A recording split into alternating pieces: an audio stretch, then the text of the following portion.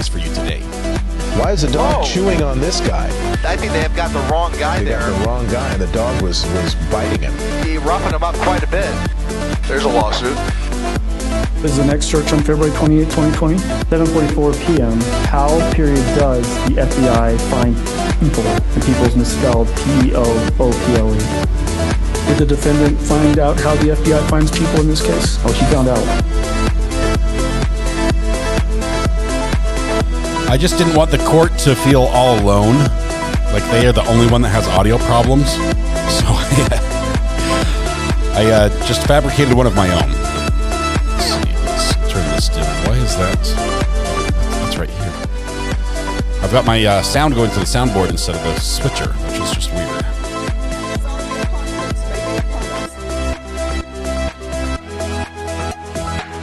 Welcome back to the Court of Public Opinion. I am the Recovery Addict. Thank you very much for joining me for the afternoon session of the Rust trial as we're kicking off day one. And it's not without its own happy little accidents. We have a few accidents. But let's see. We've got a few really good things that have happened as well. Let's see. If we start at the top. Let me put this on screen. Like that. There we go. Red Pen gifted 5 memberships. Thank you, Red Pen. Appreciate that. Tisha S. also gifted 5 memberships and then followed up with 10 more just in case the first 5 missed their mark. Thank you very much for your super generous donations and the contributions that allow everyone else to talk without slow mode, which is awesome. First in chat today is Katia Pickerel. Katia, congratulations. You are first in chat. As such, you are the winner of the internet. It's a rough day. It's a rough day. I mean, look at what we've had already happen today. We've had most of everyone's cell phones across the nation go down, like GPS, Siri. It just wasn't working. We've had all sorts of problems in court, and now here you are volunteering to. The apocalypse may be upon us. It may be. It could be upon us. But here you are in court volunteering to maintain the internet, and so we will send it to you with that. I mean, you volunteered. You stood up and put your name forward and said H, which I think means here, pick me. So now it's yours. Congratulations, the internet is all yours. Just keep it running for the rest of us. We'll all be happy. All right, we are going to be back in court in just moments. Let's see, where's my other screen? Let's see, we have a quick, yes, I did download that. That's good. Okay, this is our latest and greatest version of the thumbnail as it's coming along that you guys are all contributing to. Thank you for that. We got the round text working out. That was good. Let's see. I actually need to move Bonanza down just a tiny bit, just a touch, like maybe right there. There we go. All right. Intolerant, welcome to the gallery. Thank you very much. Appreciate you being here. Help yourself to the emojis. We've got a few things to add. The ranch dressing. The ranch dressing. Is that clear enough for you? Let's see. I might want it leaning just a tiny bit more. A couple more degrees. There we go. Just want to lean against the post. Oh, it has to be on the same horizon as the post as well. My art teacher would be offended if I didn't match those up. Okay, there we go. Not sure where to put the dollar bill. Not sure what to do. I think the Bonanza is great. Maybe the tumbleweed goes underneath, but in back of, like so. Layering is important here. Dollar bill. George is present. We'll figure out where to put George. We'll keep him out of the church for now, but we'll figure it out. All right. Put the ranch to the right of Bonanza. We read right to left. So Bonanza Ranch. Oops, let's not do that. Let's forever and ever, let's link these two together. Grouping is what we call it. Okay, now they are grouped. Oh, wait, no, they're not. I hit the wrong button. There's one. There's the other. Nope. Why? It shouldn't be this hard, people.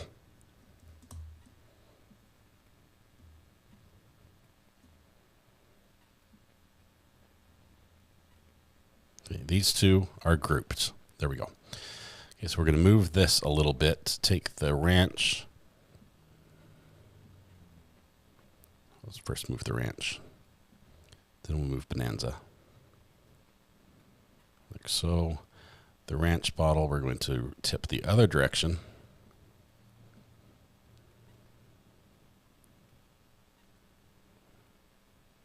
There we go. And we'll put this. Oh, why do I keep doing this?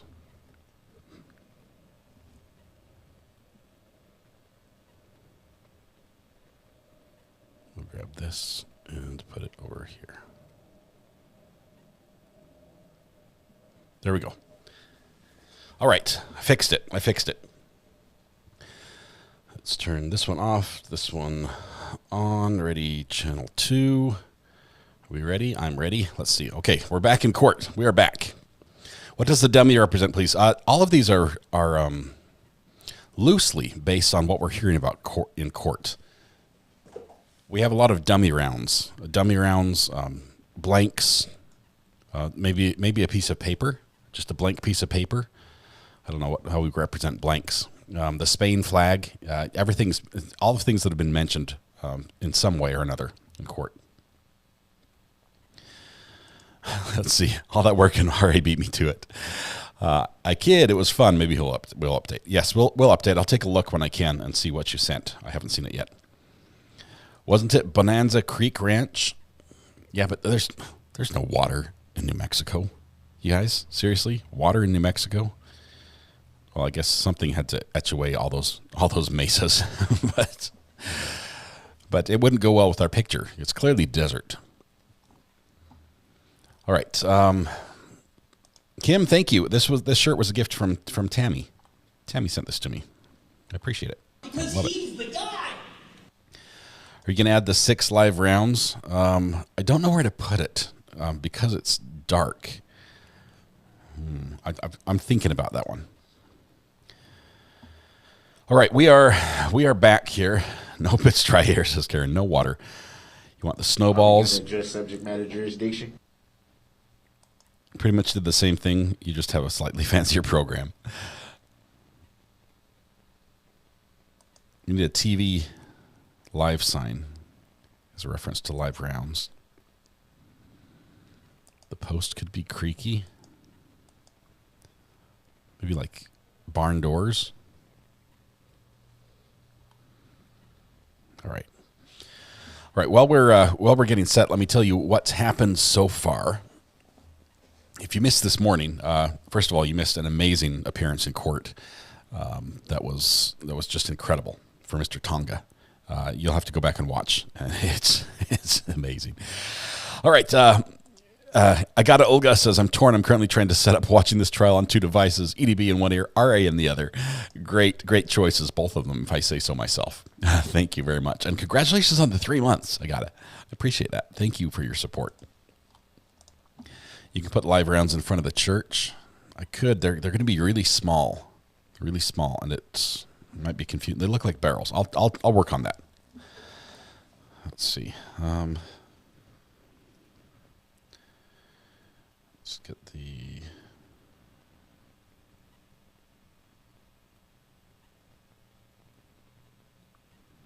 Where's the live rounds? Amber, I cannot find the live rounds anymore. Were they in mod chat? Yes, there they are. Okay, I got them. Never mind. Cancel the search and rescue and all that. More share with my laptop.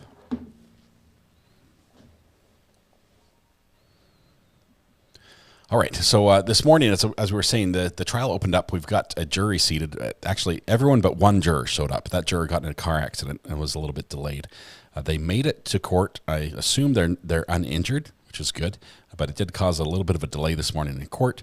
We had opening statements from both sides. The prosecution obviously firmly blames the defendant, Hannah Guttierrez-Reed, for her failure to ensure the safety on the set with the firearms, with the ammunition, doing the safety checks that are supposed to be taking place, and basically put that squarely on her shoulders.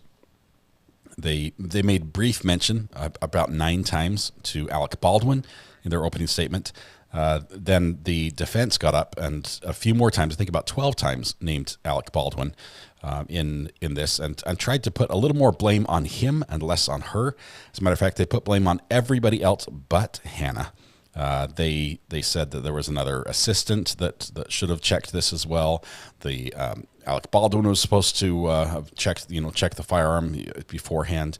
The provider of the ammunition and the blanks was supposed to check that, and they might have sent something wrong after the shooting. Someone grabbed some ammunition and ran and put it to the truck, and it might have been all mixed up because we don't know what they've done. Basically, a lot of confusion and don't look at the man behind the curtain is what we heard from them.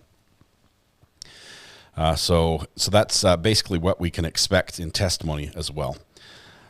Yes, the thumbnail is in progress. It will be updated as we find out more things in this trial. It will probably be a very busy picture by the time this is done because we have a couple weeks. The judge said till May 8th. She misspoke. She meant March 8th, which is not quite as long, but still it'll be a couple weeks of trial here. Let's see. I've got you shared your template, so check your email. Okay, I'll one day I'll check my email. Thank you. Cachette says, everyone eaten today? Stay hydrated. I worry about you. Thank you.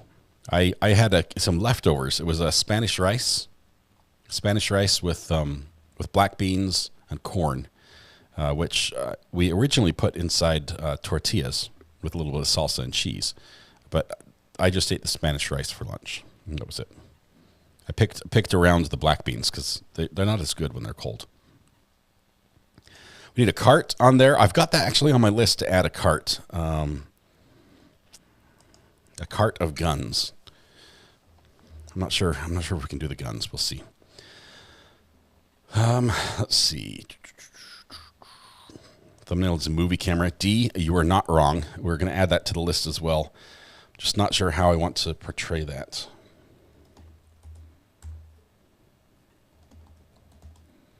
Movie camera, cart. We've got the Spain flag. I can delete that. We've got the bailiff, represented by the dollar bill, because George is his name. Do a horse for the Colt reference. What about a racehorse with like the number 45 on it?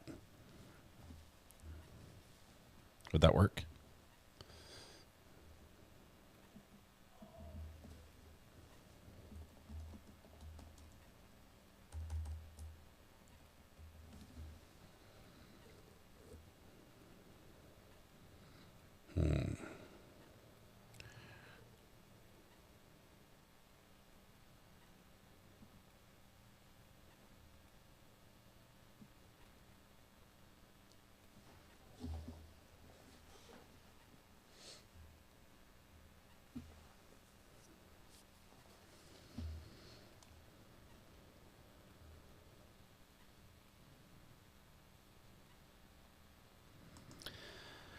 We're landing on the moon in 2 hours. That's awesome. It's been a while since we've been up there. The Wild West guy leaning against the gate, like the cowboy cutout, like the typical cowboy cutout. First in 50 years.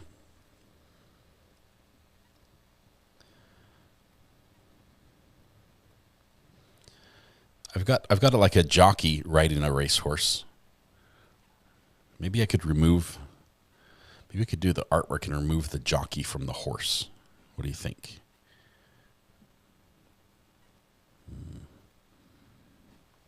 Marlboro Man. No. Let's see.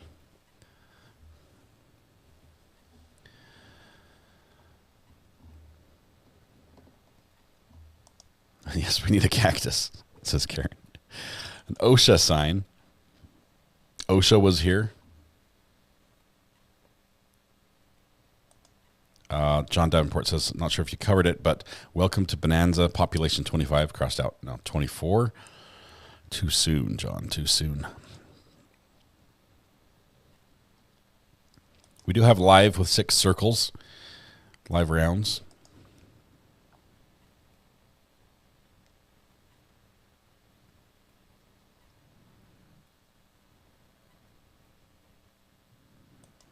Thank you, Mr. Robertoso. One day I will check my email. It's not something I do on a regular basis, but one day I'll get around to it. There we go. Oh, that sounds beautiful.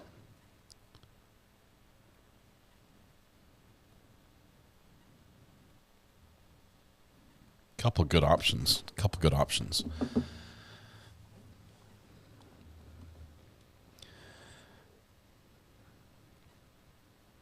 It's been 0 days since the last workplace accident. Oh, Valerie.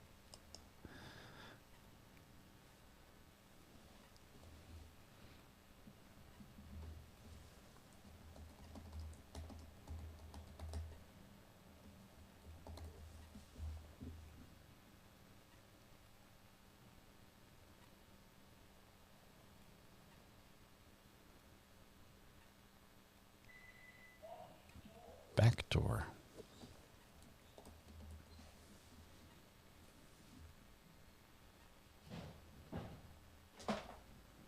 Okay. All right. Well, let's focus on court because we're about to come back here in a moment. Unless I heard wrong. Are we not coming back right now? Maybe a tombstone?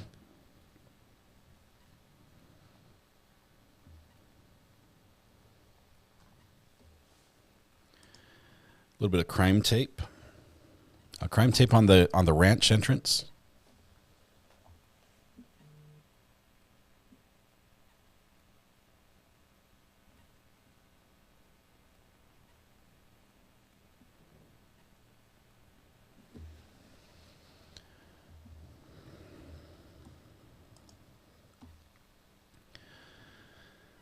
Let's see. The judge said 12:30. So they might be just a few minutes behind. Breezy in court says the plan was 12:30, but don't see the judge. The officer is sitting back on the stand. So if the witness is there, it should be starting any second now. Any minute now, this will start.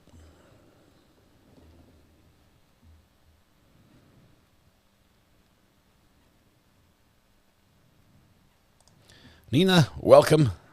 Thanks for joining us. This is a fun place to watch court. We love to learn about the legal system in the United States and watch it together in a friendly environment. And this is what you found. So welcome.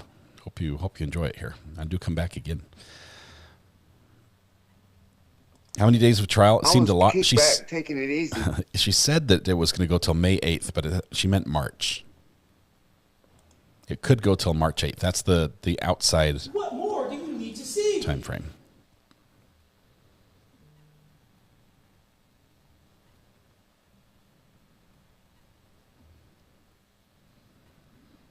Have an easy day. I see the unprinted mugs are blanks. Yeah. The mugs I sell, I found out that The zombie apocalypse may be upon us. it may be upon us. Thank you, Judge Boyd.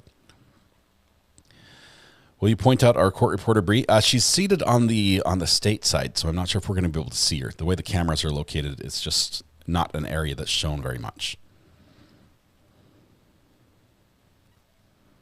Somebody just sent me a video of roaches fighting. A few people said put dummy on the horse. The reason we do these There's a lawsuit.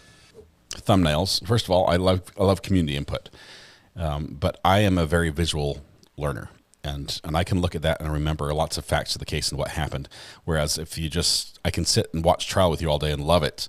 At the end of the day, someone asks me a question, I cannot remember what happened, but with a picture I can. You're So it's talking about stuff that is not relevant. based on the opening regarding ammo box looking like her dad's. The dad firing live Colt 45 rounds a few months ago made me wonder if she took some of the ammo boxes from dad while stocking the set. I didn't get the whole story about having her dad send a picture of ammo that he had, and it was literally a picture of the same thing. Hey, Judge. Welcome back.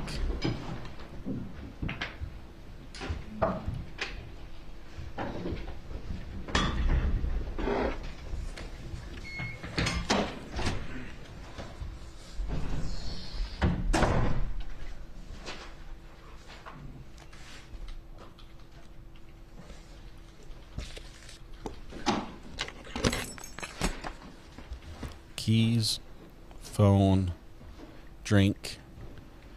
Now, next you need to log into your computer, Judge, really quickly. Oh, wait. Quick text.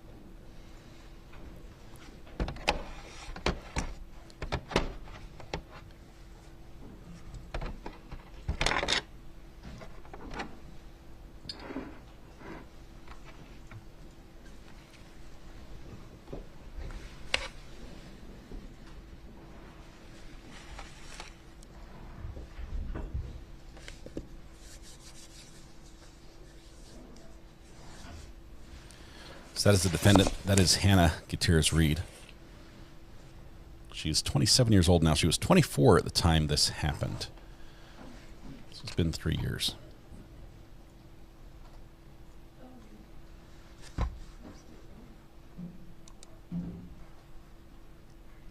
Lots of room there in court.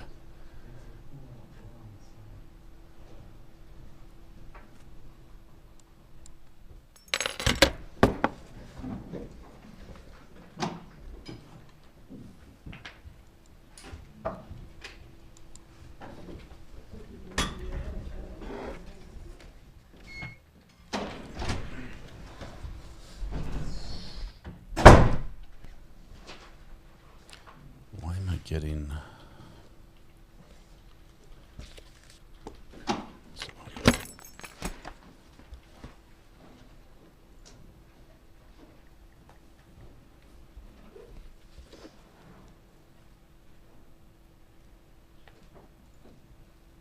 switch the source here. Hang on.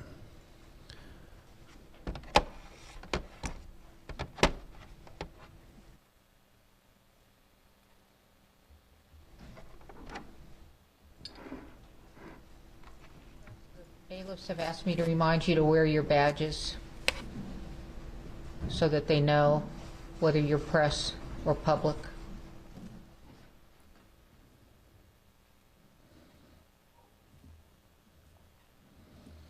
No taking off your badges, please.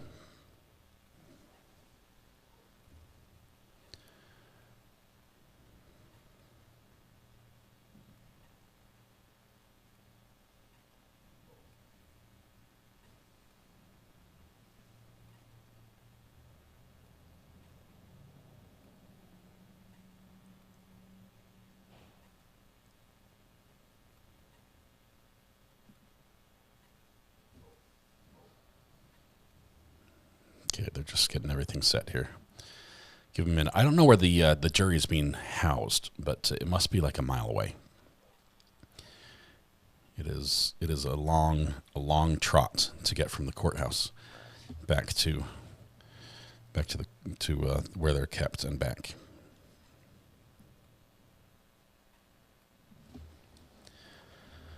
All right. Double and triple checking the tech is good. They'll get it figured out for sure. The first day of trial is always a little sketchy.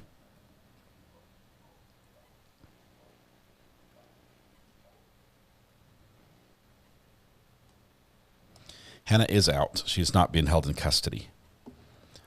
Realize, I believe with the charges she's facing, I think the maximum penalty is 18 months. It's not a lot, and when the maximum penalty is that low, they're pretty quick to set bond for something like that. Second floor is a bit of a walk. The judge told them that yesterday.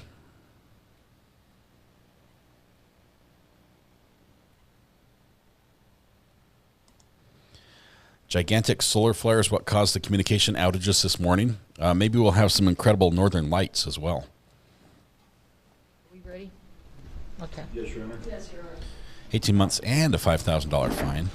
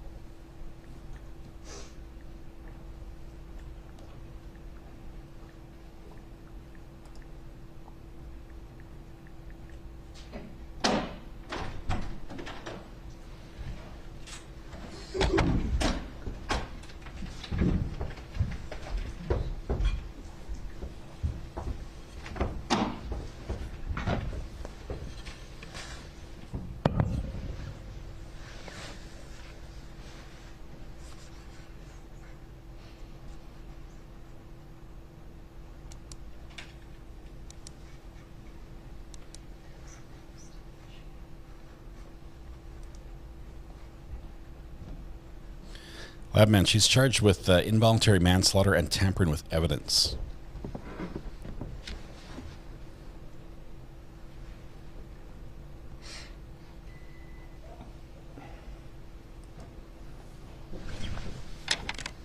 And we're gonna spend a whole day during this trial just waiting for the jury. It's like 2 or 3 minutes from when they say fetch the jury to when they actually show up.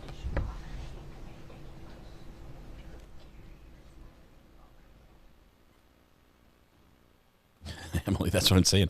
It's a long time.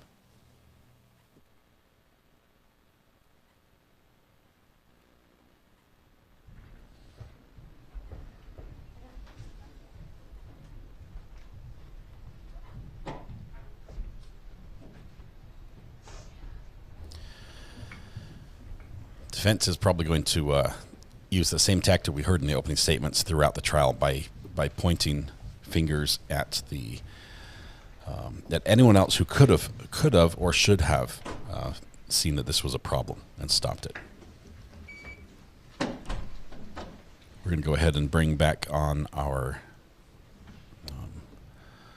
Alec Baldwin counter. We're up to 28 times his name's been mentioned. All right, you may be seated. Thank you. I will, as a request from counsel, I remind anyone that's going to be called as a witness in this case is not to be viewing this trial live stream on Court TV. Thank you. Shall we continue? The way she words that, it leaves the Thank options you. open. Did I say 28? Thank you, Your 23. Honor. Ladies and gentlemen, thank you so much for your patience. We think we have this worked out now. We've managed to work a bypass through the system, so we're going to plow forward. Bypass through? Better? Thank you. We're going to plow forward. I'm going to start the video from the beginning. We only got about a couple of minutes in, and I know there was a lot of start and stops, so I'm going to start from square one with you all. Officer LaFleur is back, and we're going to pick up with the video. Oh, great. We have a microphone on a speaker. You got your atomic kit? Yeah, I'm trying to get it out. Stupid new truck. Are we inside with the BDMs?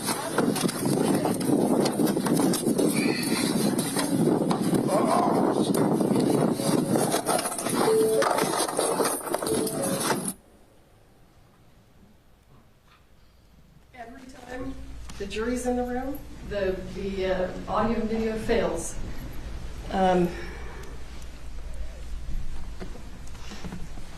Where's your IT bag? We sent him to get another Bluetooth speaker so that this one doesn't run out. The problem is that there's a compatibility issue with the video app and the court system. So we can play this video just fine on our computers and it never freezes, but when we connect to this, we get a freezing problem. We'll try it. Let's try it again.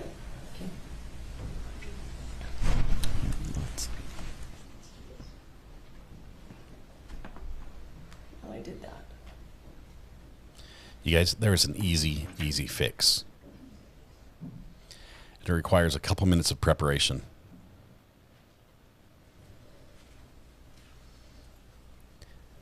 And for $10,000 an hour, I will tell you what it is.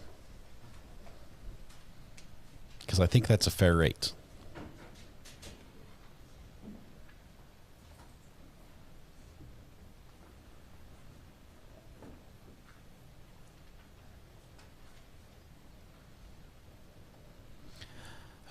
There are a couple things they could do to lessen the chance of this being a problem.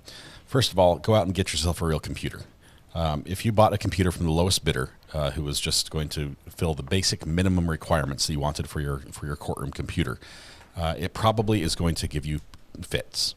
Go out and buy a gaming computer, one that's meant to handle video, that's meant to handle audio, that's meant to be able to render a lot at once and handle the memory load that will be dumped on it when the codec is not friendly to the processor. That one was free. We're going to try it again. court's ordered that we're not supposed to see this. They're not going to live Okay. stream the video. We can hear the audio, but not the video. Can't see the video.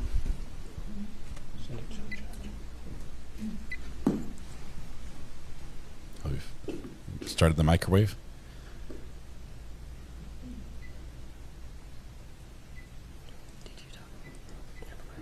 I was in the middle of it.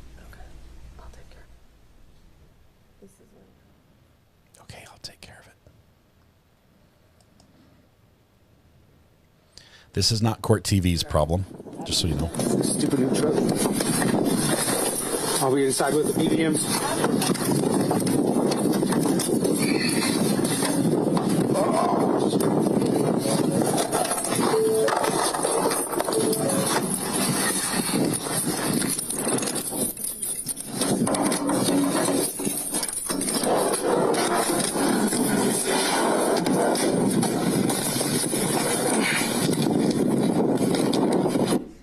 All right, officer. What? Explain to us what you're getting out of your truck.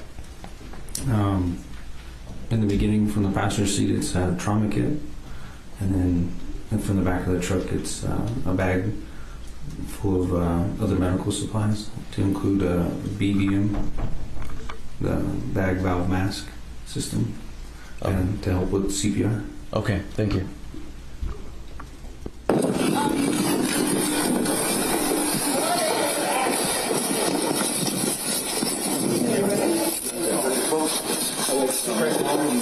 We need where you at? A seal. You have a seal? A seal? A seal.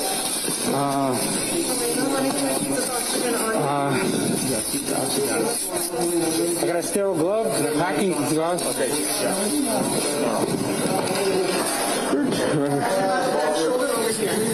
Are you over there? It's over there? Yep. Yeah. My hand is on it. Talking? Where's your right shoulder? Stop. We're going to get you up. Where she shot at? She came in here and went across her chest. And came out the back and went into the... You want air flight? Yeah, we all went in route. Okay.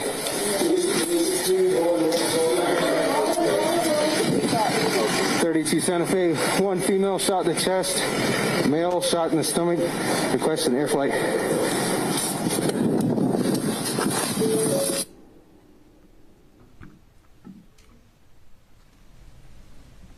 He's looking at his desk for help with the tech.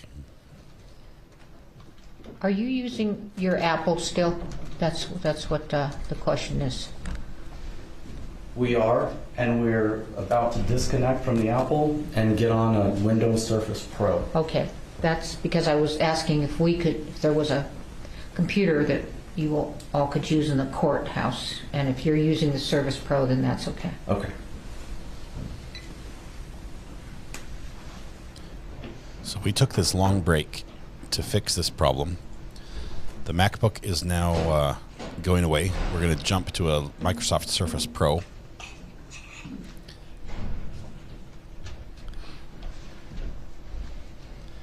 And hope, with fingers crossed, that it will work a little bit better. Hopefully we're also going to be directly tied into the courtroom system instead of having a microphone down by the speaker on the computer. Yes.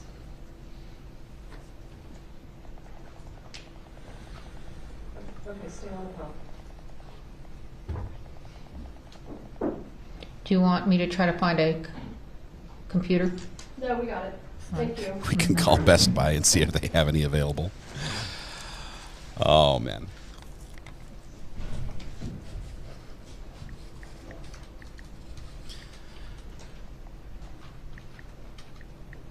You can see there in the court, the lady with the white shirt, sort of maroon jacket with the laptop on her lap. She is the representative. That is Grace from, I think it's Grace from Court TV.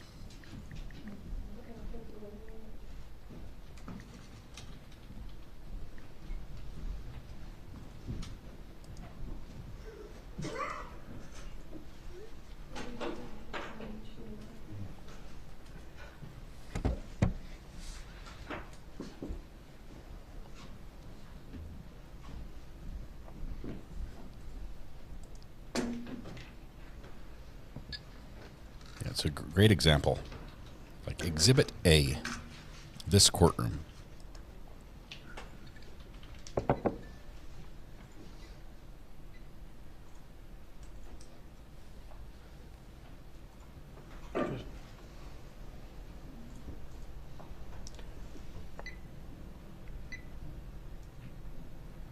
One package, 3 minutes, start.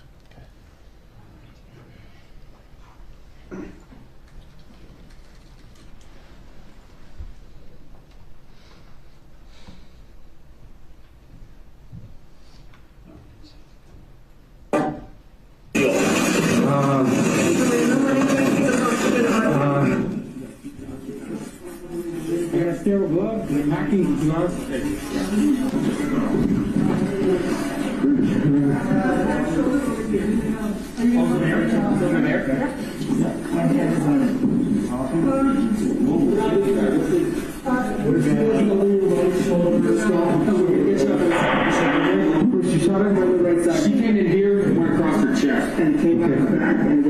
You want air flight? Yeah, we all went in route. Okay.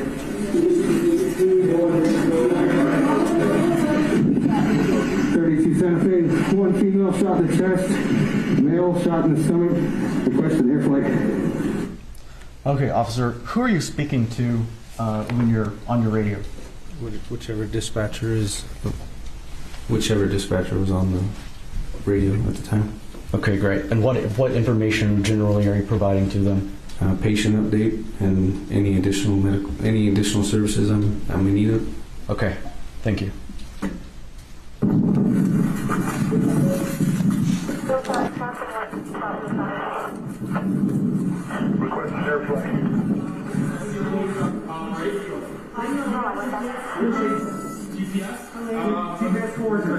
It's okay.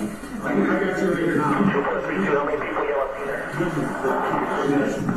32, I got just Santa Fe medics.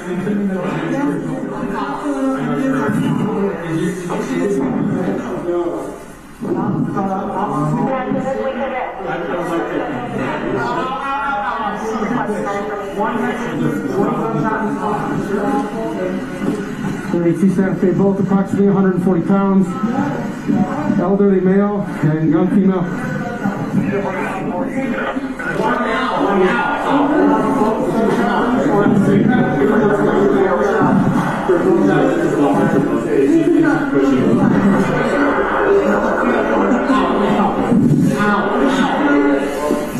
What do you need me here? No, please.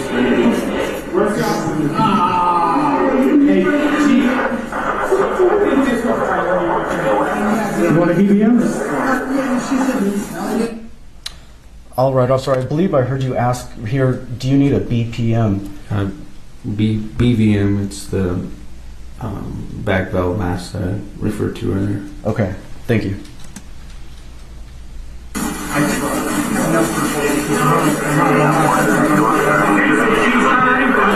He's good. He's got broken shoulder. This is us.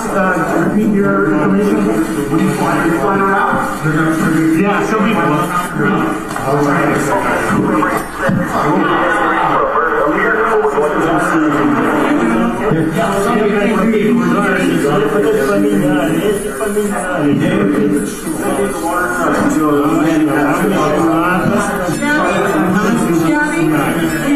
Nobody else comes in. Do you have ears, man? You have a stethoscope? Yes, they're in the bag. Right there at the top. Purple, look, at the top.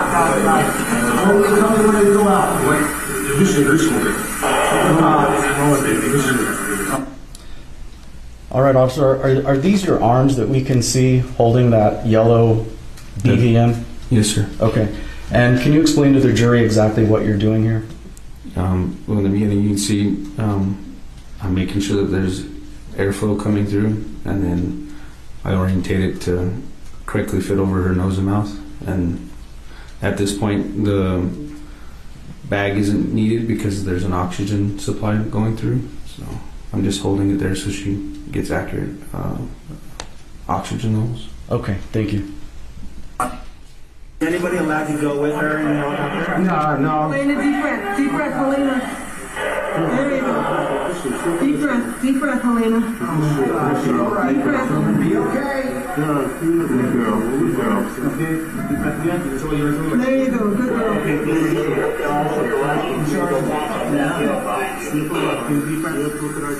Deep breath. Jesus Christ.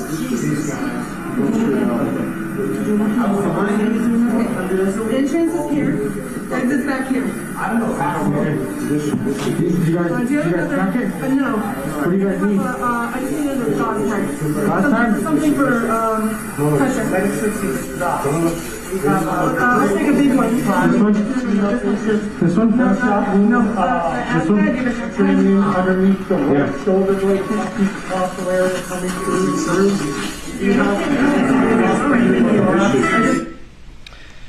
What's that item you just unwrapped?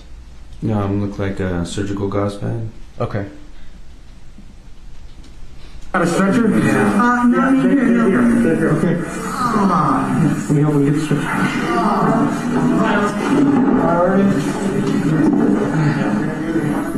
Stretcher. So, here's priority number 1. Let's clear all this out there. Here. Alright, we got air flight in now. Not long in here. We can keep it on there. Helena? This is Helena Hutchinson. What side? Okay.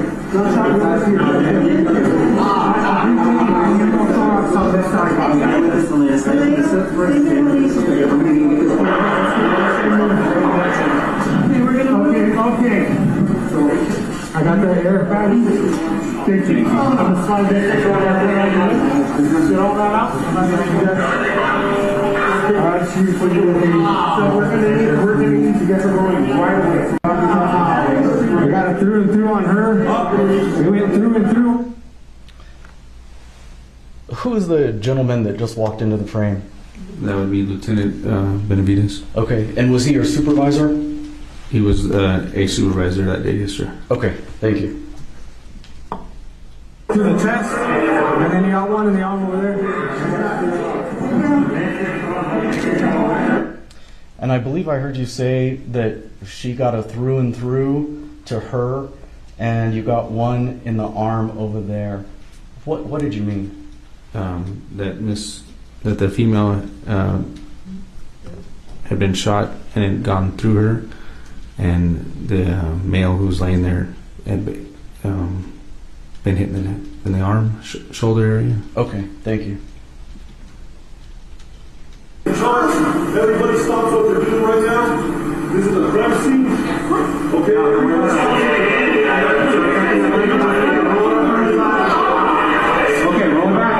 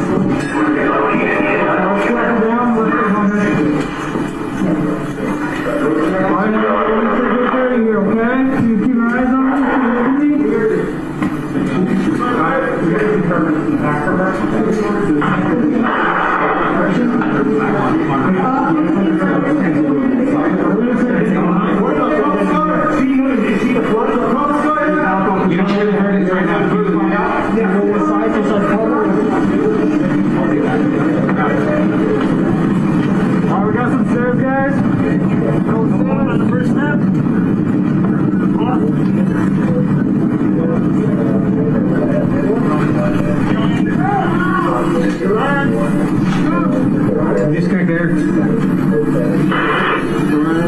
got it? Hey, can you take over that?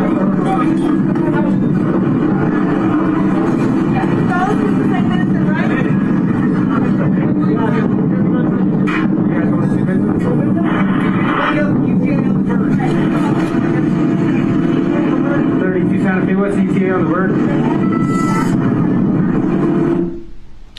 All right, I believe I heard you ask here, what's the ETA on the bird? This may be an obvious question, but would you explain to the jury what you're referring to when you're asking about the bird? About how long the helicopter air flight was going to take to get there. Okay, thank you.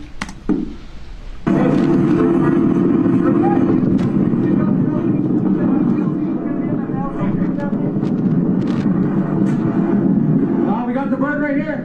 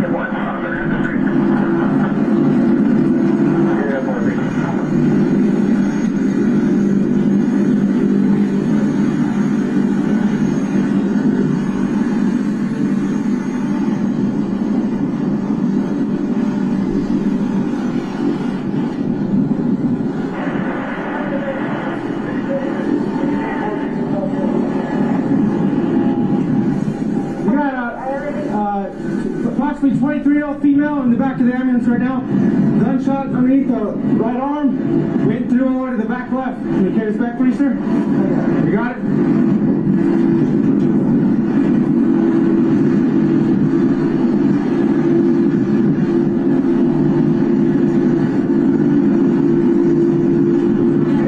This one's priority.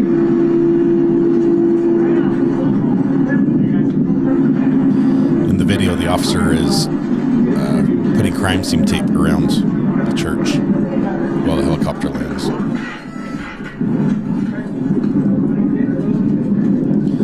Joey girl, the girl on the screen right there is Hannah Guttierez-Reed.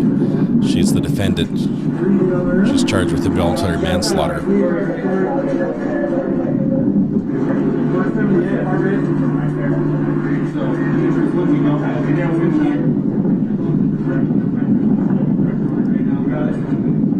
Guys, just get a couple IDs. They're not sure whether they're IOs or not. Can you open your eyes for me? Yep, there. Look on the IO on the floor, right? Yep, that's it.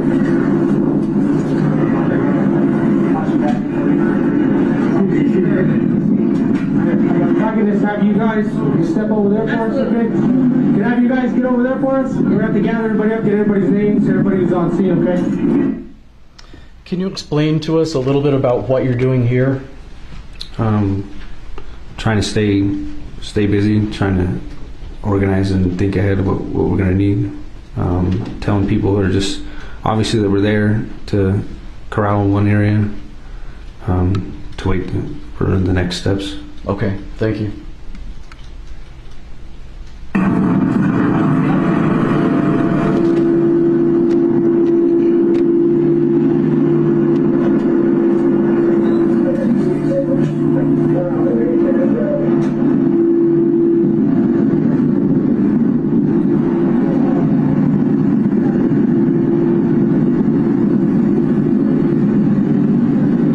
How's it going, sir?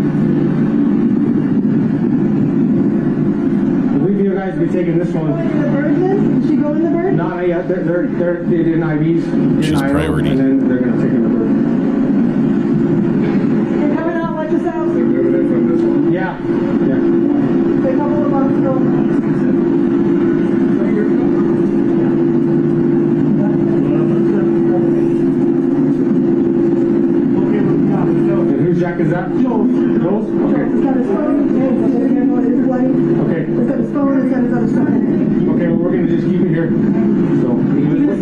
Yeah, he was wearing it. Oh, where's his phone at?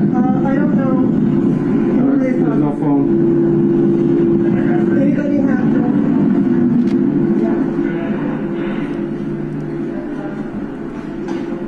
All right, gentlemen.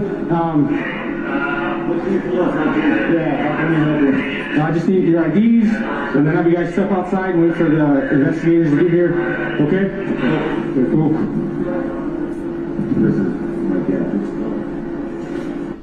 All right. Why are you asking these folks for their IDs? Because it was apparent they were in there when I got there, and they were still in there when I went back in. They could have been possible witnesses and people I need to, or not myself, but people who need to be talked to. Okay, thank you.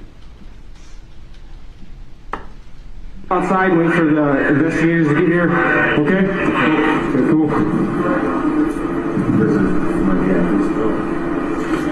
And who's the props guy? Who's in charge of props? She has green and purple hair. You can't miss it. Okay. All right.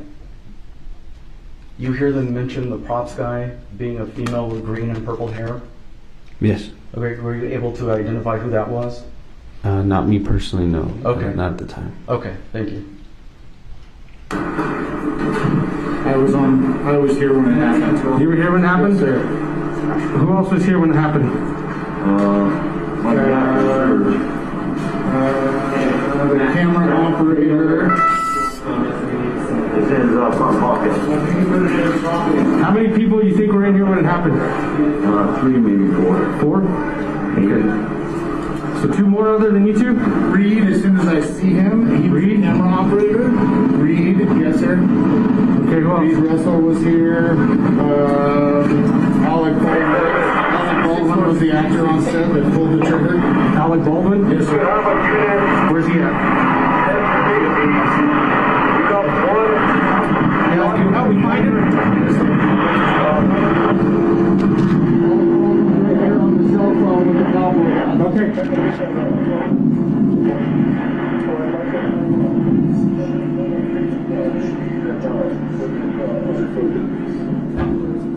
How's it going, sir? So my understanding, were you in the room when the lady went? I was holding the gun, yeah. Okay, alrighty. What do you need? Well, I know your name, so it's Jason. Call you back, okay? Let me give it. All right. You indicated you already knew what his name was. Can you identify this man for us? Alec Baldwin. Thank you. We want you to hang out, okay? Whatever you want to do. Yes, sir. All right, give me just a sec. All right. Thankfully, that's where the video ends. At least the portion we're going to watch today. So after you spoke to Mr. Baldwin, what did you do next? I believe one of the people I named in my report, I can't remember which, who was able to give me names and people who were in the room during the incident, and I did my best to find those individuals and kind of corralled them all into one area with the resources we had. Okay, talk about that a little bit. What resources did you have on hand at this point in time?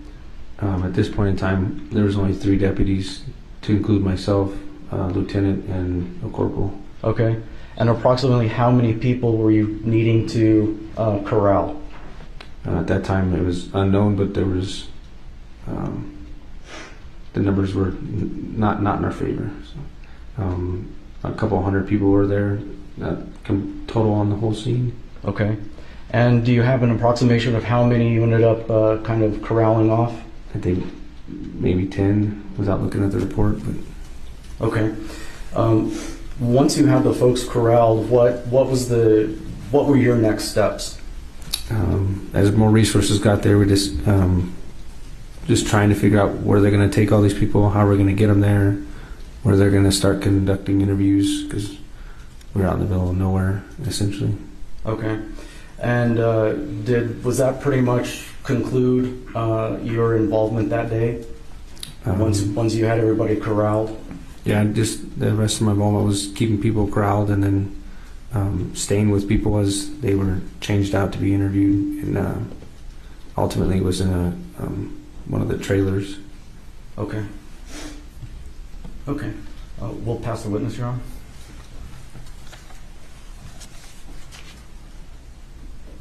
So we're going to be watching for the blame game. Okay. Thank you. Of course. There you go. Good afternoon, sir. How long have you been working as a law enforcement officer when this happened? Going on 4 years. 4 years. Had you ever been to a homicide scene before? Nothing as complex as that one, no. Okay. And you've received some additional law enforcement training since this incident, after you went to work at the Santa Fe Police Department, right? Yes. Would you agree with me that a primary goal for you as the first responding investigator would be to identify and preserve evidence? I would have to disagree. Okay. Explain your disagreement, please. My primary role is life before evidence, to preserve life and then investigate and preserve evidence. Okay. And we saw you helping with that. Thank you for your efforts there. After that was done, what steps, if any, did you take to identify and preserve evidence? What limited capabilities I had at the time, judging that it was only 3 of us on scene. Try to gather information as to who was in there, and keep them all in one area. Okay. And you would agree with me that in the initial stages of a criminal investigation, it's important to identify and preserve evidence? Yes. Okay. And we heard on your lapel video, as life-saving efforts for Miss Hutchins were being made, that your lieutenant very loudly declared that this is a crime scene. Yes. You heard that, right? So at that time... You need to say yes or no. Yes. Okay. So at that time, you guys should be thinking also about identifying and preserving evidence, right? To a point, yes. Okay. Now, would you also agree with me that it is important to identify witnesses to a crime or potential crimes and take steps to preserve the value of their testimony? Yes. Okay. And one of the ways that you do that is by avoiding what's called witness taint. Would you agree with that? If you're referring to separating the witnesses, yes. Okay. And that's one way that you make sure the witness's memory and perception of the event doesn't become influenced by someone else's, right? You can Yes. make sure that they're not able to talk to anyone else. Yes. Okay. And as part of your training and investigations, you're aware that taint can sometimes be accidental or incidental. People are sharing their recollections about an event. Have you been taught that? Yes. Have you also been taught that sometimes witness taint can be purposeful? For instance, if people were to talk and say, okay, we're going to get details X, Y, and Z correct. And I'm not talking about this case in particular, just in general, your training. Have you been taught that? It's a possibility. Okay. You've been instructed that it's a possibility. Yeah. And that's one of the reasons why it's important to separate witnesses, so that can't happen. Yes. Okay. So, in your testimony, you indicated that you were corralling the witnesses. What exactly does that mean? With limited space and area where it happened, I was trying to keep everybody in one area. It was one building surrounded by a bunch of movie set equipment. We're very limited on back seats. There's only 3 units there. So. Okay. You didn't corral them in the church, did you? No. Okay. It looked like there's a lot of open space there. Would you agree with that? Yes. All right. Could you have told the people just to go stand, somewhere under some shade apart from one another? I did have them stand in the shade, which is where they were at. I guess what I'm getting at is, why didn't you have them separate? Why do you have them stay together? Again, there's only 3 officers on scene at that time. I'm trying to keep them all in my sight and in close proximity. Okay. Did you tell them not to speak to one another? I did ask them several times to stop talking. And okay. Did you hear that on the video that we just watched? No, that video is redacted. It doesn't show the whole length of the body camera. Okay. Ooh. It's redacted. Did you identify who all was in the church? To my recollection from the report, I did. Okay. Based off of the script writer who was in charge of who's in the room, like camera-wise and actor-wise. All right. What individuals were inside the church when the shooting happened? My memory's not that great to name everybody individually.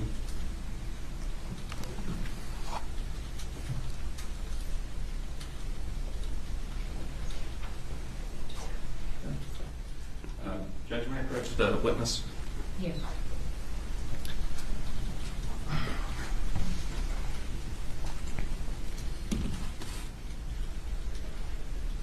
Officer, you read a report in this case, right? Yes. Would looking at your report refresh your recollection as to who was in the church? Yes. All right. I provided you a copy of your report. Let me know if that refreshes your recollection. No matter what he says here, the ending question is, Yeah, my client was not in the church. 12 different names. But all right. Who all was in the church? I'm going to butcher these names, but Sergio Cinto, labeled as a chief lighting technician. Duran Curtin as a costume. Ross, I don't want to say the last name, but I guess his title would be Dolly Grip. Mamie Mitchell, which script supervisor. Matthew Himmer, assistant chief lighting technician. Joseph Zillow, key rigging. David Halls, first assistant director. Reese Price, key grip. Thomas Gaddy, special effects coordinator. Roman Gaddy, special effects key. Lucas Hussack, special effects technician. And Alec Baldwin, actor. Thanks. Judge, can I retrieve mine? Thank you. Thank you, sir. If you need to look at the report again, let me know. Okay.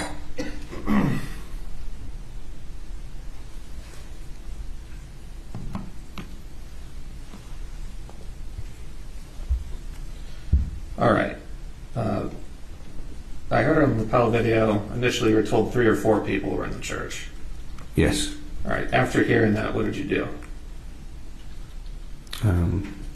Tried to figure out who exactly was in the church by asking several different people and eventually ending up with that list. Okay. And you ultimately corralled all those individuals together? Yes. Okay. And is it your testimony that there was no other way to have them situated, that they had to be together? No other way, but that was the way they were placed. Okay. And would you agree with me that ideally that should not have happened in this case? I mean, if you're Monday morning quarterbacking it, ideally we'll be able to place handcuffs on everybody and separate them individually in each car. But with limited resources and... What a sign. All right. Do you recall giving a pretrial interview in this case? Yes. Okay. Now, in your interview, you mentioned the benefit of hindsight. You kind of approached that topic, talking about Monday morning quarterbacking. Looking at the case now, with benefit of hindsight and your additional training, is there anything else you would do? Is there anything you would do differently? There's quite a few things I would have done differently. What things would you have done differently? separated everybody further apart, attempted to get everybody's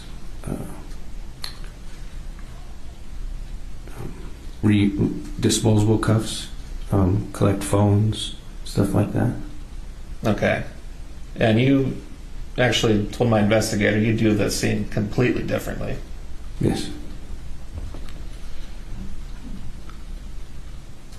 All right. And is one of the reasons you would do that differently is that you're now aware of the valuable evidence that can be found on cell phones?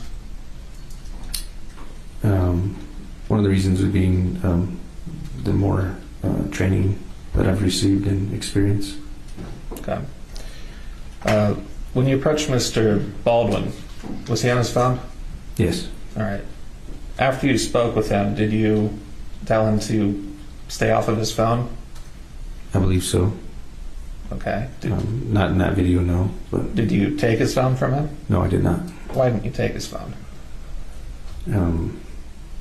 During that portion of my career, I wasn't, I guess, knowledgeable in the fact of what cell phones provided and the availability to detain and secure people's cell phone devices. Okay. Aside from the witnesses speaking to one another, was there anything else that was happening on this movie set that could have affected what they told investigators later about what they saw? I'm not too sure. Could you rephrase that? Yeah. As we sit here today and having looked at your video and hopefully having done some prep for this trial, is there any other thing that you can think of aside from the witnesses being corralled together that could affect the statements that they gave to investigators? Other than being placed apart and separate, I don't think. Okay. Do you recall an attorney who was present at this movie set? I do remember somebody claiming to be an attorney for the movie set. I don't remember her name.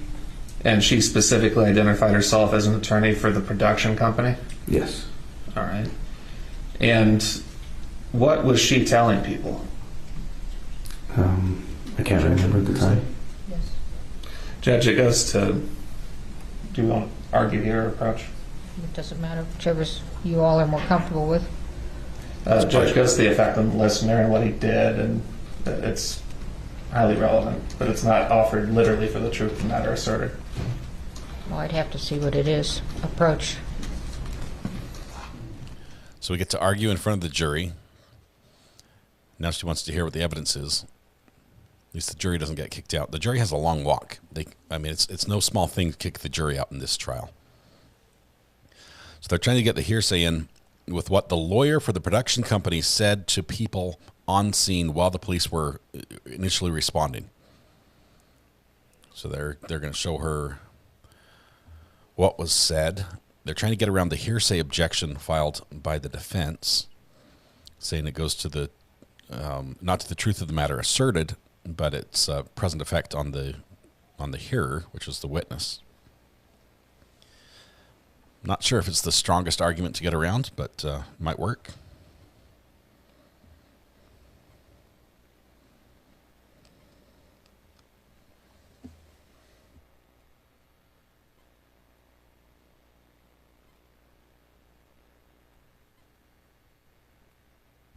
Robin, yes, we do expect once the direct, the cross, and any redirect or recross, if there is any, are complete with this witness, that we get juror questions. And I'm hoping they're good ones.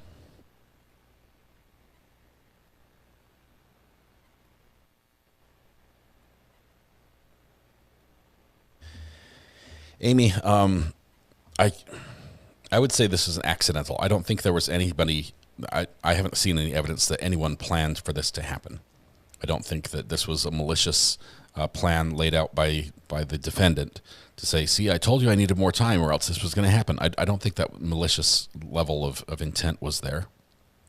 I do believe that it was accidental in that regard. What was the attorney on the movie set doing? Speaking to people who were potentially involved or asking them what they seen, I believe. I didn't really hear all the conversations she was having. Okay. Have you ever been to a crime scene where an attorney shows up and starts talking to witnesses before the police do? Alex Murdaugh? No. Oh. Okay. And I would you object. agree with me that talking to a legal representative of some entity, in this case the movie production, could that have affected the statements that the witnesses gave later to police? There's a possibility of it, yes. Okay. Why did you not take steps to stop that from happening? Because I wasn't the one investigating them individually, right, reading them the Miranda rights at the time. Were you aware that this was a problem at the time as you observed it? Not at the time, no. It's something you've become aware of by virtue of your training now? Yes.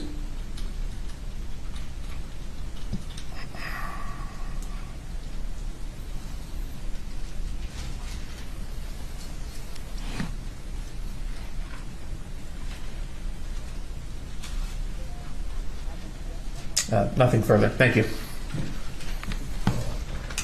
Alex stole it as well. That was a soundbite I was going for. Thank you, officer.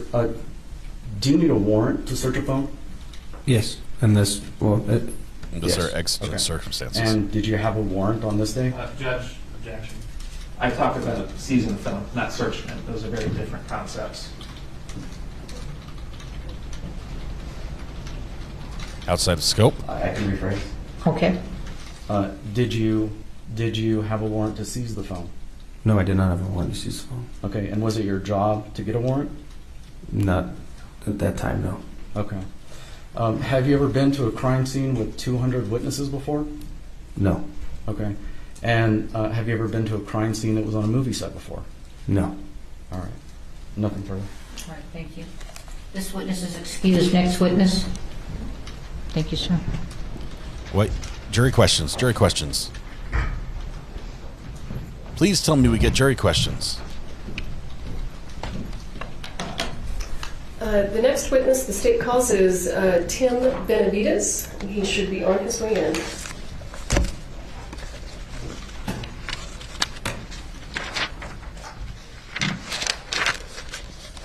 Where did the jury questions go?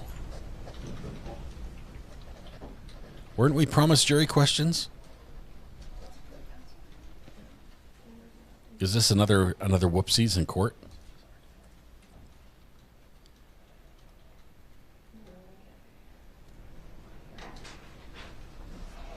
Let's see. So this gets connected in here.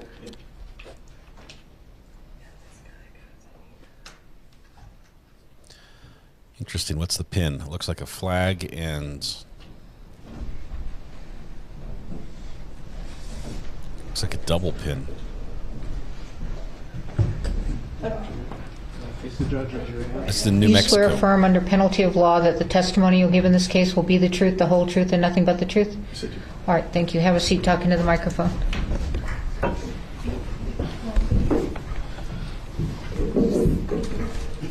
Hang on just one second.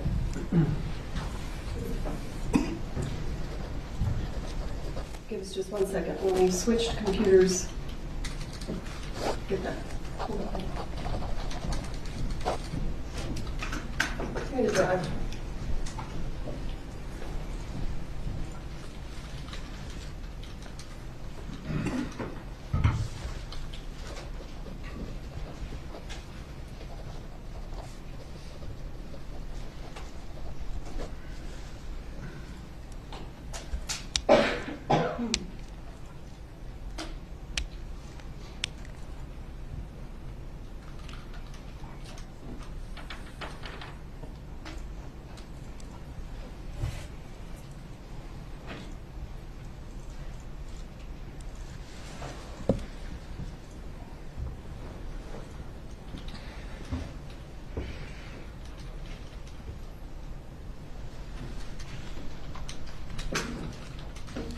another break for tech here.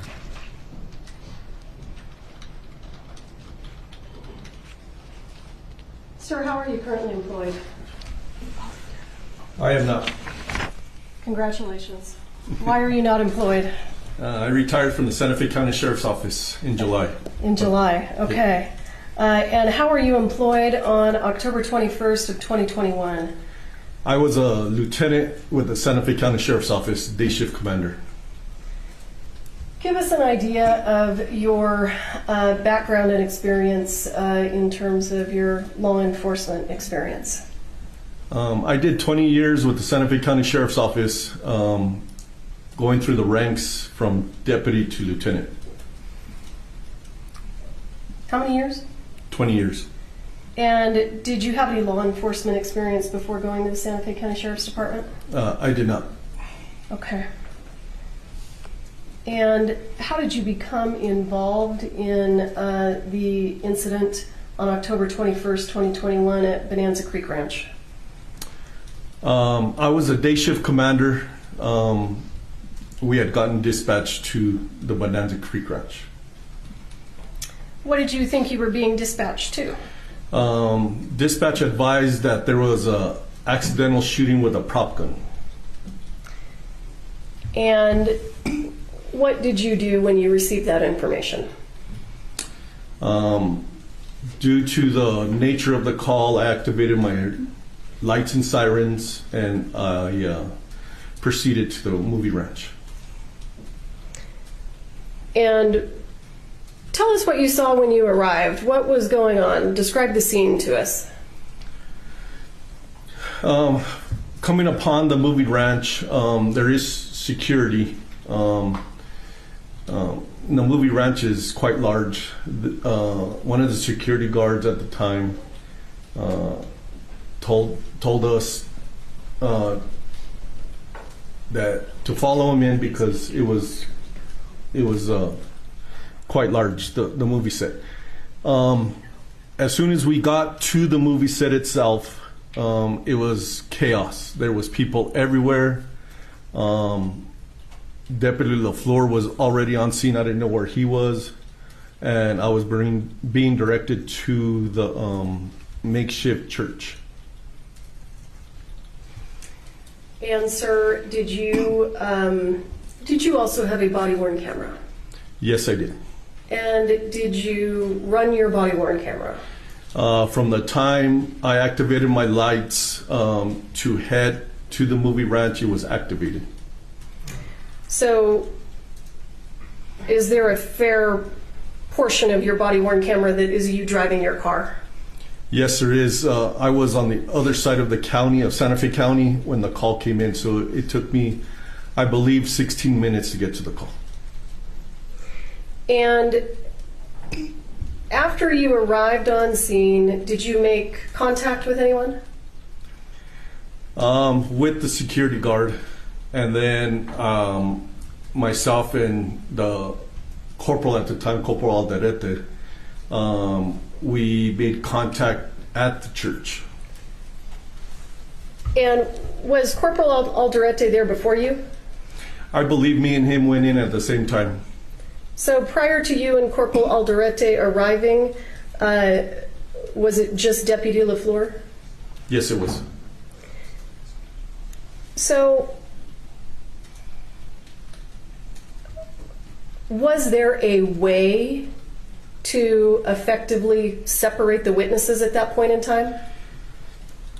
There was not. With 3 deputies on scene, we were trying to, at the time, find out how the victims were in the church. And fire personnel was telling us for help to land a helicopter. So there was no way at the time. We were trying to corral everybody and keep everybody corralled as much as possible to as witnesses.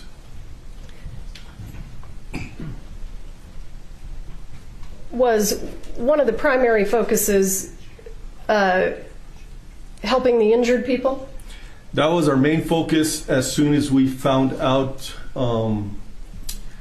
that we had enough fire personnel working on the victims, our next thing is to find out where the gun's at. And is that what you tried to do? Yes.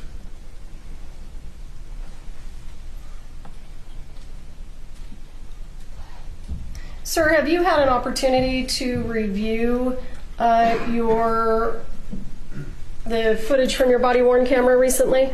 Yes, I have. And I would like to move for the admission of State's Exhibit 2. No objection. This is one we should be allowed to see. And permission to publish. State's 2 is admitted. You may publish.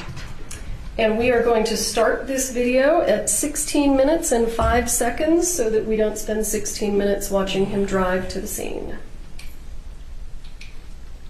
The speed limit. We're going to secure the film and all the crew members. Okay. Cool. Thanks. I have like 200 people out here, so. Alrighty, let's see if, yes, I already called for them.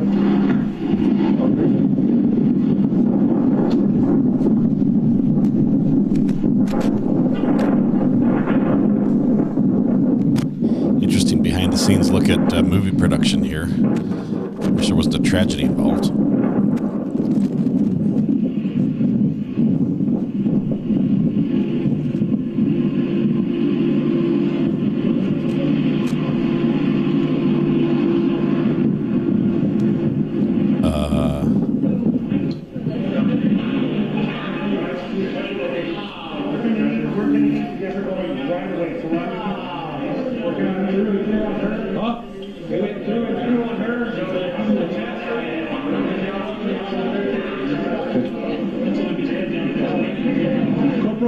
I need you to know who's in charge. Everybody stops what they're doing right now. This is a crime scene. Yeah. Okay, everybody stops what they're doing, and I need the film secured by whoever's in charge of the... Mr. Benavides, we heard you give some instructions to that lady. Do you remember who that lady was? I do not remember who she was. Did you get an impression of whether she was someone in charge or not in charge? I did. She was talking to Corporal Alderete. I figured that she had to be somebody important, a director or something. And why were you telling her to do all these things? I think I was telling the corporal, whoever was in charge, and I think she rose her hand, and then I directed to her. And what are you talking about in terms of securing the video? Why would that be important? Well, I saw video behind them, and they said they were filming. As you sit here today, are you aware of whether or not there was actually a video recording of the shooting? I don't know if there actually was. I never found out. And you were not the primary detective on the case, is that right? That is correct. I was not.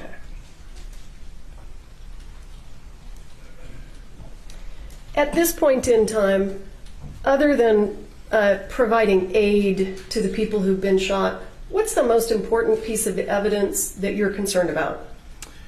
In my head at that time, I was thinking about where the gun was.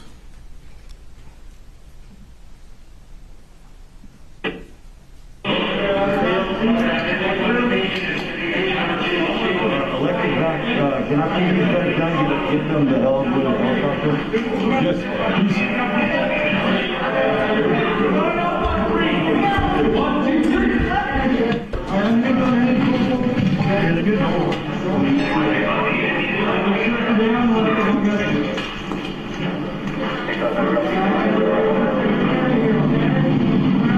Hey, I need pictures right away.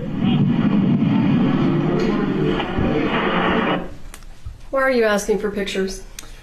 Trying to preserve the scene as much as possible. I know I'm wearing my body camera, but I'm trying to preserve everything I can. On this particular scene, was that easy? It was not.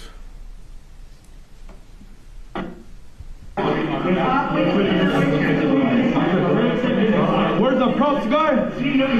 Where's the props guy at? We don't know where it is right now. Here's one out. Yeah, I'm fine. You have a job? We need to make sure that they... Yes, they're taking care of business. Yeah. What else do you need there, Chief?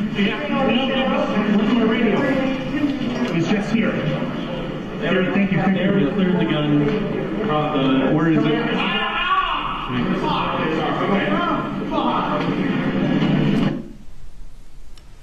Why are you asking for the props guy? I think it was more of a guess to find out where the gun was. Okay. Oh, I'm just trying to find the gun. And did you hear that person screaming in the background? Yes, I did. Do you know who that person was? Joel. And why was Joel screaming? Because he was shot from what I saw. And the gentleman who is standing right in front of you on the video screen there, do you recall your interaction with him? I don't, other than the video. He just offered his services trying to find the props guy. Okay. He's a guy there that tried to help you? Yes. Okay.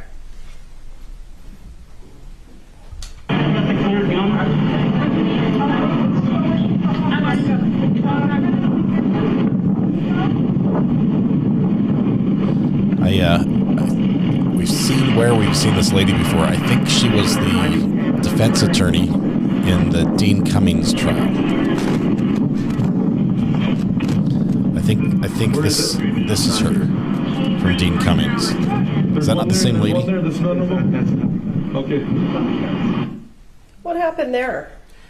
I believe he's a director, and he took me to a cart, to a gray cart, and there was 2 guns on the cart.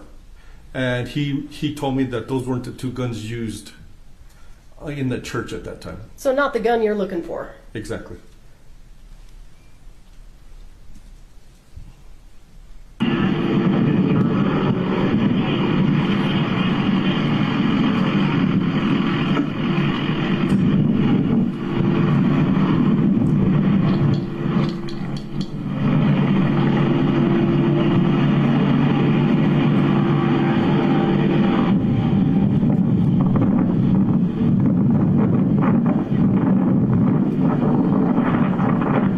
Charge, man. I need to know where the gun's at right now. Armor, I need to know where the gun's at.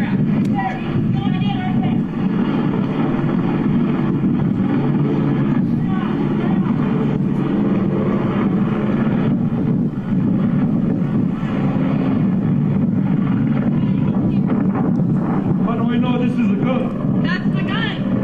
Okay.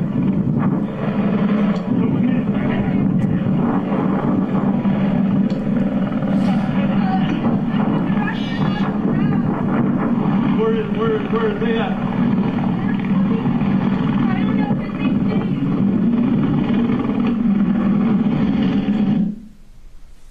Do you know what discussion you're having? What are you asking about? I'm asking about the gun, if that was the right gun used. She told me yes. And then she's talking about the ammunition. Okay. Was the ammunition readily available right there? It was not. Do you have those rounds I gave you? What? No. They're on the cart. Are they? I don't know. Who would you give them to? I gave them back to you. I didn't. I'll get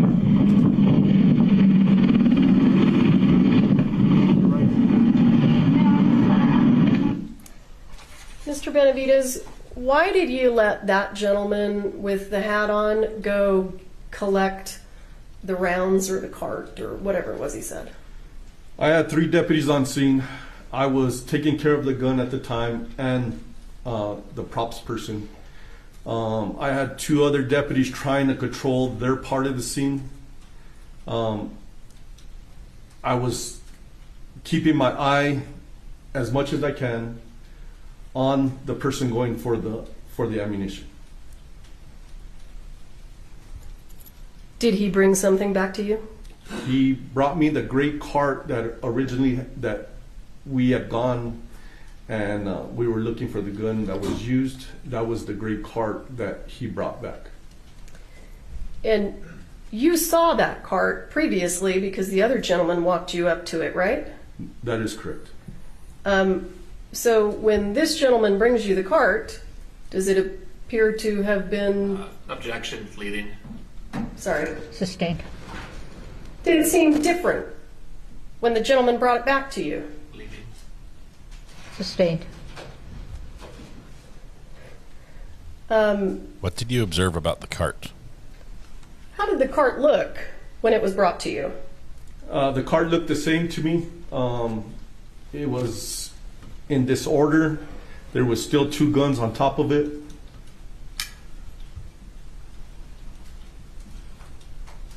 No, the cart actually wasn't there.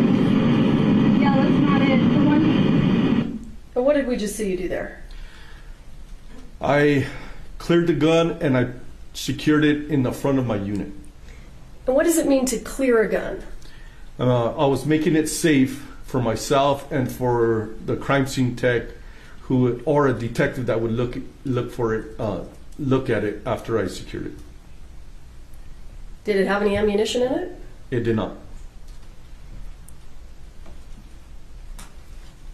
First entrance going to be the second one on the Ender Creek.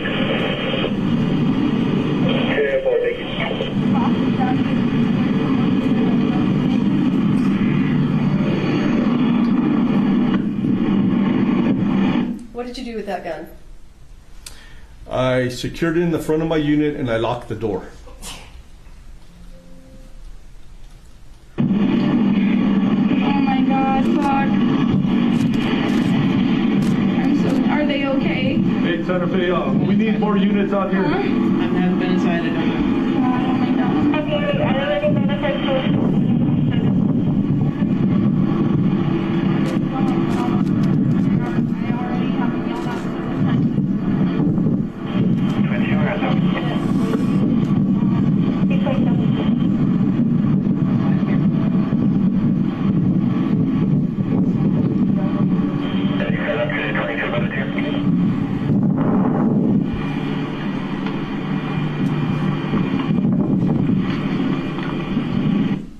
Is this the cart you spoke of? That is the cart that I originally was taken to by the other gentleman. Same cart. Okay, We got Browns here. okay, now, so, this is the one I'm pretty sure, that's the one, and okay, sorry. You're okay. Sorry. Just relax. Just relax. So scared. Yeah, you're all right. Just relax. So here's the box that I got them out of. Okay, leave them right there. Leave them right there, okay? Relax. I just need you. We saw you take something. What did you take? There were 2 white boxes of rounds that the prop person, Hannah, said that these were the rounds used. And this person that you took those rounds from, the person that's right here in the center of the video screen, is that Ms. Gutierrez? Yes, it is. Do you see Ms. Gutierrez sitting in the courtroom today? Yes, I do. Can you just go ahead and point her out and tell us what she's wearing for the record? She's wearing a gray jacket and a white top. And also, just for the record, where is Bonanza Creek Ranch located? Bonanza Creek Ranch is on the southern end of Santa Fe County. It's off the frontage road, I-25 frontage road. For the record, state of New Mexico. In the state of New Mexico. Thank you, sir. Just relax, okay? I just need you to relax. Just please relax, okay? Just take deep breaths and relax. Can somebody get water for her?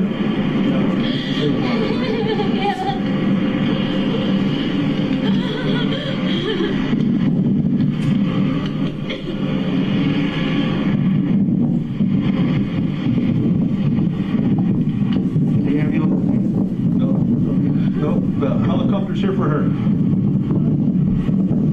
Yeah, now the helicopter's here for her.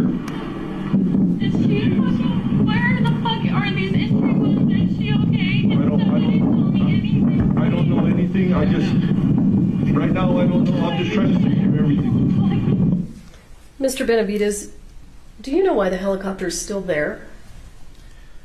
The helicopter, in my experience, lands and they try to stabilize the victim before they fly him out. The victim has to be stable before they fly him out. Can that sometimes take time? Yes, from my experience, yes, it takes a little bit of time. Before I start getting information, she's the armor. Who are you? I'm the production designer. Okay, thank you. And you? The production manager. Okay, thank you. Yeah. I won't remember your names. I'm sorry. So. You're fine. You're fine. Can somebody get him water? Yeah, he did. Oh my God.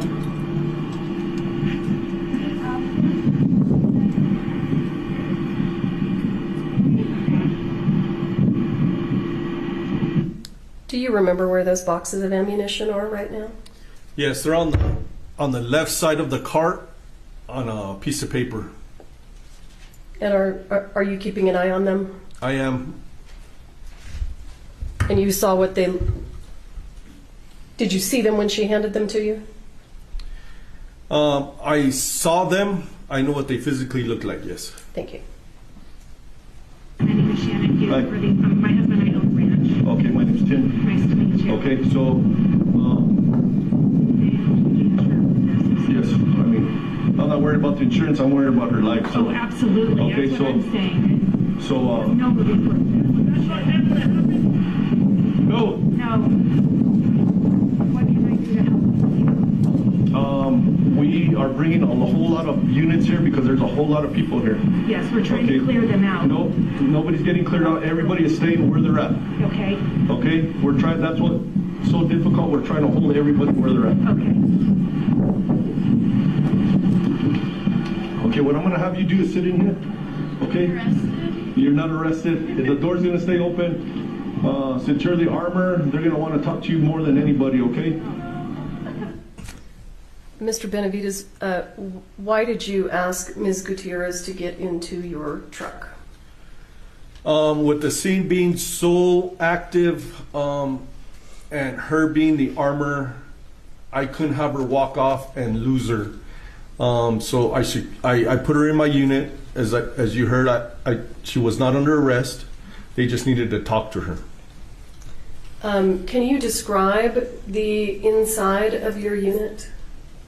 Yes, it's caged from the middle of my unit. My windows are caged up also, and you cannot get into the front of my unit at all. Not even if you're sitting in the back? Not even if you're sitting in the back. You do not have access to the front of my vehicle. Can I please have that water? Yes. Oh my God. Just relax. Okay? I'm just trying to, there's a whole lot of people here, so I'm trying to secure everybody. You want me to stay with you? You can stay right here with us. We'll stay right here with you. I will not go anywhere. You can leave the door open. You don't have to do anything, okay?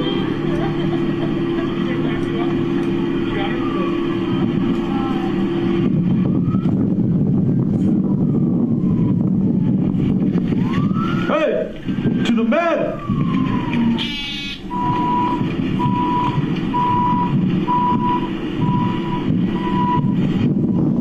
Do you remember what you're saying there?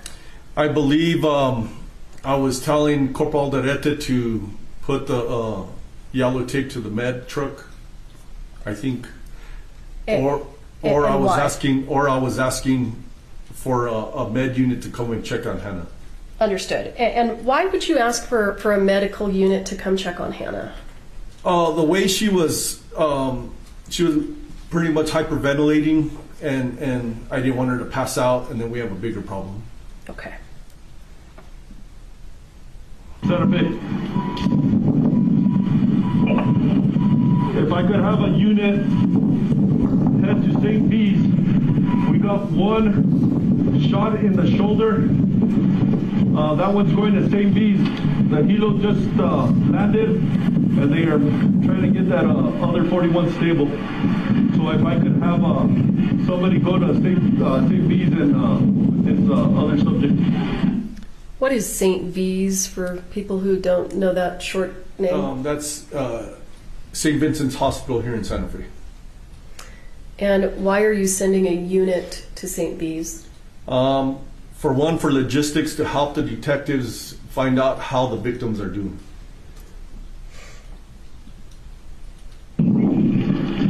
Let me also ask you this.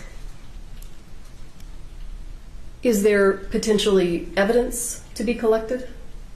Yes, there is. Clothing, stuff like that. Yes. Anything else you can think of? Maybe the projectile still in them. I don't know. Okay. Transporting one stop and service St. V's, have you ended up meeting a mess? Yes, ma'am. Yes, ma'am. Are you going to radio the truck down? No, not at all. I'm sorry. What's the address of the unit? I didn't even step to it. 5800.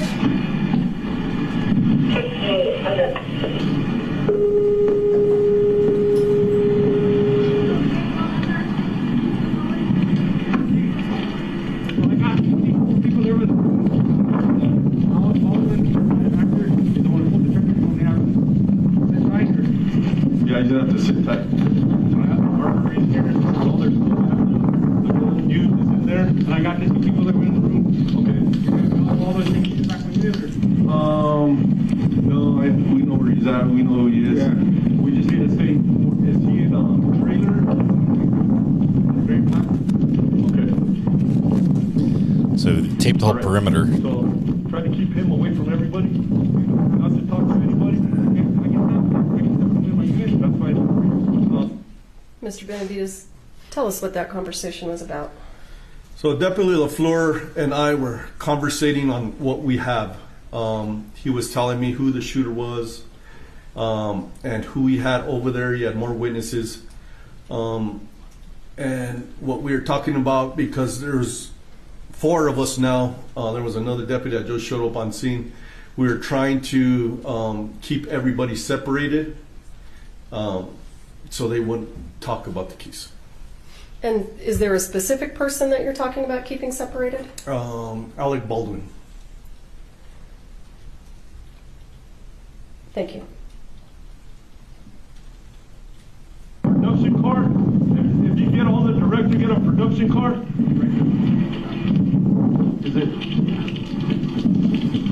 Sorry, I didn't. Yeah. I'm here for you. Yeah, I'm just trying to. Let me know how. Yeah. Okay. Right.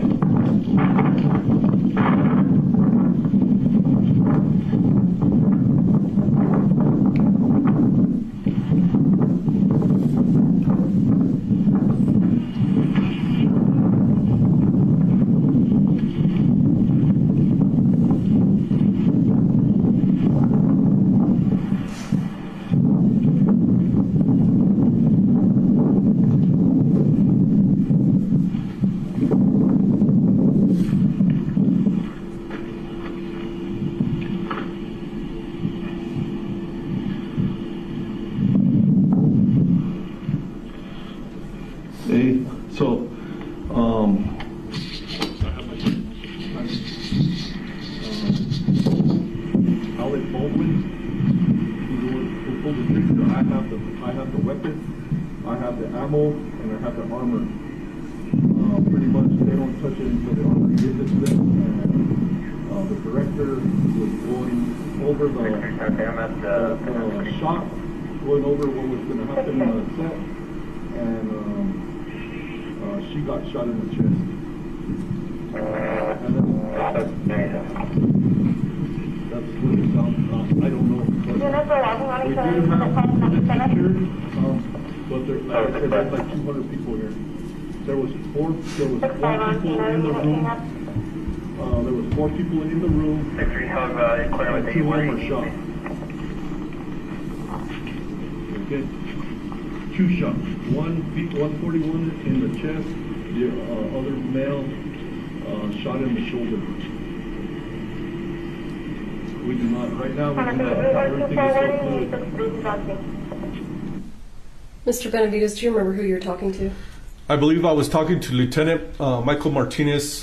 He was the lieutenant of the Criminal Investigation Division, the detectives, and I was briefing them over the phone what was happening. Why would you do that? Because this goes straight to him and his detectives, so I was trying to brief him of what equipment he might need, how many personnel he might need. Did you say the situation is very fluid? Yes. What did you mean? It is an active scene. There's still people walking around, still people trying to get into the church. There are just people everywhere.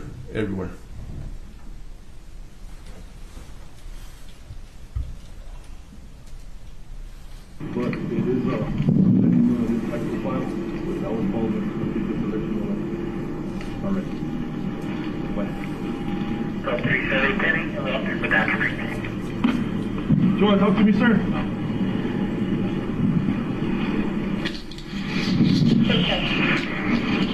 Sir, Alec is gonna smoke a cigarette. He'll sit in his own car.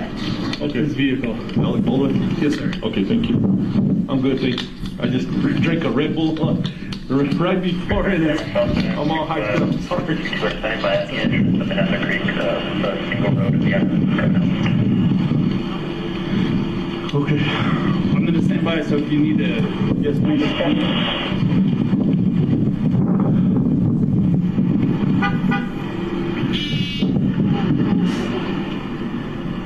You doing okay?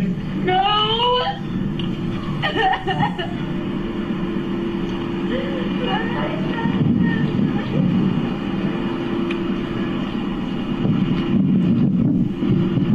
Read 6-5, start rolling towards the east direction until we hear from him. Lieutenant!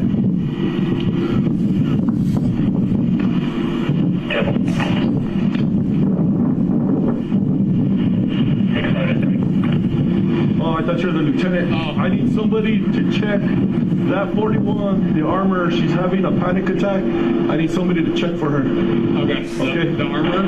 Yeah, she's the armor. She's hyperventilating. She's having a... Get that guy who was here. Can you come back in? What's that? I gotta go get that guy over there and bring him back here. Where is he? He's right there. The guy with the cowboy hat. He's wearing the black. The one on the right. I'll go get him. Okay, yes, sir. Thank you. Thank you for helping.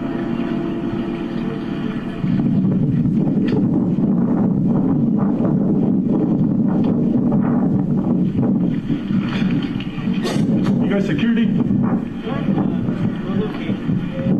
You need security, is that what you're saying? Yes, just that. That's it. Okay. All right. The gentleman in G. Hey, Doc, in my unit, it's the girl in the middle. Sir, you were in the... Yes. Okay. I need you just to head that way for me, please. Thank you.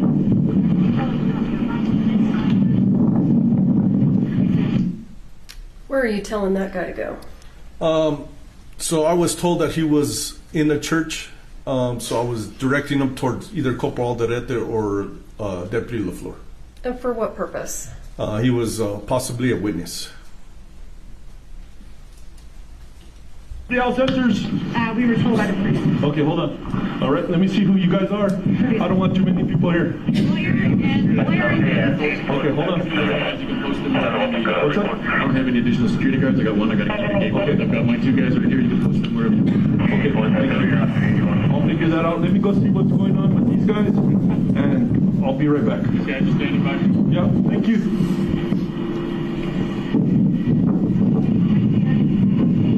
Oh, okay. You okay? Yes, ma'am.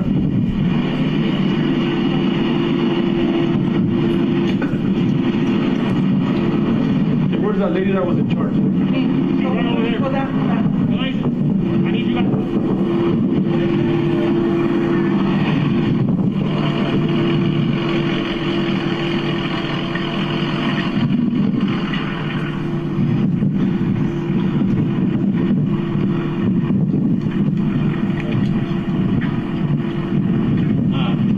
This is Reed, one of our camera operators. Lieutenant Benavides. Can I go to the hospital? Not yet. Okay. Not yet. So, Corporal, we got a camera operator who was in the room. Okay? Okay, it's just hard. We can't let all people in and out. So if you could, I'm going to try to get over here. Yeah.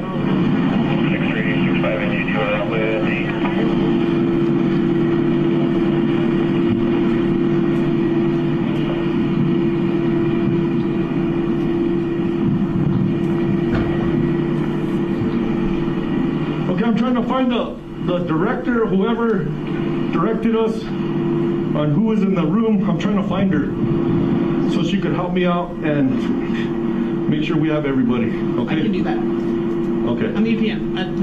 If it's not her set, it's mine. Okay. So I can help you. Tell me how I can. Okay. Who is this? This is our lawyer. Okay. Lieutenant Benavides, I didn't mean to be rude to you, ma'am. I'm sorry. I'm just trying to secure. I'm just trying to secure everybody. And who is that? Benavides. No, you're fine. So I have a whole lot of people coming this way. So. Yeah. Okay. One of our co-producers. Okay. These two gentlemen right here are Lucas and Marcos. They're my locations peeps. Yes. A little farther down in the white is Shannon. She's the owner of the ranch. The Okay. gentleman who I was talking to earlier in the brown hat is Brian, the production designer. Yes, I met him. Yeah. Okay.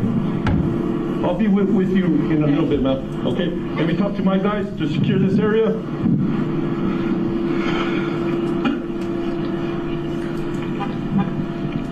Corporal, I need somebody on that side to secure, so we're not going in and out. Everybody pretty much that's in is staying in. Who are these officers? What's happening here? More deputies coming, like I was asking for. So this makes 6 deputies on scene right now. I'm just trying to direct them to try to secure as much of the scene as I can. The crime scene log because it's still fluid. We still have that still on deck. Okay, one patient still here. And we have somebody going to the hospital? Yes, 6 days. Okay. You can stand on that side and make sure people aren't coming in and out. Everybody that's in stays in. Did I hear you say that one of the injured people was still there? Yes, that's correct. And do you know why? They were trying to get the female stable so they could fly her out. Still? Still.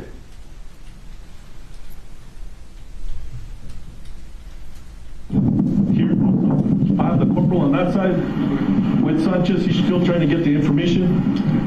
It looks like we have all the people that were in the room. I was in the room. Okay, come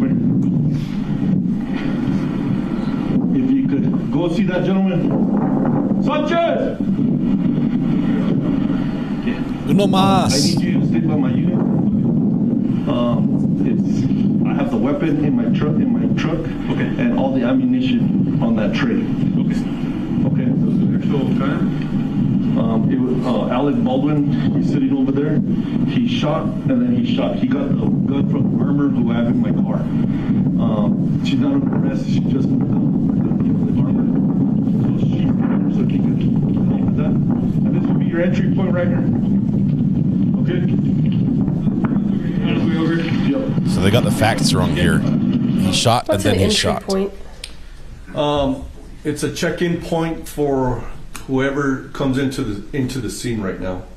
From now on, as detectives, crime scene techs, medical personnel, whoever else is coming on board. So is there a break in the crime scene tape right there? I believe Deputy, I don't remember if Deputy Puentes put a break or he's just lifting up the tape. I don't remember which. Where is the tape at this point in time? It is, the yellow tape is connected to my vehicle and it's pretty much connected to all the sheriff's personnel vehicles that are on scene. And is it, what is it cordoning off? It's cordoning off the makeshift church. Thank you.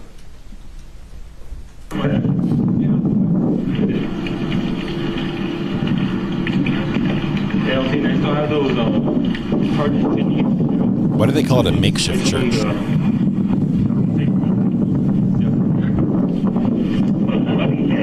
That's what. No, it's in my unit.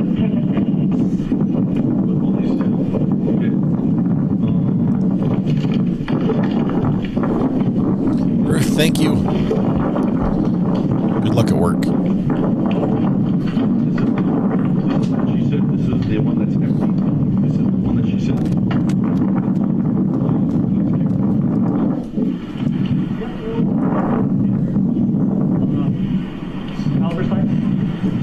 It's a 45. I have the dummy rounds right here. It's a 45. Okay. Okay, and we will. Let me back that up. Why are you giving this information to this gentleman? Tell us what's happening. So the med unit is asking what kind of weapon was used, and I'm letting them know what Hannah told me. Is it was a 45. She pointed to the 2 white ammo boxes, and I was reading out the ammo boxes, 45 dummy rounds.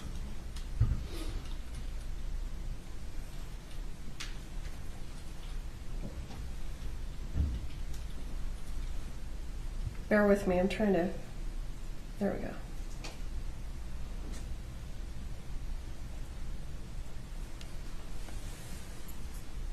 What did those boxes look like? 2 white ammo boxes. They were white and it had a label on the flap end. Did you recognize them? Recognize as in how?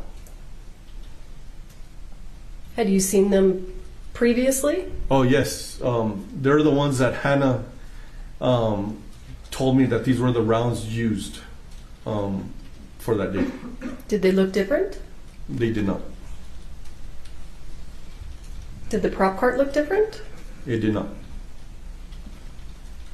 I keep asking that question. Does it do something here? She said this is the one that's empty. This is the one that she said.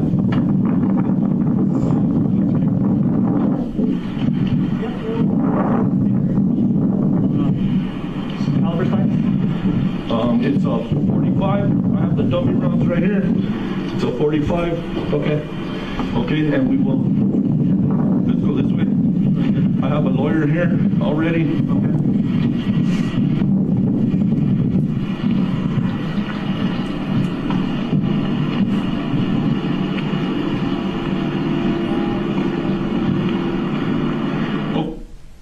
Is one of those ladies the lawyer?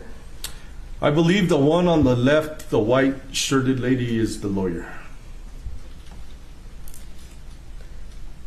And where are the witnesses who were in the church at the time of the shooting? They are in the front of the church with Corporal Alderete or with Deputy LaFleur. How far away from those people is she? The lawyer? Yeah. Shouting distance, I guess. If she were to shout, would you have heard her? Yes.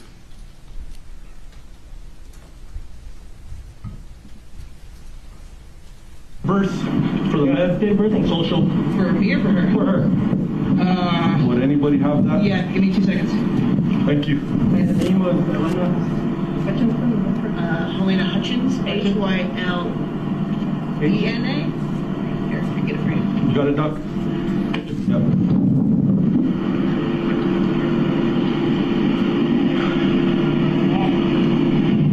So I have. Looks like Alec Baldwin is the one that pulled the trigger. Yeah, but I have the armor in my unit. I have the gun with Puentes, and there the tray has the dummy rounds. Okay. I have Frederick on that side.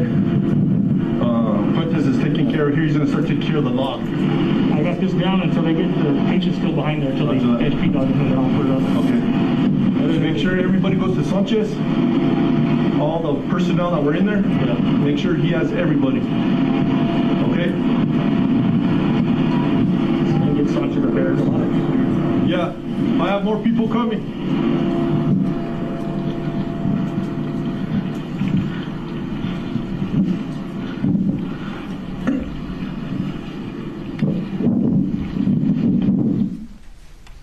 Did we hear you say you have more people coming?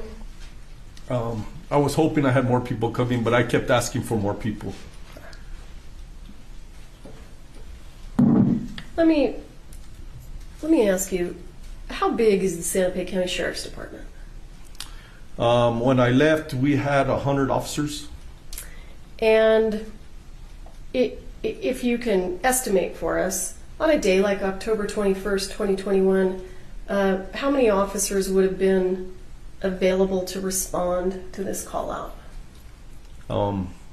3 deputies. All I had. That's all I had. We are stationed all over the county. So I was a rover.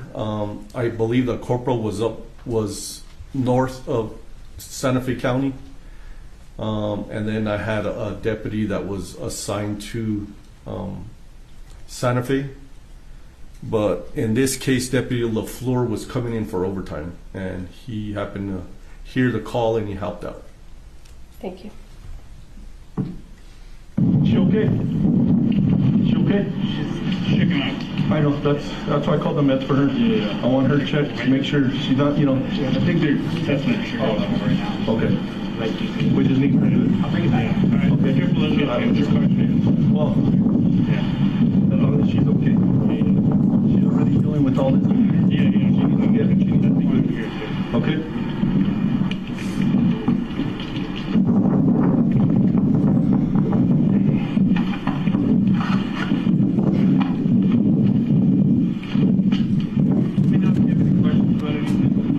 Yes, so she told me which guns were, which bullets came from it.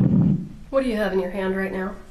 I have the 2 ammo boxes in my hand from the cart that Hannah pointed out that were used. We keep everything else the same. How many These, like these here, those are dummies. Okay. Well, I'm pretty sure somebody will be asking about those. What did that guy just do? He reached over the yellow tape and he grabbed a bullet and he shook it to show that it was a dummy round. And then he put it back. And where did he grab it from? One of the boxes? No, he did not. There was like a little cubby on the tray. He just reached over, grabbed it, and put it back. And you saw that? Yes.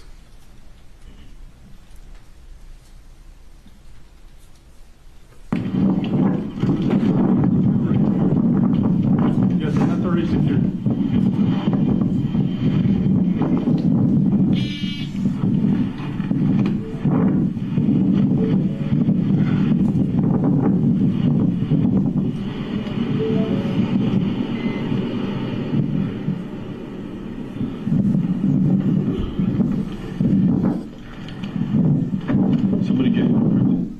Tell us what you just did there.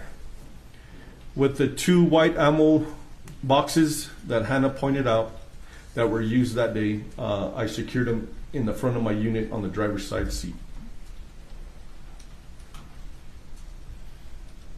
And was the unit locked? As soon as I closed the door, I hit my manual switch and I heard it and it clicked closed. Did you see anything that would cause you to believe that anyone planted evidence? I did not, no. Did you see anything that would cause you to believe that anyone tampered with anything on that cart? No. Any reason to believe anyone got into your unit and did anything with the evidence you had in there? No.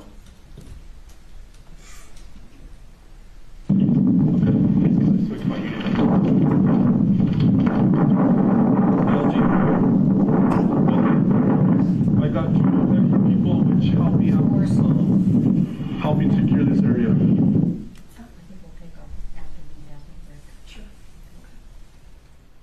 All right, we're going to take our afternoon break. Please don't talk among yourselves or anyone else about the evidence received here in court. Thank you. All rise.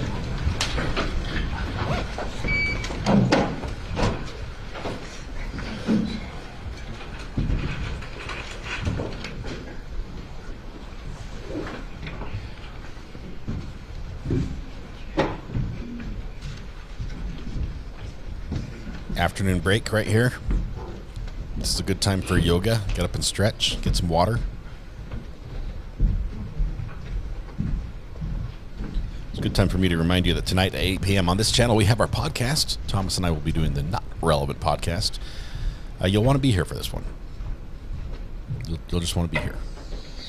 All right, thank you. We're in recess. We'll beginning at be here at 20 after. We'll be back probably at quarter of. What? Beginning at 20 after. It's half past. And it'll begin. We're not sure when we're coming back. We're not sure when we're coming back, but I can tell you where we're going right now. We're going to go show you the updated view here. Here's what we've got. I've been hard at work, you guys, hard at work, getting the thumbnail put together so we can track everything that's happening. We do have a medvac helicopter in the sky. We've got that flying in. Obviously, we have a little bit of a Red Bull in here because that was mentioned by the officer. That was a unique little shout out. We have Bonanza Ranch. We have a tumbleweed. We've got the dummy. We have George, represented by the dollar bill. We have a little baggie of snow, and we have a cart. The cart probably needs to be a wee bit smaller. Not sure if we want to put anything in the cart. Doing the play-by-play video recording. Thanks, Cashette. No, don't do this. No. We're trying to put together all the facts. Oh, I forgot to mention right here we have the flag of Spain flying high on the makeshift, I might say, makeshift church. The flag of Spain is flying because Spain was blamed for making dummy rounds that look just like real bullets. Happened. So that's where we're at. Okay. If there's anything else that we need to add to this, there's a Spain flag, maybe an ambulance. Well, we've got the Air Med. We've got the Red Bull. That's on there. Zumi, I realize Old Windmill is happening, but it hasn't been mentioned. I'm a little concerned that if we just start adding things that we see in the backdrop, like that little miniature oil rig or the windmill, if we just start adding everything we see on these videos, we are going to have no space left by the time court ends. We've got weeks of space that we need to reserve on here. So things are going to get really small. It's going to get really crowded. We need 200 people on there, says Malboy. Crime scene tape. Let me see. Let's see if we can put that on Bonanza.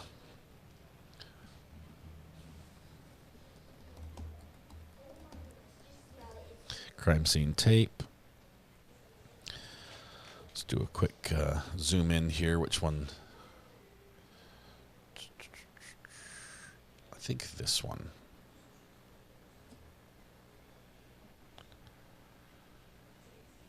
Police. One that says crime scene. Police line. No.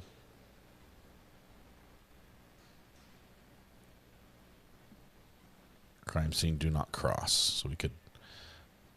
It needs to be a little straighter, though. Yeah, this is a bad one. Good idea, but no. I was kicked back, taking it easy. Caution. I have to zoom in to see what they say. Stop. Who uses stop tape? Really? That's not a thing. No stop tape. Crime scene, do not cross. There we go. Can we get this on Bonanza?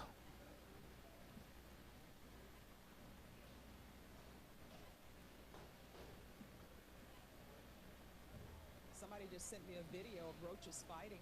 I don't know who won. Needs to be a tiny bit bigger. There we go.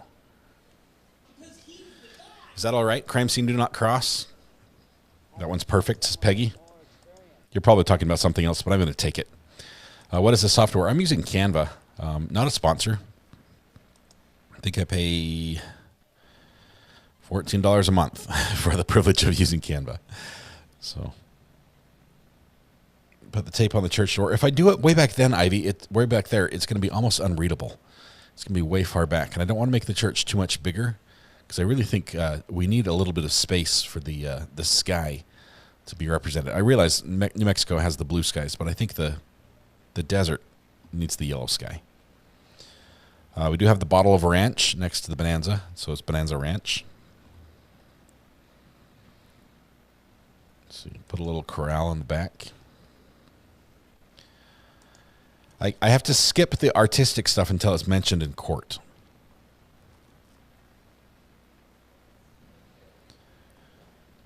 Okay. So I think, can you move the tumbleweed? I'm not sure if I can move it now that I've covered it up. Let's see. Great, great, great. I want this. No, no, that's not what I said. Click off of it. And now I want these three. Group those.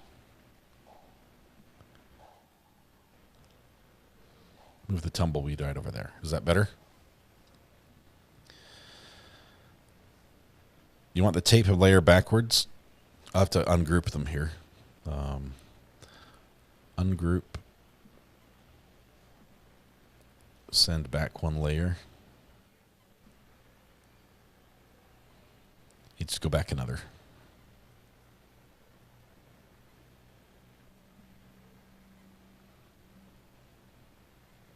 Is that better?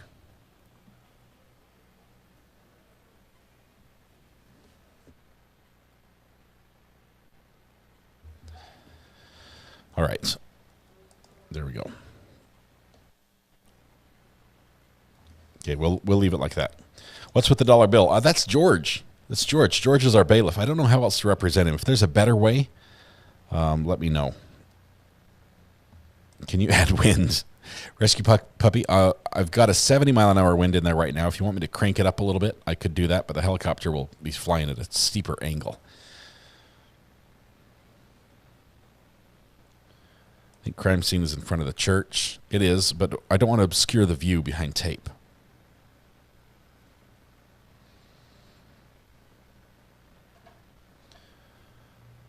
Okay. Now can you move the tumbleweed in front of the tape? You guys don't ask much, do you? Let's take a quick look. Tumbleweed, bring to front.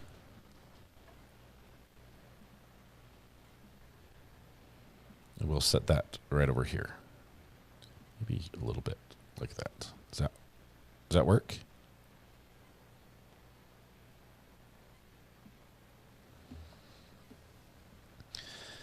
All right. Now we're back. Now we're back. Check the burner phone. Just 1 second.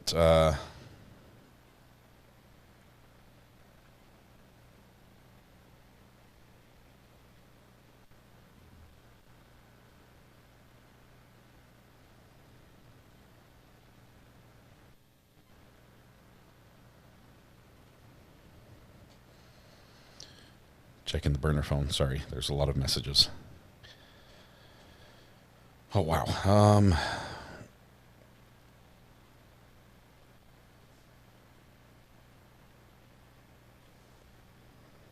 about a signpost? Bonanza Ranch. Calls coming in. This one's Germany? Mattis? Call from Mattis, is that you? Artistic Inspiration. Mattis, my friend, for Artistic Inspiration. Hello. How are you doing? Have I lost you? No, I'm still here. Hello? Sorry, I just stopped talking. Okay. I have two things I wanted to suggest for the thumbnail. Okay. So one is, I think, since the prosecution says, we have all these pictures where you can see the bullets, they have this silver spot, I think maybe some silver bullets on the card, which could theoretically be already available in the software, or maybe a werewolf that's getting shot as an alternative. And the other thing, because it says 200 people, what if you put... So my vision is like the logo for the movie 300, but you cut off like a third of it. And that's going to be very specific. Okay, I hear what you're doing. That might be a little too much. Yeah, sure. Maybe seated. I think we're back in court already. Hold tight. Okay. Yeah. I'll work on it. I'll work on it. I have more. Love the ideas. I We'll have have more to things talk to say about the law, but I'll leave you there. Okay, thank you, Mattis. Appreciate it. Bye. Have a great day. Bye. Okay, we're back in court. I've got a couple of things I'll work on, ideas I got from that. I think the silver needs to be represented somehow.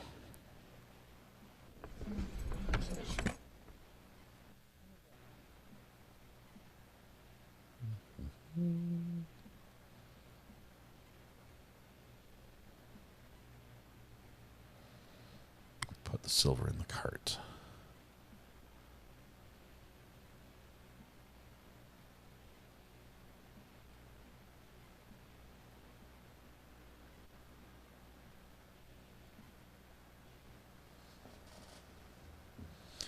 Okay, so we came back, and then Judge promptly did nothing. We could be talking to Mattis right now. Oh, population 200. Toby's mom. Man, you guys are good.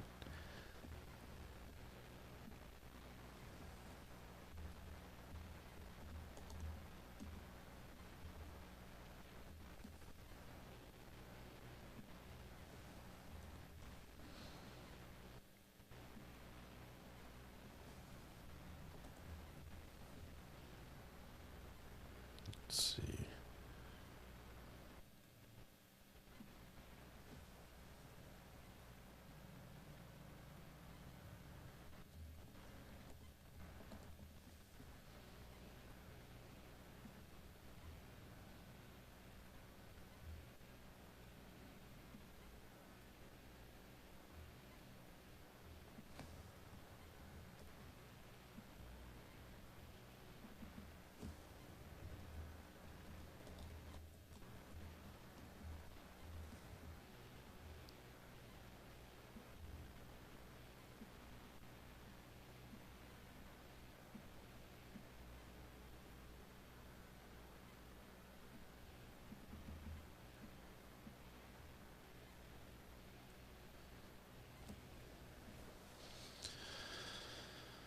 All right.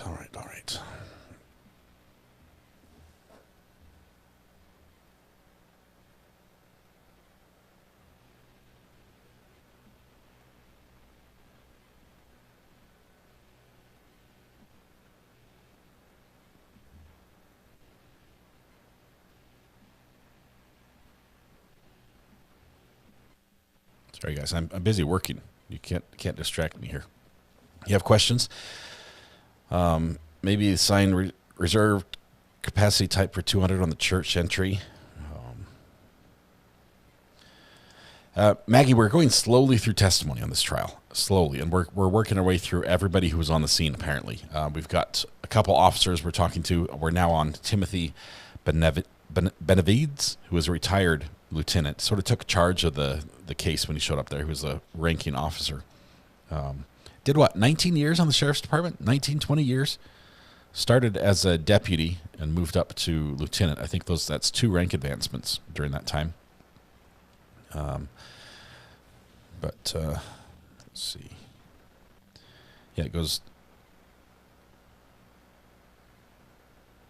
You've got the sheriff at the top, then the undersheriff, the chief deputy, the captain, lieutenant, sergeant, and a deputy sheriff. So he started as a deputy and worked his way up through sergeant and then lieutenant.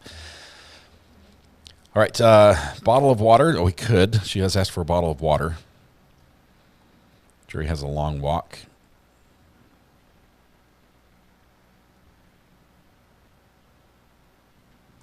Jinx, I'm just getting over feeling bad, but I'm feeling pretty good today. So I've got some silver bars that we're going to add on the cart here. I'm working on those right now. So, and then a population sign, of course.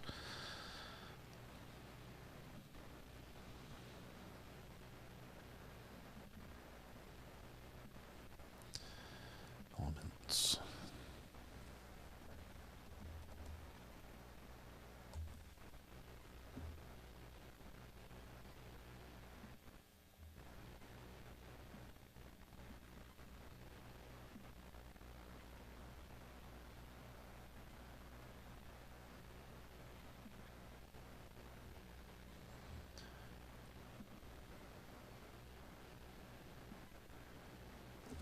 let's see.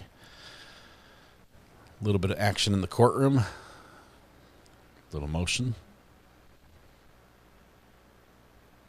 There's a lot of papers she's holding. I'm impressed by the sheer lack of observers in the courtroom, by how few people are there.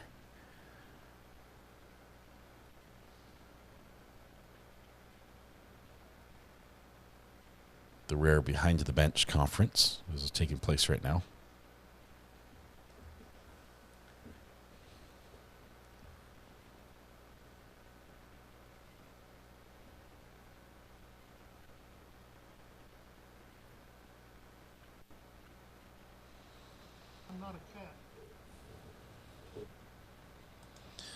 Bree informed us Hannah's hair is brown today. It just looks green on camera.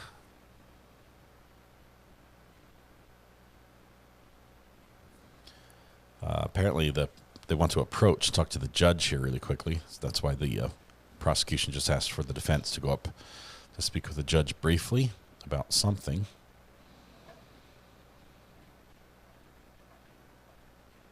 And the well is a busy place today. People walking all over the place.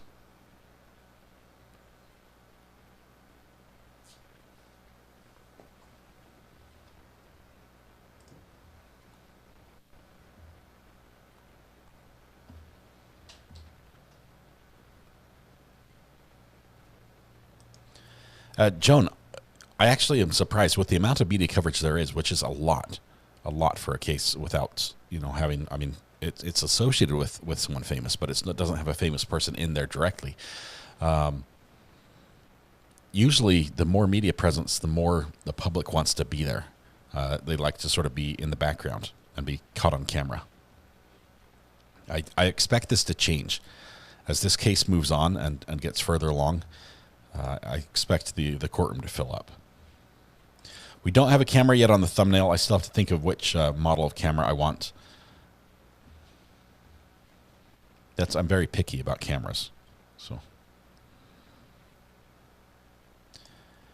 it's quiet in court because they've turned the audio off. We're just waiting for the sound system to be turned back on. But it should be on here momentarily.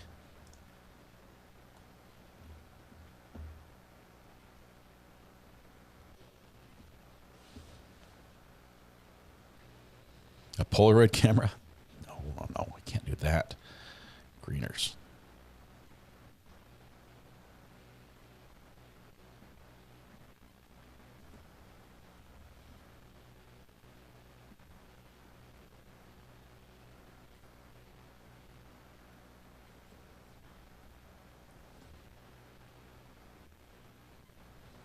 I just about made a mess of my thumbnail, like really, really badly.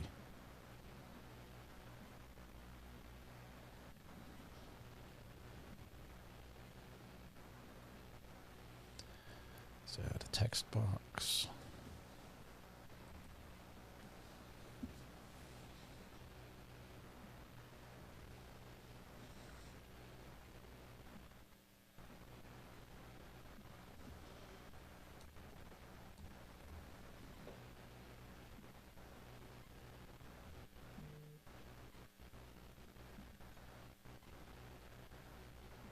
The zombie apocalypse may be upon us. It may be. Judge Boyd may be right.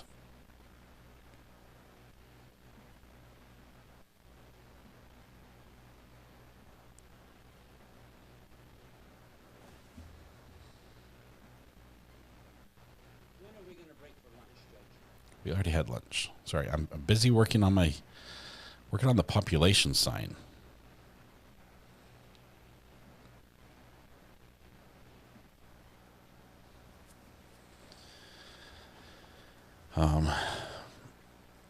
When will the thumbnail be updated? It's updated every day for the new live stream. So at the beginning of the live stream, we add the new thumbnail to it, and so you'll see it progress through the different live streams of trial. Kenny, I missed your idea. I'm looking at chat now. Let me see it. Rust recording unfortunately steered tragic. Maybe put on thumbnail in parentheses under the word rust. You're using up all my real estate. I still have a lot of things to put in the air. We'll have to figure out how to put things in the air because we've got a lot of space there. The ground is crowded. The sky is wide open.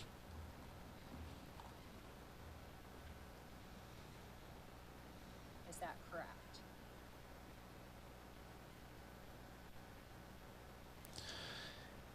Lois says, I'm surprised how high the Alex Baldwin counter is already. 37. I expect it to climb more rapidly when defense is up than when the state is up. I'm not sure if this is a little much.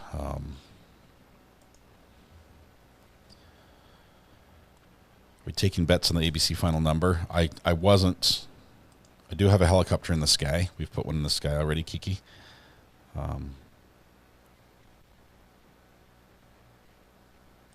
Plane with the banner. The jury walk. Yellow brick road. Ooh. I like where this is going. Let me see what's available to me on that one.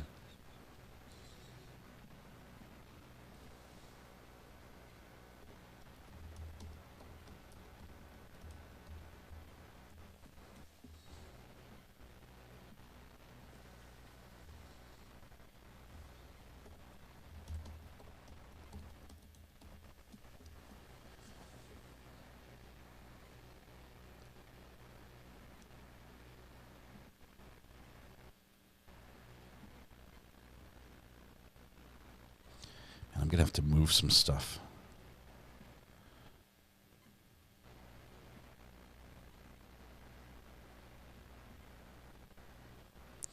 Dummy is going to have to move over by the crash cart. Get smaller.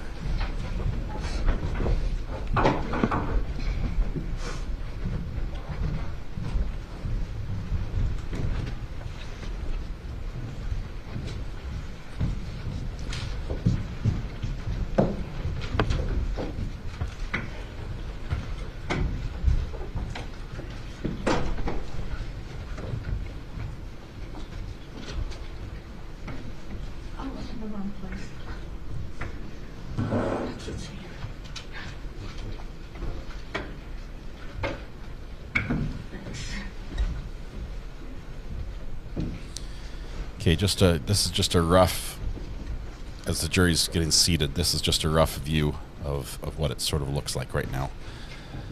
Added a little population sign. Had 200, it lowered it by 1. I'm not sure if that would be appropriate because people were leaving the scene. Is that too much? Yellow Brick Road. All that.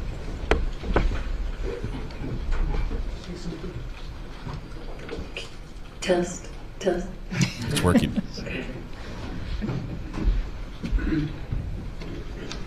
All right.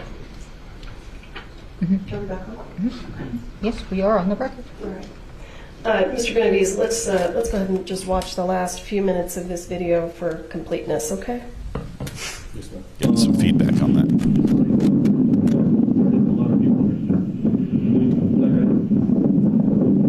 Okay. So right now I do have the dummy rounds, the armor, and the gun secured. Okay?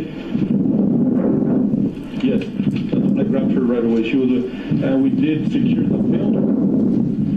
We do have the film secured, which they'll have to go over with how to do that and all that. But that's going to be later down the line, I guess, or whenever.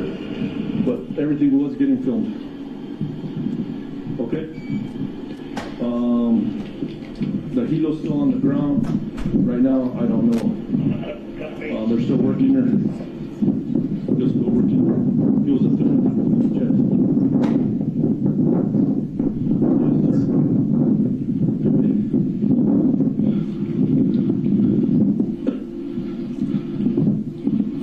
Did we get a crime scene lock for Prentice? Did we get a crime scene lock for Prentice? I can find it.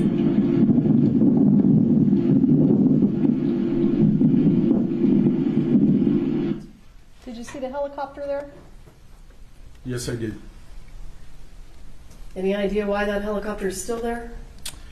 Like I said before, they're still trying to stabilize her so they could fly her out. Thank you, sir. Okay, you ladies doing okay? Yeah, just waiting on your green light. wherever it is that you're going to be interviewed. Okay, that's not going to be on us. The detectives are coming. Okay, so it's not begun yet. What's that? The interviews have not yet begun. No, I have nothing. We just secured the armor. We secured the gun and the ammunition. Okay. That's the only thing we've done. That's the only thing that's happening right now. Yes, and then we are getting all the information, all the people that were in the room. Okay. Okay. I'm gonna go check on the victim. And then she's still here. They're trying to stabilize her. I will let you know how she's doing. Thanks. I know you guys are concerned, so I'm gonna let you guys know. Okay. Yes, thank you. I appreciate that. Yes, ma'am.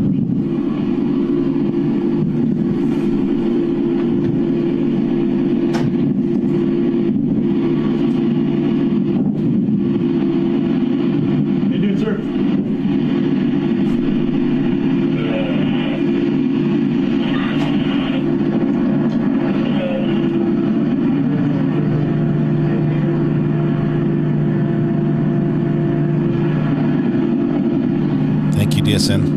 Hey Doc, is there any way I can put the air conditioner on for you guys? Okay.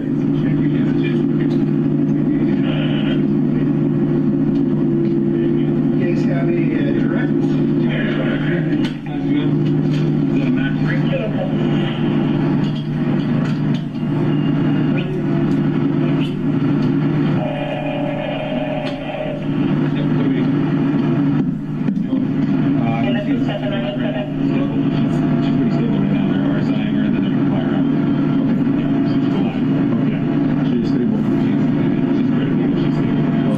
Critical, but she's stable. I'm saying critical, but stable. What information did you get right there?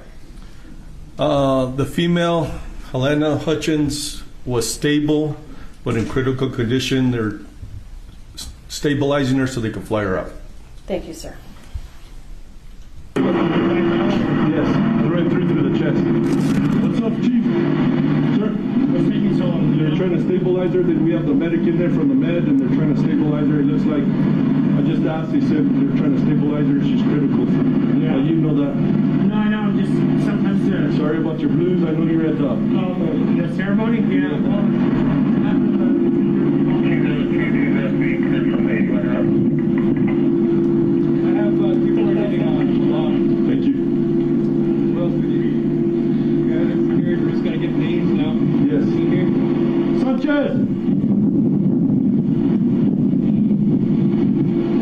Where is everybody? Where are they? She's here. I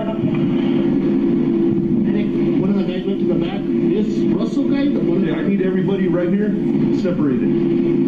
I thought that's what the corporal told you. Get everybody here separated. Okay. Nobody leaves. All right. One guy already left to the hospital. That was his best friend. I don't know what. See the one that's falling? Yeah. No, he was here. Who's your supervisor? You don't see? Get with her. I have his name there. Nobody, get everybody here. Nobody else leaves. Sanchez. Okay. All those people in the back, they work this? Yes, everybody. Yes. Yeah, that's why I was calling for more units, because we have people everywhere. Was that discussion regarding a witness who left? Yes, it was. Do you know if that was a person who was inside the church or just a person who was working on set? I don't remember, but like I said, the scene was active, and we're trying to keep people together. But this one person did get up. Thank you. That's why we have the 200 down to 199 on this sign, because the person left. Need it open? It's open? Yeah, and you can get a clipboard.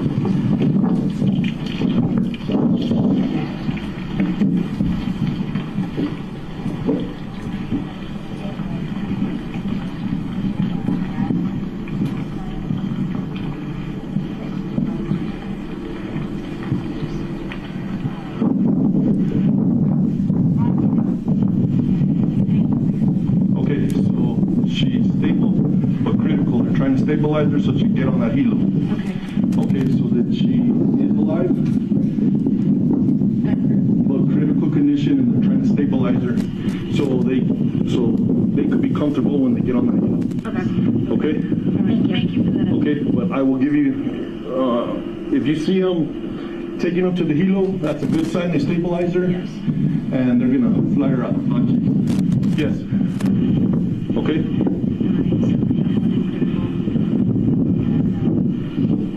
Anything else? I'm gonna find you guys. Okay? No, please do. We'll be here. I have another question. Okay, you'll see the detectives are on unmarked cars. Yep. They're gonna come in a crime scene van. Okay, and when they get here, I'll give you the lieutenant and Perfect. Okay. Thank you. And I'll hand them over to you. Thank you. Okay. I appreciate Yes, ma'am.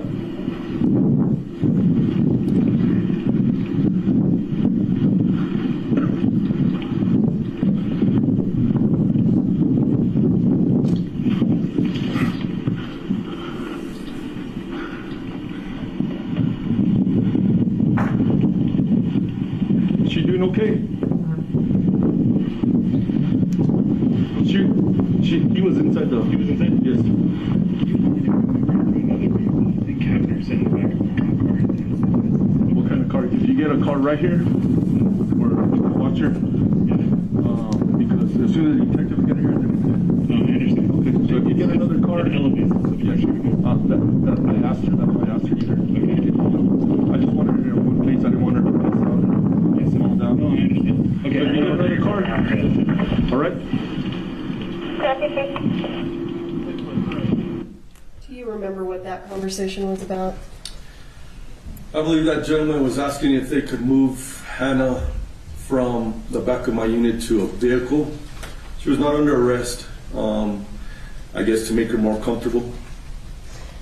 And what was your response to him? I said, sure, as long as we could see the vehicle, I was going to post a deputy with her.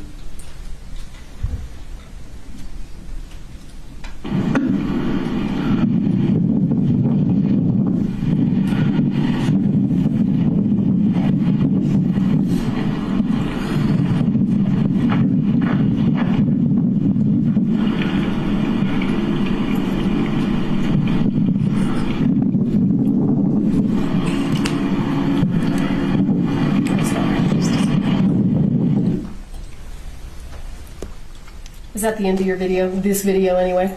Yes, ma'am. All right. Thank you.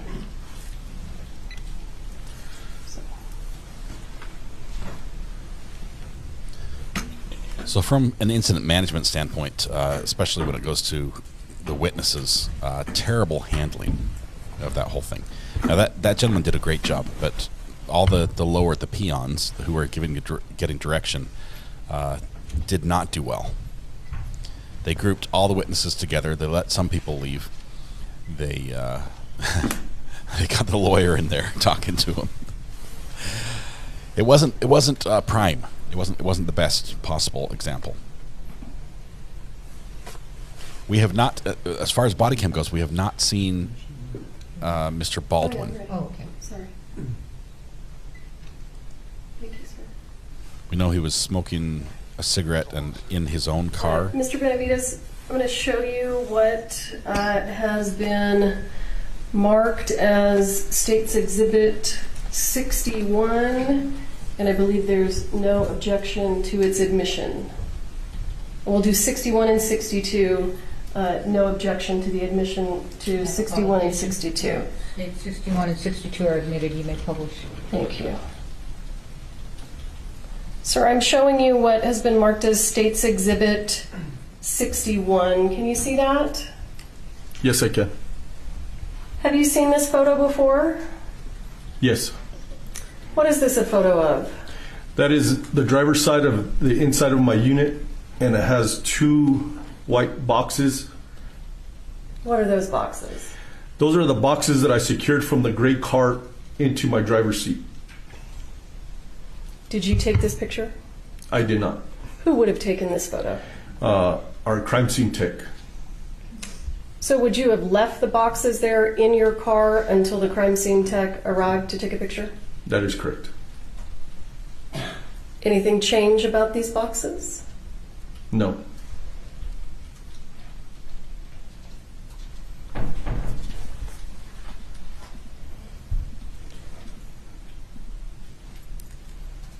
I just zoomed in. Can you tell us what you see there on the label? Yes, it says 45 long Colt dummies. Do you see something there in the middle? JS. It looks like it's initials. Okay, and it's okay if you can't make them out, but you see what I'm. Yes, right under the N. Right there. Yes. Okay.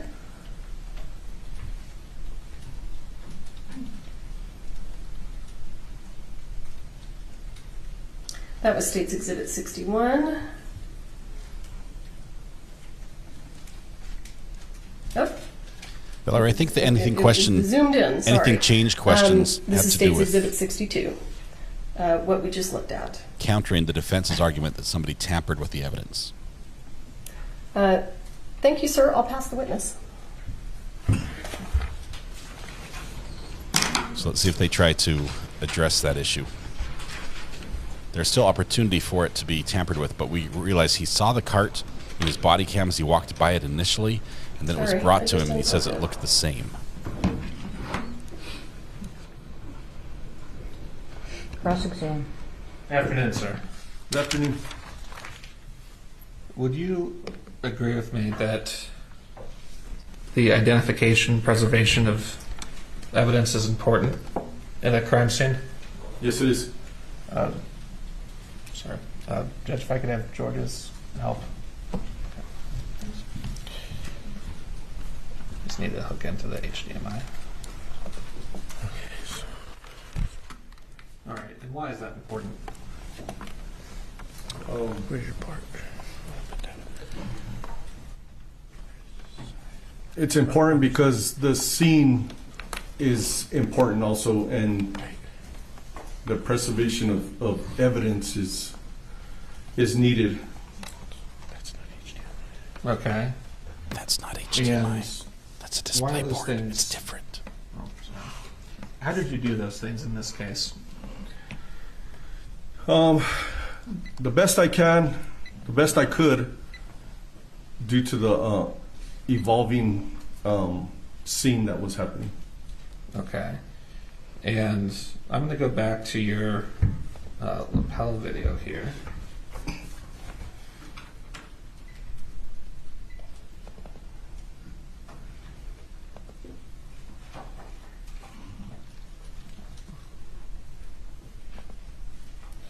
You had testified, sir, that you had 3 deputies to work with? In the beginning, Deputy LaFleur, myself, and Corporal Dorete. All right. And additional deputies did arrive, right? They did. All right. Do you remember when they got there? It seemed like a long time. I would say within 30 minutes. All right. How long have you worked at the Sheriff's Department before you retired? 20 years. All right. In the cases that your former agency investigates, do they keep dispatch logs? Yes, they do. What is a dispatch log? Just something that comes over the radio, and our dispatcher writes it, types it out. Right. That they feel that's important. All right. And the time that an officer is dispatched to a scene is always noted in that log, right? I believe so. And their arrival time is also noted, right? Yes. All right. Do you have any objection to the dispatch log being admitted?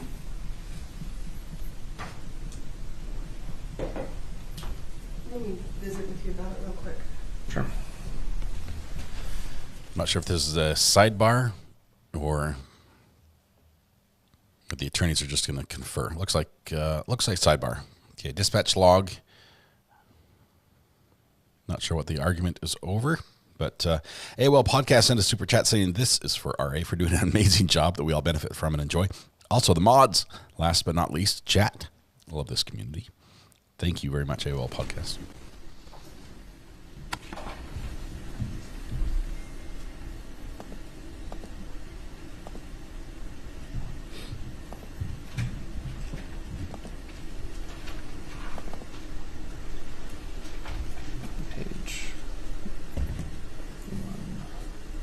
Slow down a little bit.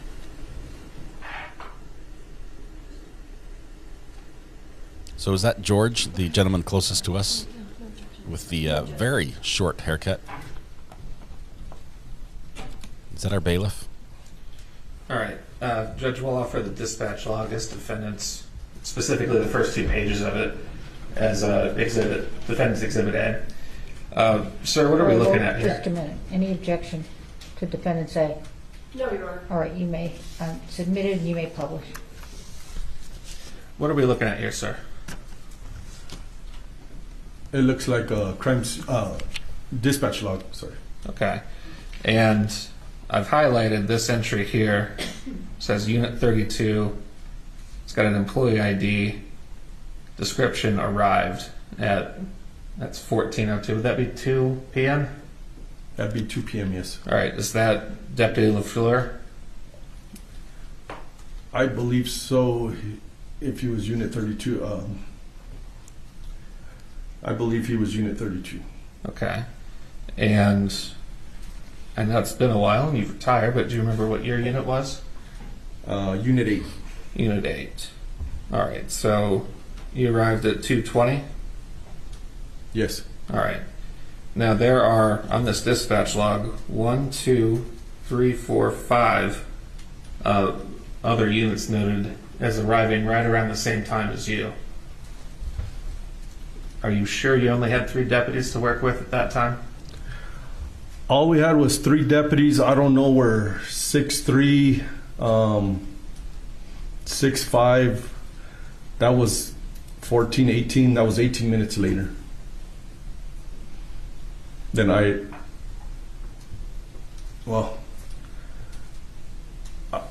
couldn't tell you about the misprints, but I know when I got there. Okay. I couldn't tell you. There was only 3 deputies, and you could see by my body-worn camera that I only had 3 deputies. Okay.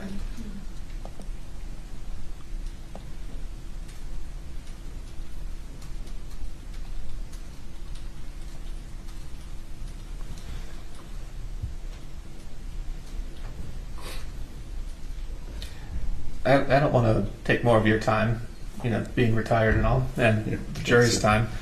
We watched your whole video. You did see additional deputies come onto your lapel, right? Yes, I did. All right. After those deputies arrived, why couldn't you have separated those witnesses with the extra manpower that you had? So I was still processing the whole scene at the time, and I was trying to direct them where I think they needed. Okay. Would you agree with me that it's important to separate witnesses? Yes, it is. Why is that important? Because you get witnesses telling stories, what they saw, and then they start getting mixed up when the witnesses start talking. So it can affect the integrity of their observations. That is correct. Okay. And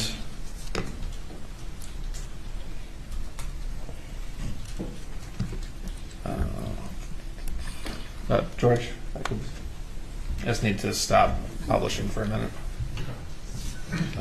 Counsel, I've got a couple exhibits I'd like to introduce. If you wouldn't mind coming up, I can show them to you.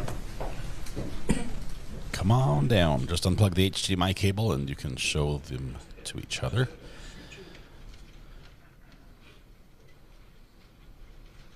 And there's George working the microwave, cooking the popcorn for everybody.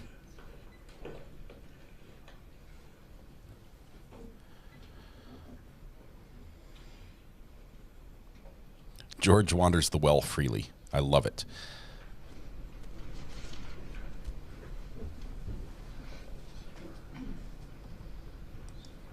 It's a small courtroom.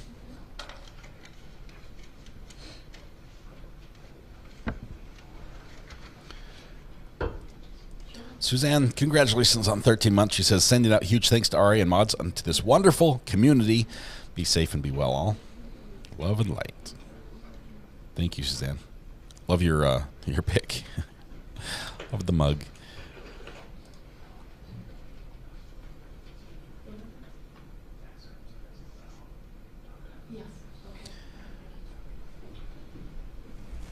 No objection, Your Honor. Judge, I'll move to admit photographs as defendants exhibits B, C, D, E, and F. How long do we have to cook them?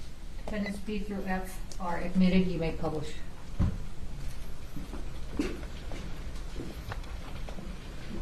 All right.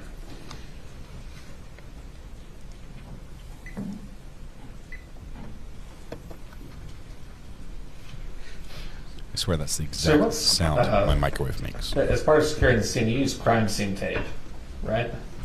Yellow crime scene tape that's issued to us, yes. All right, and that's this tape here? Yes. All right. Why do you guys use crime scene tape? We use crime scene tape to secure a perimeter. Why is that important? The integrity of the scene.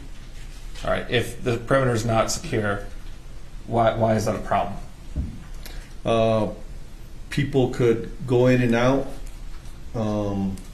They could take evidence, bring evidence. Okay. Who figured out where to put this crime scene tape? I believe it was Copa Alderete and Deputy LaFleur. Did you give them instruction on how to do that? I don't believe I did. I think we were just trying to secure as much as we could at the time, trying to have people go in and out of the scene. Okay. And how did you determine, I guess, what the scene was? Well, we knew the scene was inside the church where the Joel and Helena were. Okay. And one of the things you want to do when you're establishing a crime scene, when you put up the tape, the perimeter, you want to make sure that all the important evidence is within that perimeter, right? Yes, we tried to, yes. Okay. Do you see that black tent in the background? Yes, I do. All right. Do you remember walking up to that black tent on your lapel video? If I do, I don't remember, but I do remember seeing a black tent up there. All right. Judge, I've discussed this with counsel. I've met two excerpts of the lieutenant's lapel as defendants exhibits G and H. No objection. All right. Defendants G and H are admitted. You may publish. I believe this is where the armor cart was initially. If they'll show us this. Actually, I got a little ahead of myself.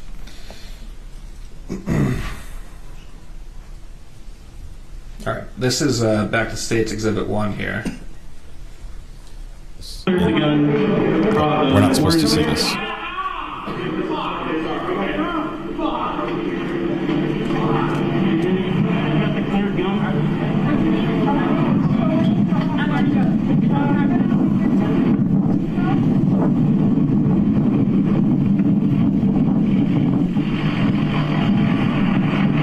All right. Do you think that's the same black tent we were looking at a moment ago in that photograph I showed you? Yes, I believe so, yes. All right. And to the left of that tent, there's a white truck. Did you see that in the previous photo as well? Yes, I did. Okay.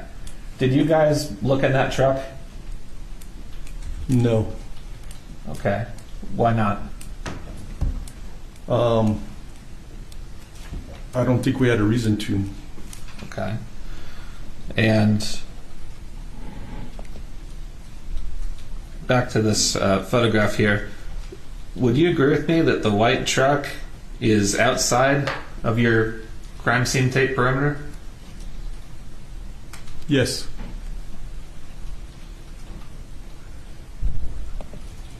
All right. And here is another photograph of Mr. Baldwin.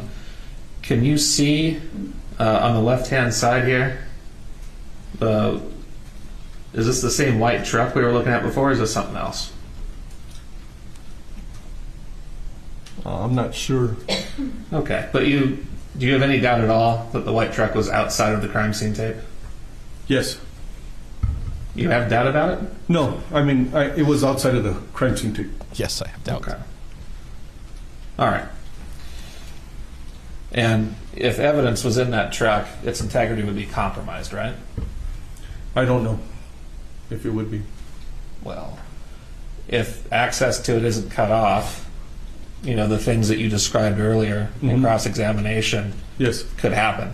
People could be putting things in there, people could be taking things out of there, right? It could happen, yes. Okay. And how long did it take you to get to this scene? Like, after you were dispatched, about how long did it take you to get there? I believe 16 minutes. Okay. And this is in a fairly remote area, right? Yes. Okay. Would you or any other sheriff's deputy be able to attest as to what's going on here at this movie set before you actually arrived? No. All right. And that's because just you weren't there and you don't know. That's correct.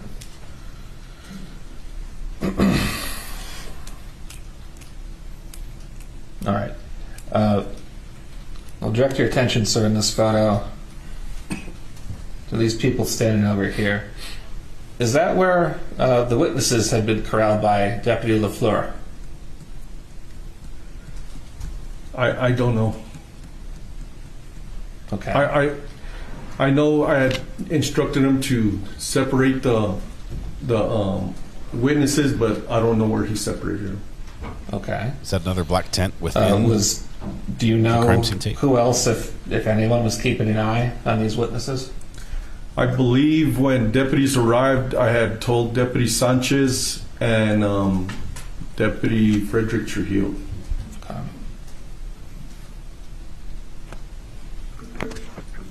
Now, we've been talking about the importance of evidence. How long have you been in law enforcement again? 20 years. 20 years. So you're very familiar with how to properly collect and preserve evidence? Yes. Please tell us how that should normally be done, collecting physical evidence. Either have the evidence stay where it's at and make sure it's secured, or if on a scene like this, fluid, I grabbed the weapon and the rounds that were used, and I secured them in my unit so they would be secured. Okay. And you've testified cases other than this one, right? Couple. Couple? 20 years, only a couple? Yes. Okay. Are you familiar with the concept of chain of custody? Yes, I am. Can you explain that to the jury, please? So when I secured secured the weapon and the rounds into my unit, I was the first chain of custody, which I was the securer of the evidence, and then it went to our evidence tech. Okay. And you want to maintain that chain of custody and not have any breaks in it, right? That is correct. Can you explain to the jury what a break in chain of custody is? So, for instance, there was a penny left here, and I took custody of it, and I left it here, and I walked out. Nobody was here securing the penny. Then I came back, so the penny wasn't secure. And that can be a problem because pennies look like one another. Yes. And you don't know that it's the same penny. Correct. It could be, it could not, right? Correct. All right. In this case, you had a gentleman collect the prop cart for you. Should you have done that yourself? Of course, I should have done that myself. But I kept an eye on him while he was getting it, while everything else was going on. You'd agree with me that the prop cart was by that black tent. Yes. In this photograph, right? Yes. About how far away was that from where you're standing right here? A good 50 yards. All right. Could you, if someone were to pick something up off the cart or place something onto the cart from that distance, do you think you could actually see if something like that happened? Yes, I think I could have. Okay. I notice you're wearing glasses. How's your vision? Pretty good. Pretty good. All right. And you would agree with me that you would actually need to be looking at the cart to make sure nothing like that's happening, right? Correct. And why would you need to do that? Just to make sure that he brings the cart to me. Because if you're not looking at the cart, it's like the penny. Yes. Something could be, you don't know it's the same thing. Yes. Because you just did not personally observe it. Correct. All right. Judge, now I'll go to G.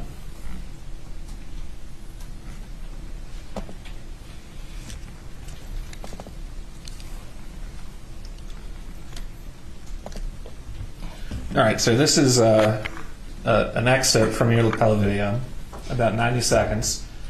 And at the start of this video, you're talking with this gentleman here and my client about the gun. I'm just going to play this for you, and then I'm going to ask you some questions, okay? Good. Spoiler alert, I think he's going to turn away from the guy who went to go get the cart. I gave you? What? They're on the cart. Are they? How would you give them to? I can't. I'll get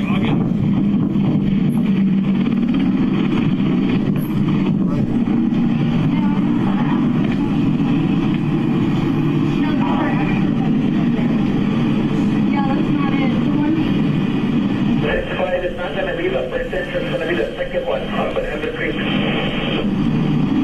Okay,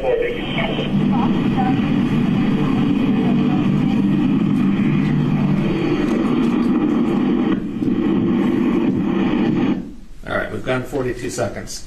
From the vantage point that you were looking at, could you have seen this cart? Yes.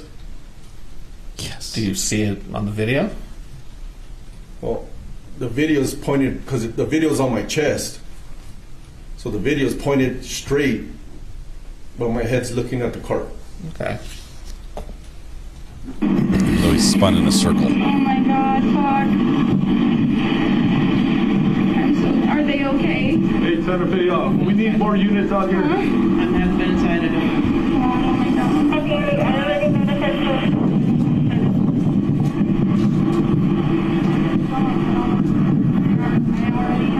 All right, so now your torso will be pointing, if the cart's over there, It's maybe pointed east. in that direction, about 180 degrees from the cart. Yes. And I Did you swiveled have my head visual like an contact of the cart at this point in time? Yes. Did I was looking at Hannah and I was looking at the cart at the same time. Because she was moving around, so I was looking at her and I was looking at the cart.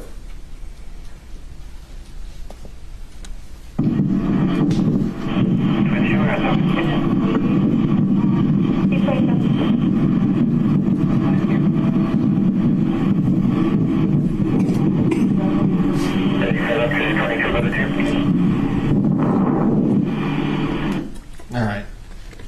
It looks like you turned around there. Yes. Were you looking at the cart before you turned around? Yes. I was looking back and forth, back and forth. My video is pointed straight because it's on my chest.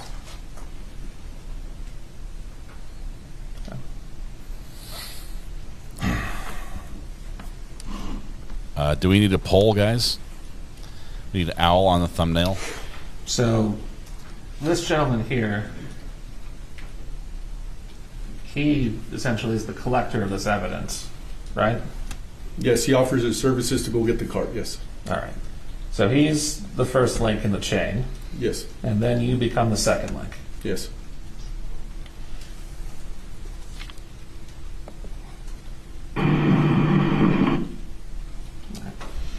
And Judge, I'll publish little mark as Exhibit H. Yes, so she told me which guns were, which bullets came from it. All right. That gentleman is now standing behind your crime scene tape. Yes. All right. Is that gentleman allowed within the crime scene tape? No, not anymore. What do you mean not anymore? We secured the crime scene tape, so they're supposed to stay out. Okay. And are they supposed to that reach over it or breach it in any way? They are not. And why are they supposed to do that? Because we're the collector of evidence and it could be tainted. Everything else the same. I'm going to keep these here. All right, what's he doing there? Yeah, he's reaching over the yellow tape and grabbing a round to give us an example of what a dummy round looks like. All right, why did you not tell him, hey, don't do that? I don't know. Do you agree with me that that was an investigative mistake on your part? Yes, that was a mistake by me, yes. Who is the deputy standing to the right of that gentleman? That is Deputy Puentes.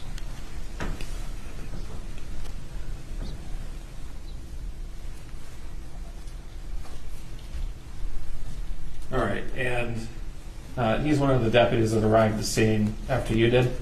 Yes. All right. Did you ask him to start a crime scene log? I asked him, yes.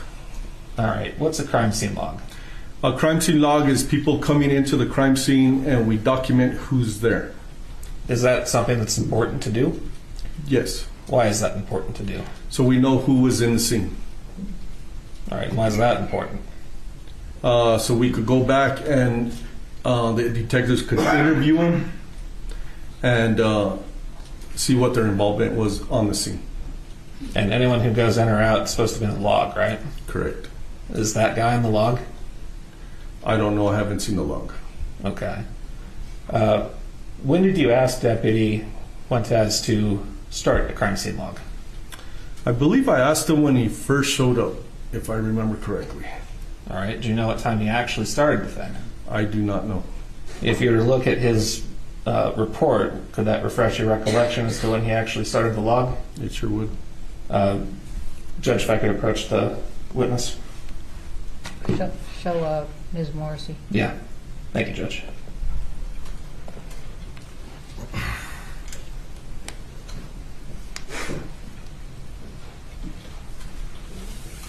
Yeah. Is that his report?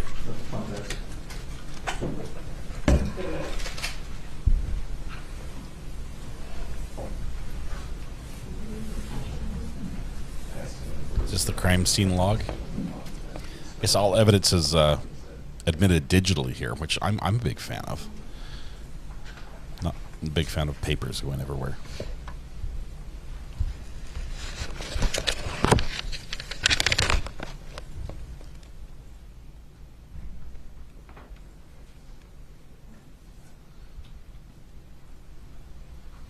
What you doing? Texting somebody? Judge, do you mind if I stay here for this? Yeah.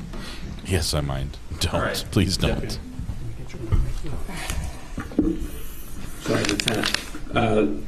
Is that your former colleague's police report? What did George just do? Did George just take his cell phone? Yes. All right. Having looked at it, has it refreshed your recollection as to when the log was started? He advised on his report it was started at 2:38 p.m. Okay.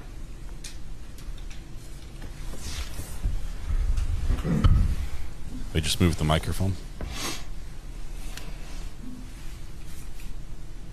All right. That was maybe about a half hour after you arrived? Yes, approximately, yes. Okay. Should that log have been started earlier? It should have, but the scene being so active and 3 deputies on scene, it was difficult to start that log.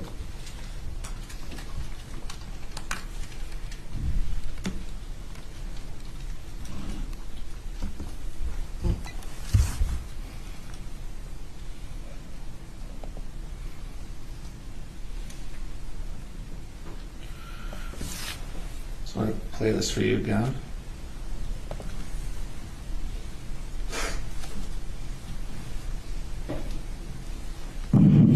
I'm going to keep everything else the same.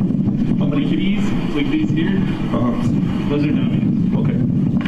Well, I'm pretty sure somebody will.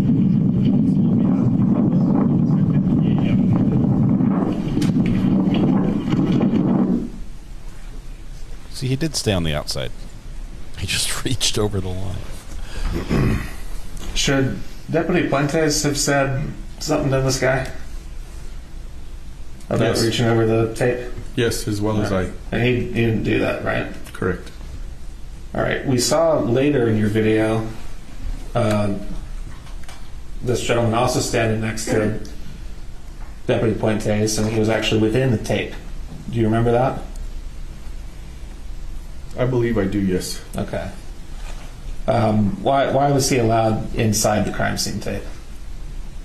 That'd probably be a question for Deputy Puentes. Should I have asked? Yes, I should have asked him why he was within the yellow tape. You were in charge of this scene until investigations took it over, right? That is correct, yes. All right. So this guy was here for some time, monitored by this deputy. As the scene supervisor, are you concerned that if this gentleman reached over once over the tape and interacted with the cart, maybe he did it again? In front of Deputy Puentes, I don't know. Okay.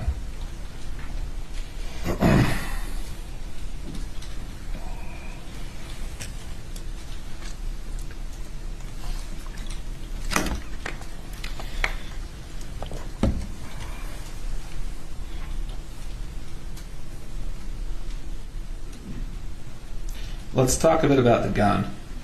Yes. You said when you got the gun, you made it safe. What does that mean? I looked in the cylinders to make sure there was no ammunition inside the cylinder. All right. And the shooting had just occurred, right? Yes. So the ammunition that was within the gun would be... It should have been still in there because it's a revolver. Yes. And it would be highly relevant evidence in this case, right? Correct. All right.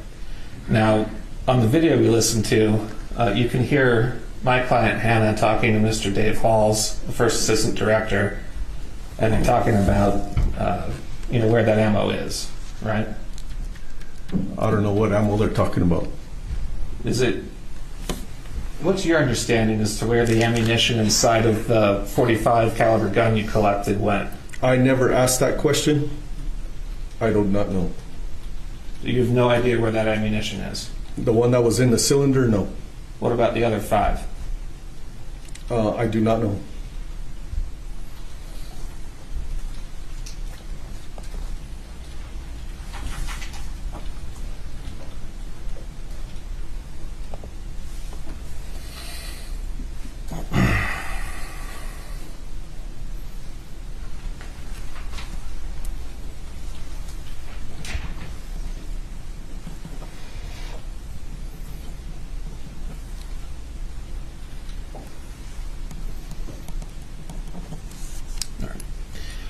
And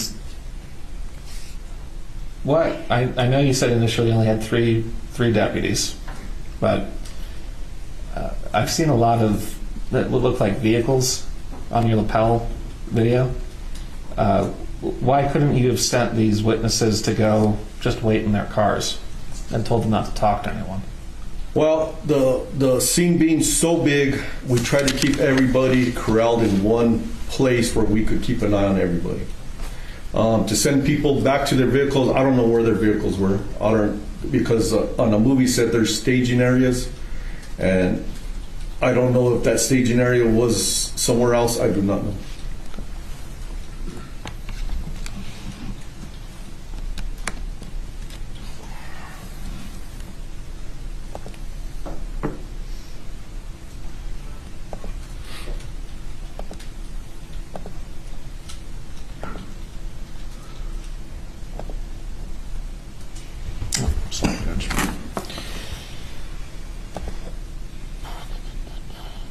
Just a minute. I've got just a couple more questions and I'll be wrapped up.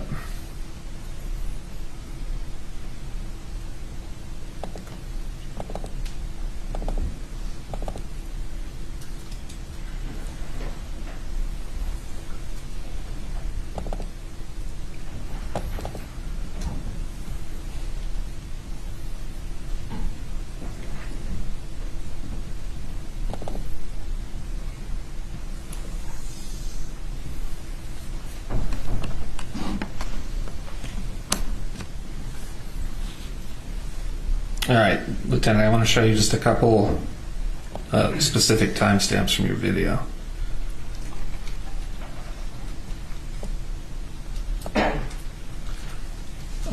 What are those over there? Can you see on the screen the two vehicles behind your vehicle? Yes, I see two vehicles there. All right. Could witnesses have been placed there?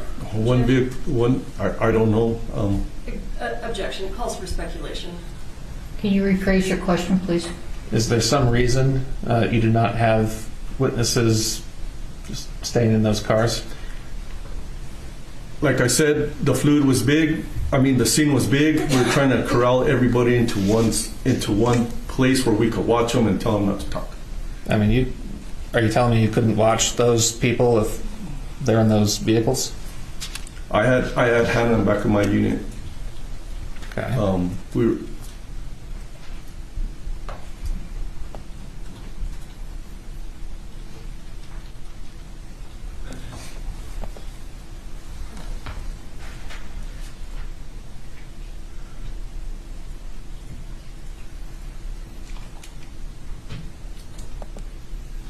All right. Are there several vehicles looking straight ahead here? Yes, sir. Is there a reason you didn't ask to house the witnesses in those vehicles? That's farther away from what we wanted, and we won't be able to control the scene.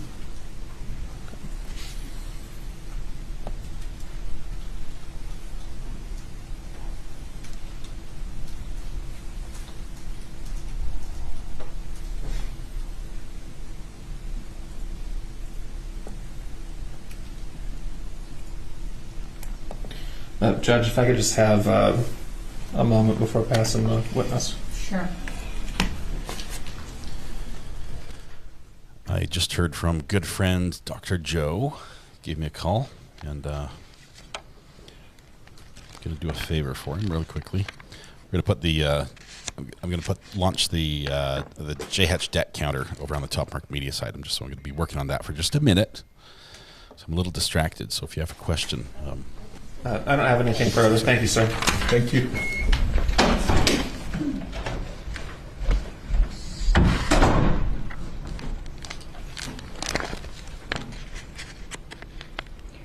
Redirect.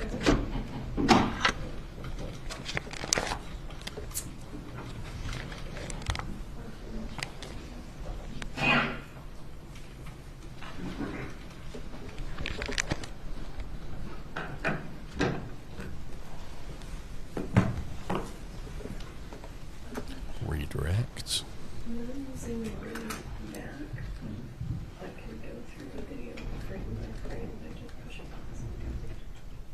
Is that going to work on this?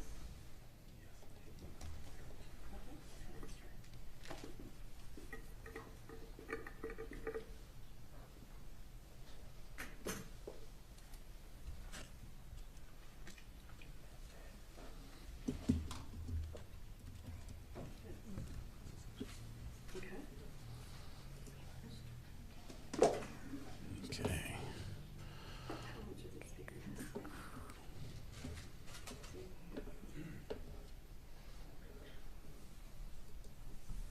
That's way too much. Is there any way to make it less? Judge is whispering quietly, just too quiet to hear, or not the judge, but the lawyer. I want to know what she's talking about. Just one moment.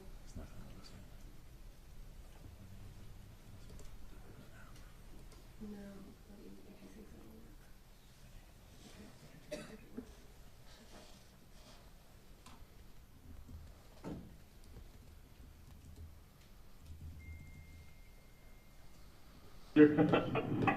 What's going on?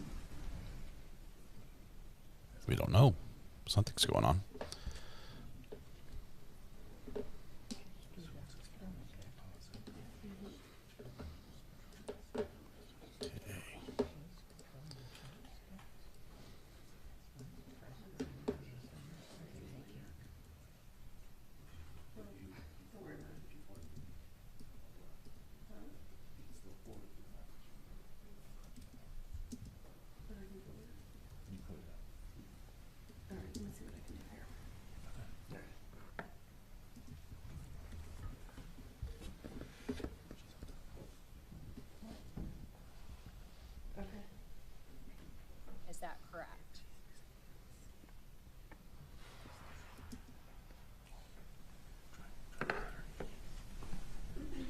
try it.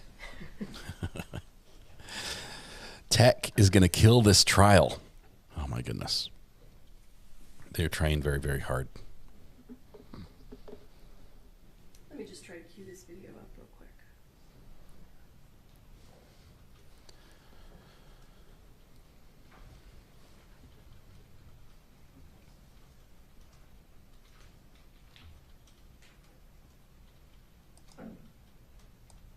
The zombie apocalypse may be upon us. It may be upon us.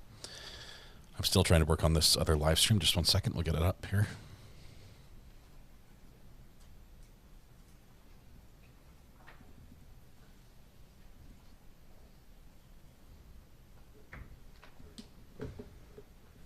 Somebody just sent me a video of roaches fighting. I don't know who won.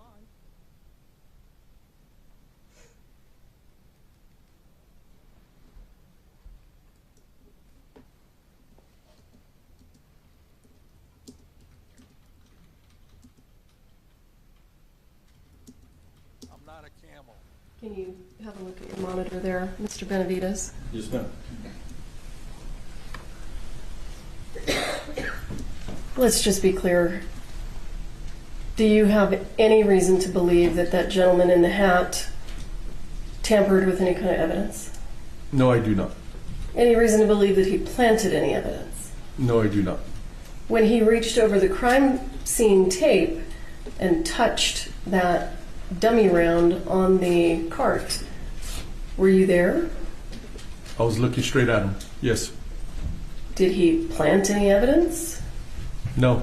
He picked it up, shook it, and he put it back down. Would you have noticed? Yes. If he planted evidence, you would have noticed? Yes, I would have noticed. Yes. I'm going to go through this slowly with you. Very slowly.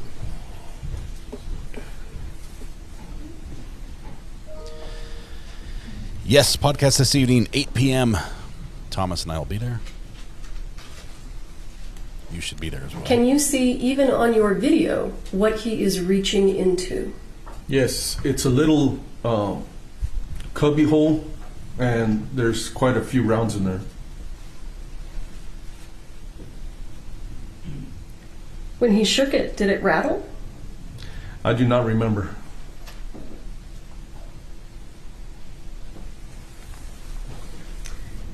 Now, these cars that Mr. Bullion asked you about, why you don't have witnesses in these cars, do you own those cars? I do not own those cars, no. Do you know who owns those cars? I do not. As a police officer, are you allowed just to take a witness and put them in some vehicle that you don't know who owns the car? No, I'm not.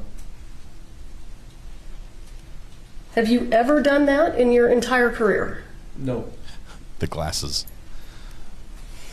Great. Used to great effect. They're a prop in this case. Sir, just to be clear, you indicated to Mr. Bullion that your video is facing one way, but that doesn't necessarily show us what you're looking at. Is that right? That is correct. Do you have a full range of motion in your neck? Yes, I do. You don't have any injuries that would prevent you from doing that? Can you demonstrate?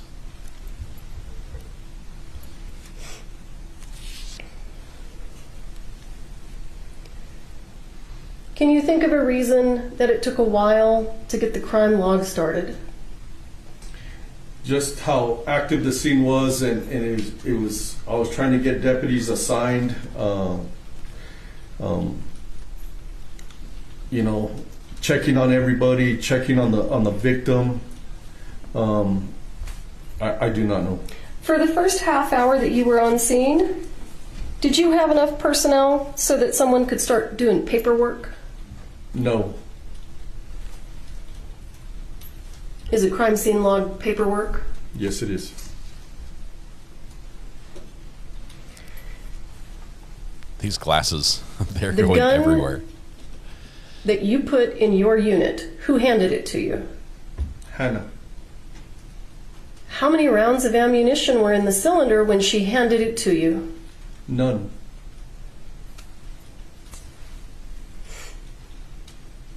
Thank you, sir. Counsel approach. Counsel approach. Judge wants to talk this over before I'll tuck away the phone. Good. There you go. This is why we need glasses on your chart, says Ivy. We need glasses. I've added the log already. The log is now present. So we'll show that in just a little minute.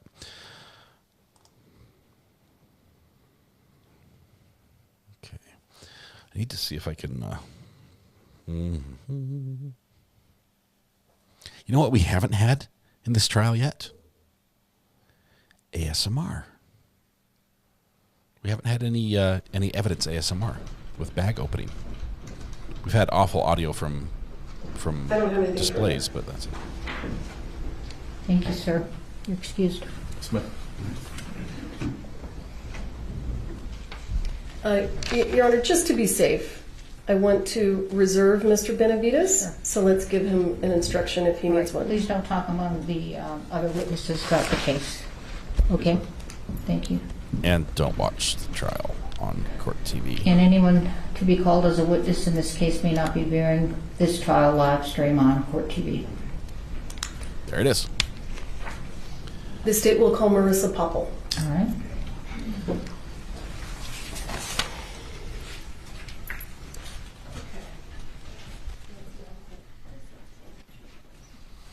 Yeah, the way the judge words that, we had HDMI ASMR. That was good. The way the judge words it, it's just court TV. The letter of the law, Judge. I know you're a stickler for the law. Oh wow, she brought her own box. Apparently, she was either fired on the way in here, and she's just making a quick stop here, or she's planning on setting up a presentation. George is like, "What's in your box? Show us your box." Stand up. Use your right hand like I'm doing. Penalty of law that the testimony Love George. you give in this case Good will work, be the George. truth, the whole truth, and nothing but the truth? Yes. Okay, have a seat. Talk into the microphone, please.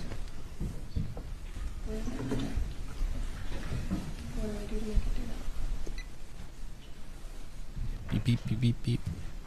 Soon the microwave will be burnt, and the fire alarm will go off.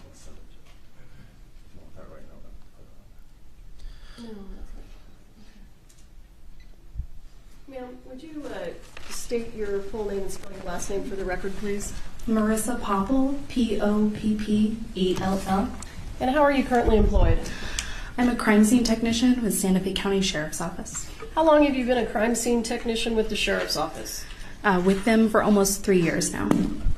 And were you a crime scene investigator anywhere else prior to coming to the Santa Fe County Sheriff's Office? Yes, I was with Fort Myers Police Department in Fort Myers, Florida for 4 years. So total time as a crime scene investigator, what do you got? Almost 7 years now.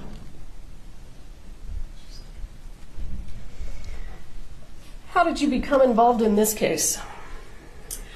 I was notified by my lieutenant in the Criminal Investigations Division that a shooting had occurred and we would be responding as the CID unit. The tall guy next to the prosecutor is CID her moral support. Criminal Investigation Division. Okay. And so if you recall, approximately what time would you have arrived on scene? I believe it was later in the afternoon that day, probably around 2 or 3 p.m. And what's your job as a crime scene investigator or a crime scene technician? What do you do? So I'm responsible for documenting any crime scenes, and this can be a variety of scenes, whether they be burglaries, homicides, shootings.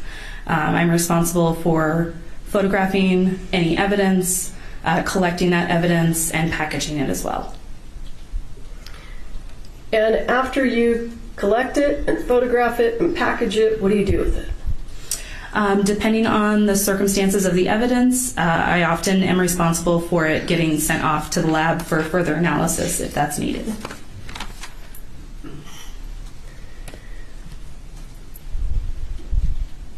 Did you send any of the evidence in this case off to a lab for further analysis? Yes, several items were sent to the FBI to their crime scene lab. Do you recall what items were sent? If I can refer to my report, I can tell you what item numbers I have that were sent. I think it's Fine for you to refer to your report. Break out the box.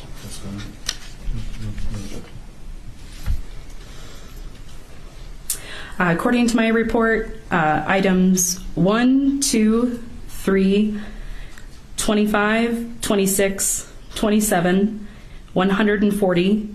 Hang on. I'm gonna 1, stop 2, you. 3, 25, Because we 26, don't 27, speak 140. Crime scene technician, can you give us an idea of what those items were? So these items were suspected live ammunition, DNA swabs that were collected from individuals, fingerprints that were collected from individuals, and additional ammunition that needed analyzed at that time. Did you consider having fingerprints or DNA analysis done on the live rounds? So I believe that fingerprint analysis was completed on the live rounds. However, the lab does not do DNA on any kind of ammunition, and that's a standard across most forensics labs. Do you know why DNA isn't collected from basically what I'm going to describe as casings, brass casings? It's just a very small likelihood of getting enough cells to have enough for a profile to be developed, which is why they won't do it. Okay, thank you. So you couldn't actually have them take DNA off those live rounds? Correct. They wouldn't do it? Yes. Okay. They told you no? Yes.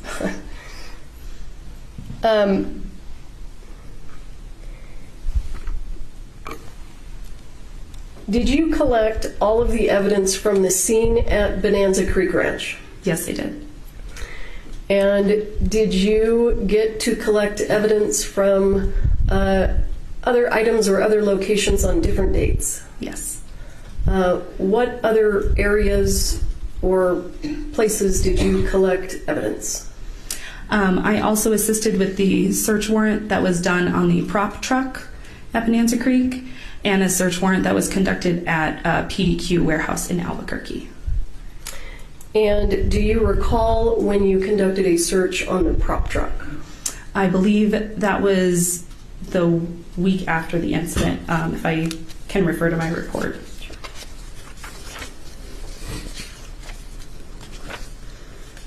The 27th of October. And do you recall the date that you participated in the execution of the search warrant at PDQ Props? November 30th. And do you know who owns PDQ Props? Seth Kinney. All right. So let's start with some of the evidence that you gathered from the scene at Bonanza Creek. And I see that you brought a box with you. Can you go ahead and pull that box out and let's see what you've got? She's carried this evidence with her everywhere she goes, I guess. Yeah. Let's approach, shall we?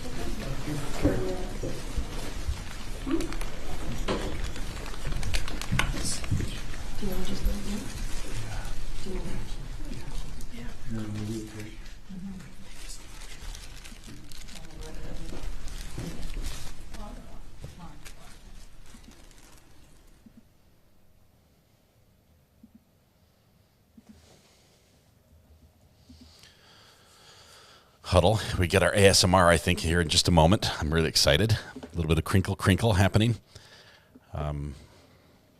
Should be good. Should be good. Do not have a white box in the thumbnail. We'll see how pertinent the white box is.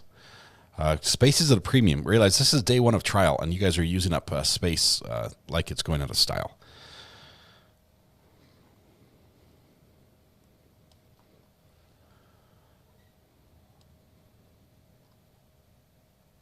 State, I want that box submitted into evidence.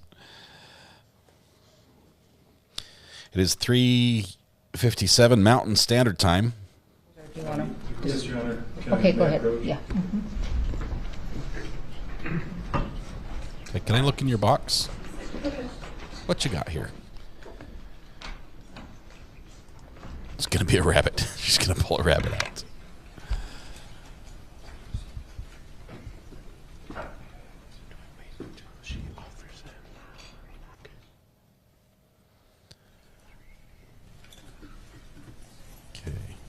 While they're talking that over, I'll show you very briefly the. We've added the log there in front of the church. That's all we've added so far.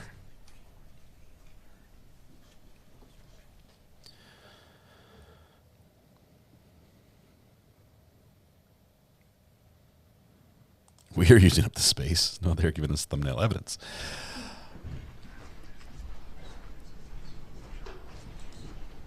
DMB, my apologies. She will show us if she wants to show us what's in her box.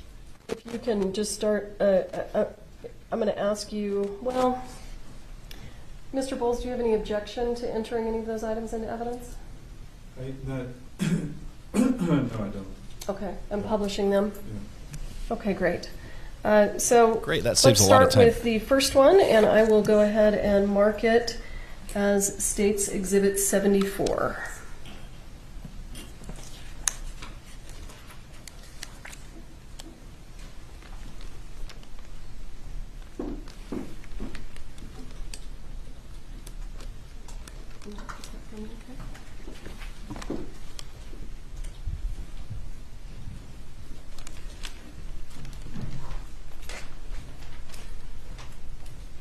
Does it?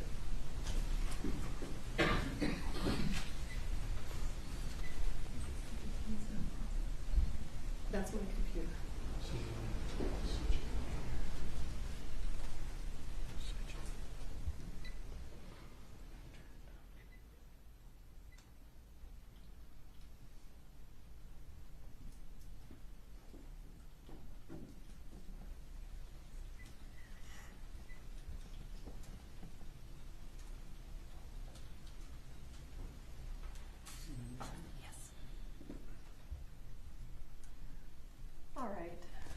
I have on the Elmo State's Exhibit 74. Can you tell the ladies and gentlemen of the jury what we're looking at?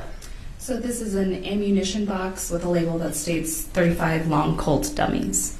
35? I'm sorry, 45. My apologies.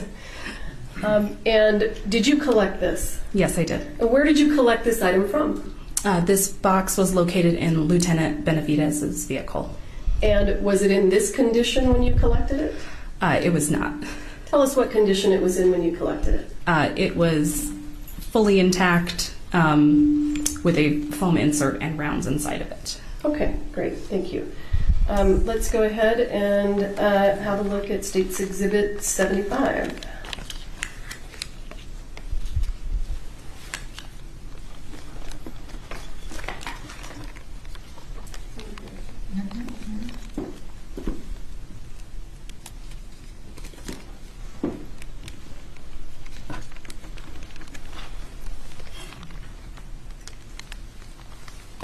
What are we looking at here? This is the. Go ahead. I'm sorry. This is the foam insert that was inside of that ammunition box. And when it was inside the box, when you collected it, what did it have in it? It had multiple ammunition rounds in it. Okay. Let's have a look at State's Exhibit 76. You can see some of the tips of those rounds were rounded and some were crimped. So that would be the difference between blank and either a dummy or a live round.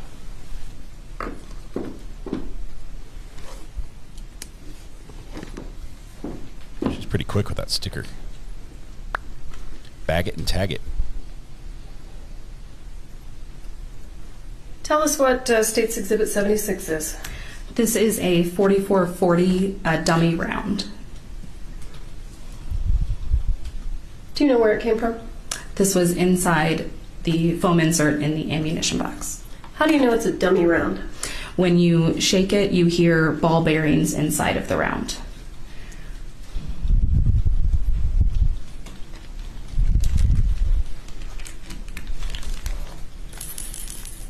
Can everybody hear that? Yeah, I can hear it. Let's have a look at State's Exhibit 77. No, we're not adding a shake weight to the thumbnail. Ivan, it was a good suggestion, but we're not going to put that on.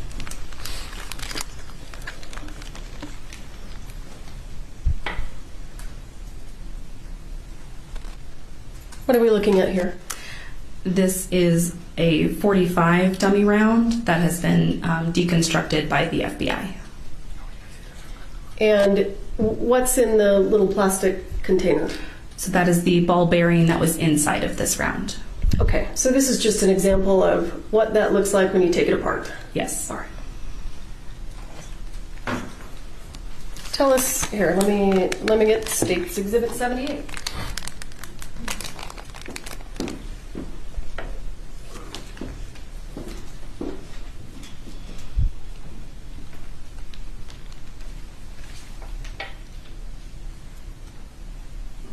What do we have here? This is a .45 dummy round, but instead of having a ball bearing inside of it, it has a hole drilled through the side of it to distinguish it as a dummy round. So when you shake this dummy round, does it rattle? No. And the dummy rounds that rattle, do they have holes in the side? No. So it either has a hole in the side or it rattles? Yes. Okay. Phil, why do you know the model of the banker's box she's carrying? State's Exhibit 79. Oh, man. That's good.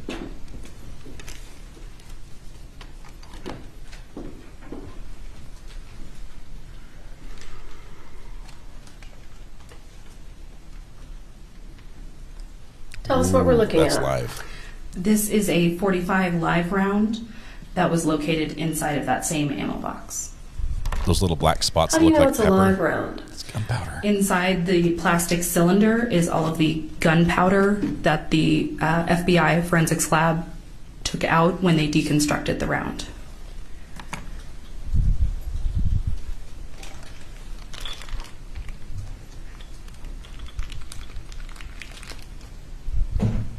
Can you see that? Yes. I know it's hard because of the glare. There, that's a little bit better. What is that silver thing on the top? Do you know what that's called? That would be the primer. And is it silver or nickel? Well, Yes, you just it's said it was silver. What color is that silver thing on the top? What color was George Washington's white horse? State's Exhibit 80.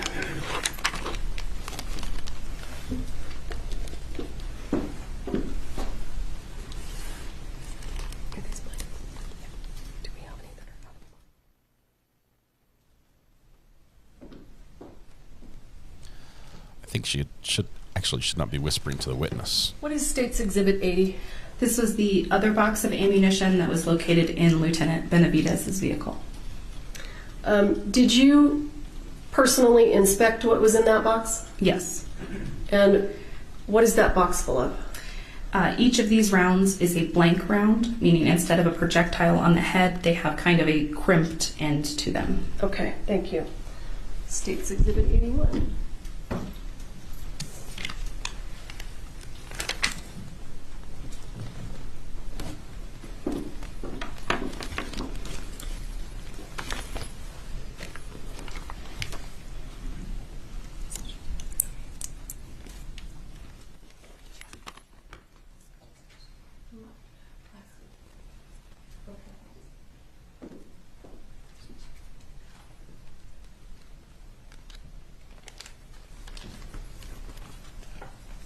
Oops.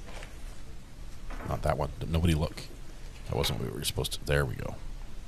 State's Exhibit 81. What are we looking at?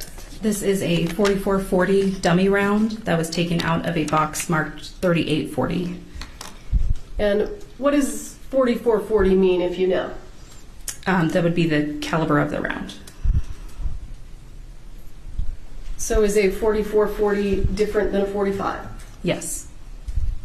And different from a I'm 38. going to show you what we marked as State's Exhibit 82.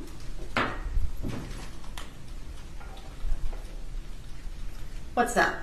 This is a .38-40 taken out of that same box marked .38-40. Looks like it's necked down a little bit. This is a 3840. Yes. That was in the box marked 3840. Yes. And what else was in the box? 44-40s. And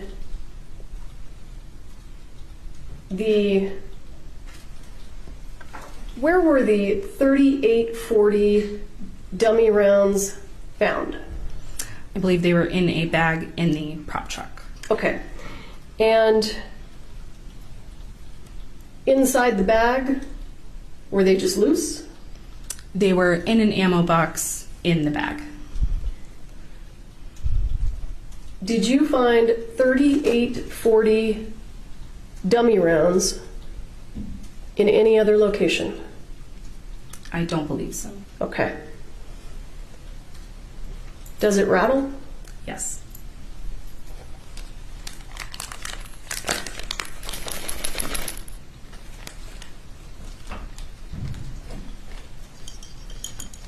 State's Exhibit 83.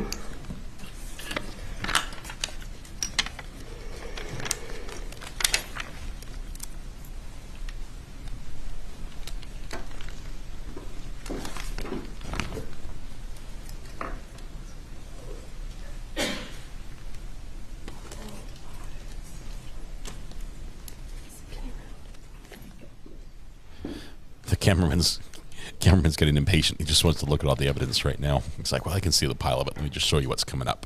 State's Exhibit 83. What are we looking at here? This is a .45 dummy round taken from a box of ammunition located in the prop truck.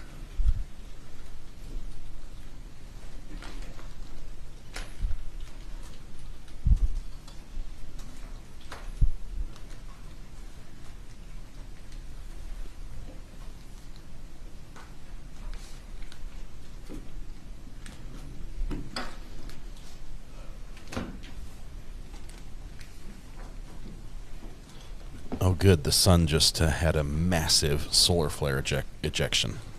X 6.37. The most powerful flare of the current cycle so far. The last one took out my cell phone. Previously looked at that is State's Exhibit 78. And I don't know how well you can see because of the glare. Maybe a good aurora tonight but if you're up north. Folks will be able to actually look at them. Is there a difference between 78 and 83 visibly? Can you tell them apart? There is. Can I see the bottoms of them as well? Yeah. And let me ask you, let me back up for a moment.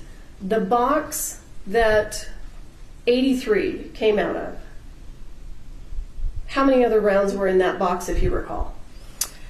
There were 17 rounds in total in that box. And what color primers did all of those have? Silver. And was there any other distinguishing characteristics about those dummy rounds compared to the other ones? And I'm not talking about projectile. They all had a patine to them, so almost a discoloration, so they were made to look old. And when you say that, are you talking about the brass was actually a different color? Yes. Okay. And the dummy rounds that you found, that you collected, that had that patine to them, did they all have silver primers? Yes. Sorry. Yes. Is it a patina? Did you find any other dummy rounds on set other than the ones that have the patine to them that had silver primers, dummy rounds?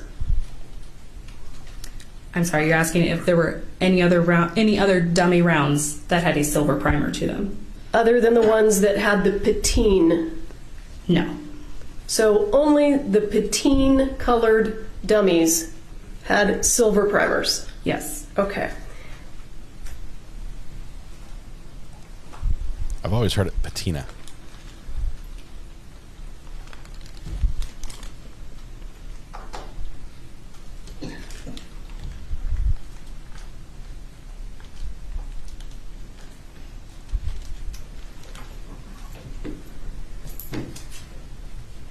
How about State's Exhibit 84?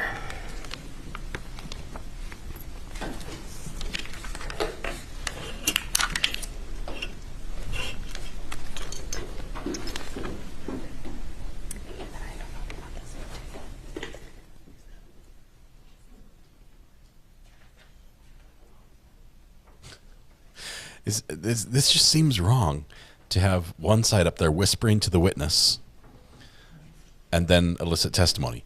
Is this like only in New Mexico have I ever seen that? Tell me that's not a thing. All right. State's Exhibit 84. What is that? So this is another 45 dummy round with a silver primer. And is it patine? Yes. I'm going to show you what is State's Exhibit 83. It's a little hard to see through the plastic, but is there a difference between 83 and 84? No, they are both patined. Is there a difference in the projectile? One projectile is slightly larger than the other, right on the nose area. And when you're looking at those, when they're not in the plastic, can you tell that pretty easily? Yes.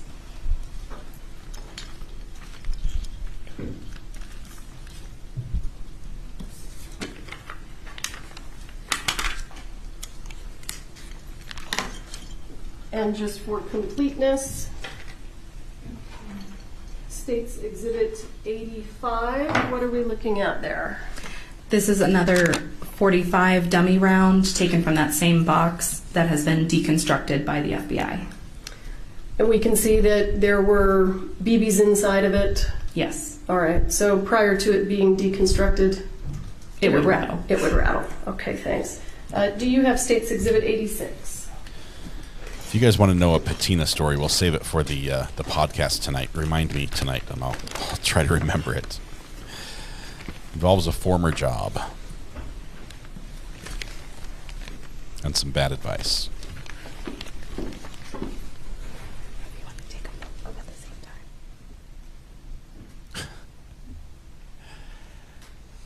Let me whisper the answer. Now let me walk over there and ask you the question. Remember, okay? You remember? Okay, here we go.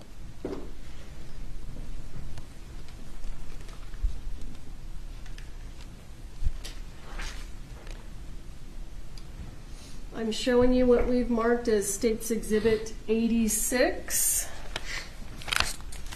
Can you tell us what that is? This is a 45 dummy round. On the side of it, it has a hole drilled into it, and there is no primer on it. Let's see if I can manipulate this so we can see what we're looking at.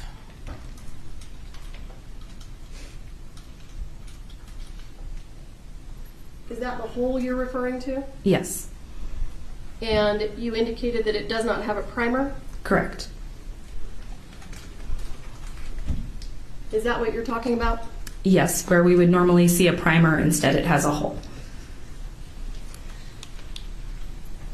So, how many different kinds of dummy rounds in terms of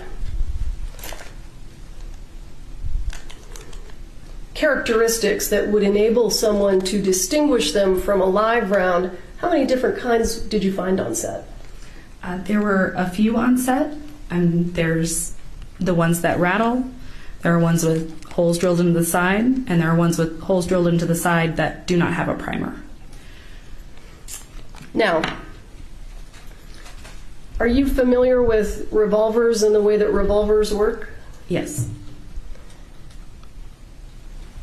If a revolver is loaded with rounds,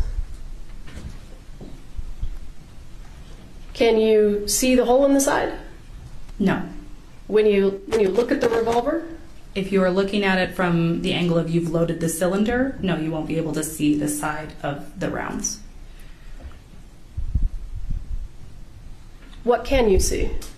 You can see the primer area. So, if a gun was loaded with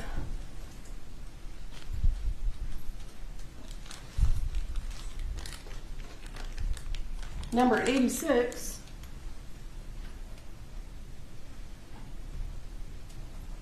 would you be able to tell that it had dummy rounds in it without taking them out of the cylinder? Yes.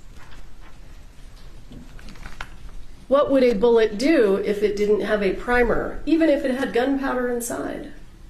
There would be no reaction because there'd be nothing for it, the hammer to hit, the firing pin to hit. It wouldn't fire, right? Correct. Okay. And State's Exhibit 87. What's that? So this is a different type of dummy round that was located.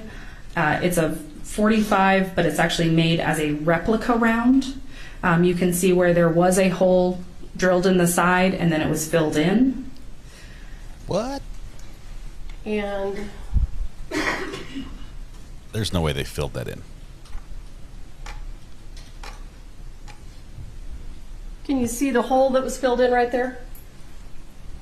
Yes. Is that what you're talking about? Yes. Does it rattle? No, it does not. And it doesn't have a hole in the side because it's been filled in, right? Correct. What does the primer look like? The primer is intact and is brass, but it does have a shine to it, almost like there was a resin polish put over it. Is that the primer right there? Yes, it is. Almost looks silver. This is So if a it nightmare. Doesn't rattle and it doesn't have a hole in the side and it isn't missing a primer, how do you know it's a dummy round? So even when a live round is shaken, you can hear the powder inside of it move. So this round in particular makes absolutely no sound when you shake it. Okay. So it was made from a live round. They drilled the side What of the else live do round you out. have there? I don't know why they would drill a hole in the side look at and then fill it in. 88, State's Exhibit 88. Is there anyone who's a StreamYard expert out there? I need to know if I can run 2 concurrent StreamYard live streams to different destinations at the same time. Like one to Top Mark and one to Recovery Addict. Ma'am, when you were participating in the execution of the search warrant on the prop truck, did you locate a lever action rifle? Yes, I did. Did you say lever? Was law enforcement able to easily clear it, meaning make it safe? No. Why not? We were not able to unload it on scene because the firearm appeared to be jammed somehow. So it was taken back to our office for our firearms certified individuals to handle. And do you know what kind of ammunition that lever action rifle is supposed to take? Yes, it's supposed to take 44 40s. And the ammunition that was taken out of that lever action rifle, did you collect it? Yes. And do we have it here as 88 and 89? Yes. I'm going to show you what we've marked as State's Exhibit 89. What are those? So these are the 3 44-40 rounds that were inside of the rifle. And are they dummy rounds? Yes. And do you see any distinguishing characteristics that you can see from the outside to let you know that it's a 44-40 and not 45? So the 44-40s have almost an elongation to their casing area. So you can see where they slightly tighten up in one area and then continue upwards. So yes, right where you're pointing. Tapers.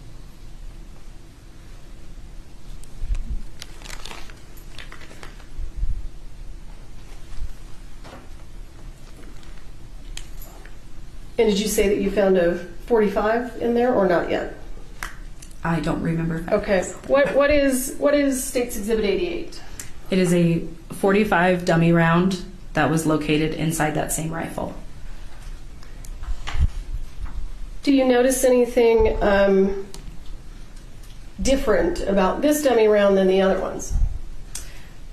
There is some damage done to the projectile head of this round where it was forcefully removed from the rifle.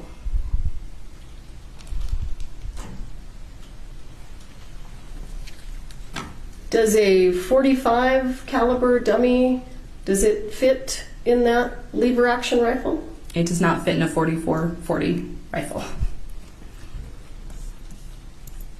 All right. What else do we have?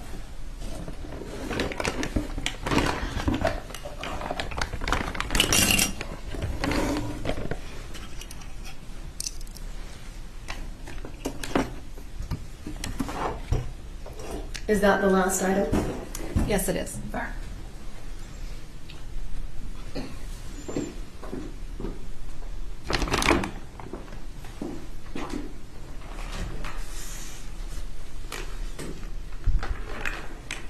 I'm not going to take it out of the bag, but for right now, what is State's Exhibit 90?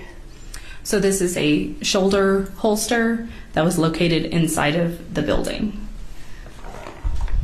Do you know which actor used this prop? Yes, this belonged to Alec Baldwin. You collected this from the scene? Yes. You took a whole lot of photos, right? Yes. We're going to switch over to pictures from Elmo. Elmo.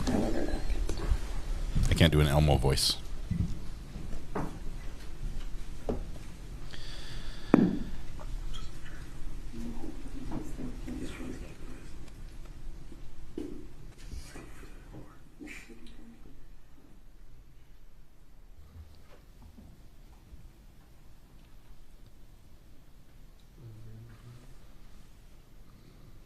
Okay, oh, we're supposed to be on 40?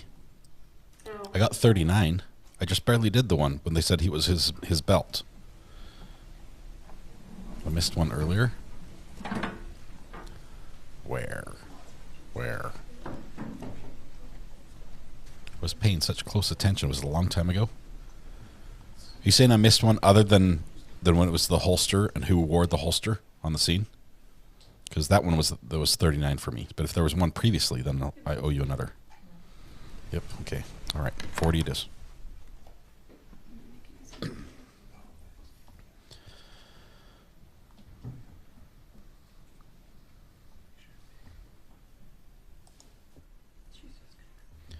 Okay, I'm going to try to go live with the J-Hatch timer on one screen, on one computer, and obviously we'll do the without Scott versus Chat. I would ask the court to admit State's Exhibits 3 through 80. 73. Whoa! I was kidding. No objection, Your Honor. 3 through 73. 3 through 73 are admitted. They got to be rounds. Thank you, sir. Going to publish them as it is. We're going to just allow publication. Okay. Judge Summer says she'll allow publication. I'm showing you what has been admitted as State's Exhibit 3. Do you recognize that? Yes. What is that? This is the prop truck that was located outside of the main building of the scene. You said prop truck. Oh, I apologize. Prop cart. Okay. And is this the condition it was in when you took your photo? Yes. Did you inspect this cart and remove items from it? Yes, I did. Would you describe the level of organization associated with this cart? There were multiple rounds of multiple caliber all over the top portion of this cart, and additional boxes of rounds on the bottom part of this cart. This may or may not look like my desk. And were there also just other items? Yes, there were plastic guns, gun belts, earplugs, miscellaneous paperwork. Oops.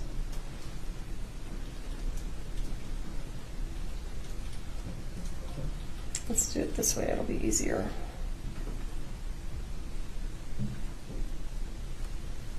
Is that just another photograph of that same prop cart? Yes, just at a different angle. And what are we looking at there? Here we can see the spent cartridge casing that was located on top of the cart, as well as additional ammunition that was located there. Okay. And that spent casing that we're looking at, you collected it from the cart? Yes. And did you send it to the FBI? Yes. Thank you. State's Exhibit 5. What is this? This is a close-up of the bottom portion of the cart. State's Exhibit 6. A different angle of the top of the cart. I'm going to zoom in. Can you see that right there? Yes. What is that on the lower right-hand corner? It is an ammunition round. Not in any particular box? Not in any box, no. State's Exhibit 7, what's that? This is, again, the top of the cart and one of the firearms that was located on top of the cart. I believe this was the one with a blocked cylinder, so it was not a functional firearm. So this was not the gun that was used in this incident? No. And State's Exhibit 8, is that just a close-up? Yes. And what is this? This is State's Exhibit 9. What are we looking at? This is the firearm that was used in this incident after it had been collected and put into an evidence box. And this is the firearm that was sent to the FBI? Yes. State's Exhibit 10, what's this? This was the rifle that we were required to bring back to the office to safely unload. This is the one that was jammed? Yes. I call it a lever action. State's Exhibit 11. It's a lever action. These were the rounds that were removed from the rifle. Again, there are 3 44-40s and 1 45. Do you know why this round here seems to have a shorter projectile than the others? The 44-40s all had more square tops, and I would assume... Your Honor, I'm going to object Sure. to the speculation. Yeah, no worries. Yeah. I'll withdraw that. Yes. Let's go to State's Exhibit 12. This is a close-up of the 45 round that was removed from the rifle. Is that the damage that you were talking about? Yes. State's Exhibit 13, what's this? This is a close-up of the bottom of that same round. It looks like they just threw a vice grips on it, like And State's Exhibit 14. ripped it out. This is a close-up of the bottom of the 44-40 rounds. And can you see here on the head stamp, does it say? It says 44-40. Thank you. State's Exhibit 15, what's this? This was all of the ammunition that was loose and not in boxes that was located on top of the cart. And the rounds on top, what are those? Those are all blank rounds, and they can be distinguished by that crimped end instead of having a projectile. And these rounds over here on the left, if you recall, were those dummies or not? If I can refer to my report. Sure.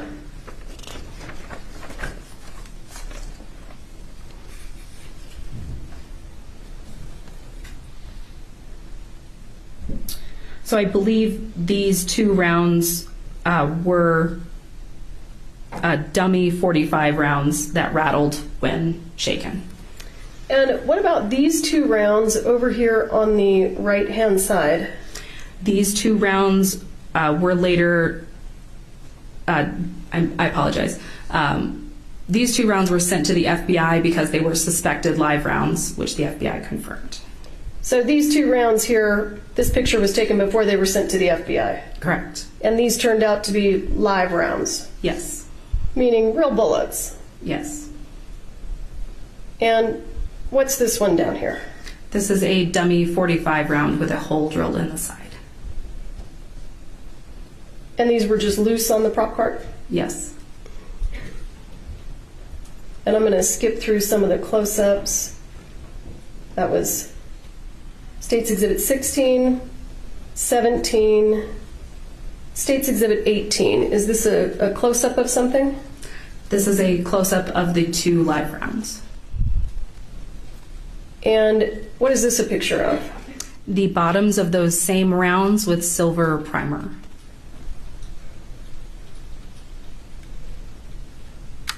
State's Exhibit 20. These are the other 2 dummy rounds that were located on the truck, on the cart. Do you see a difference? Well, have a look at the projectile of these rounds. And then this is 20. I'm going to go back to 18. Do you see a difference? On the live rounds, they appear to have a larger nose, so a wider nose area. Did you measure those? Yes. And what's the diameter of that nose, that flat surface? 6 millimeters. What's the diameter of the projectile, the tip of the projectile on State's Exhibit 20? 4 millimeters. Just more close-ups. I'm just going through here. State's Exhibit 23. Do you recall what that was? I do not. It was 24. That's okay.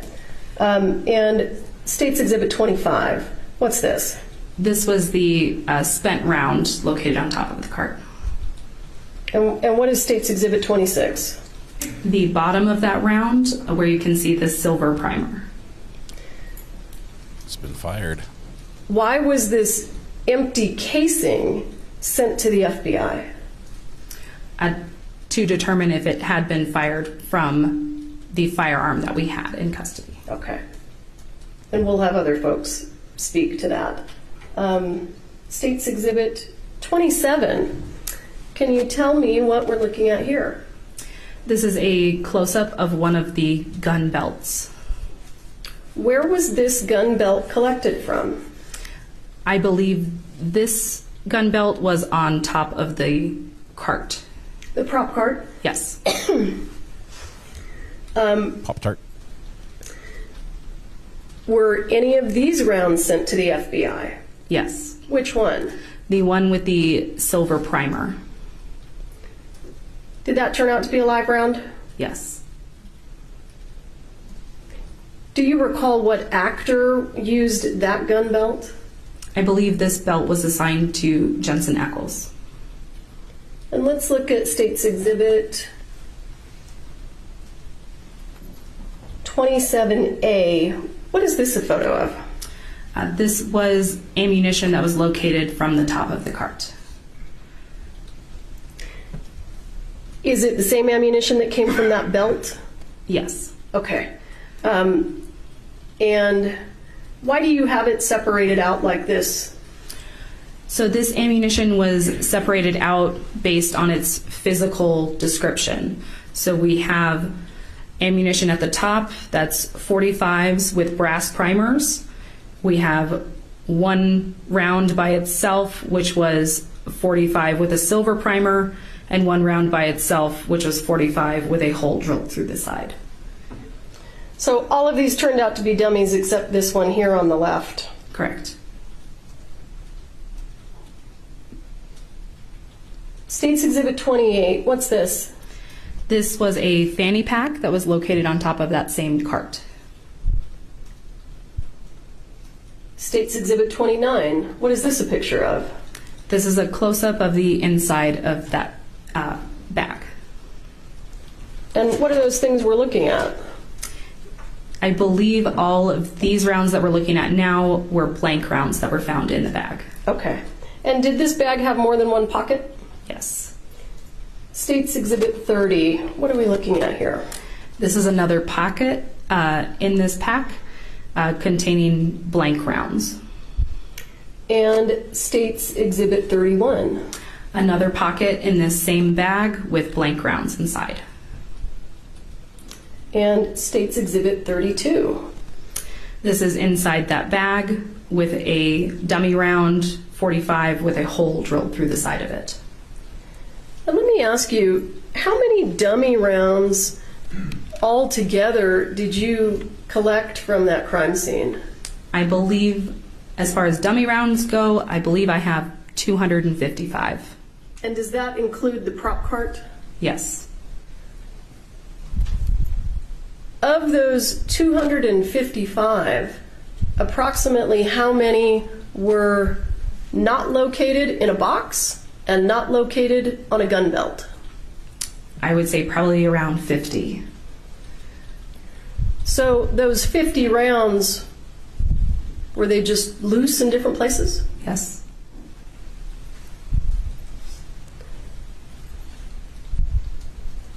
Where were some of the places that you found loose rounds? They were found loose in the bottom of boxes, loose inside of the prop truck, just on the floor. Don't go. It's just the pretty counter. much any boxes that were located. If there were ammo boxes inside of it, there were loose rounds also underneath the ammo boxes. All right. State's Exhibit 33. I think these are close-ups. We can go through them quickly. Okay. 33 and 34, can you see what that is?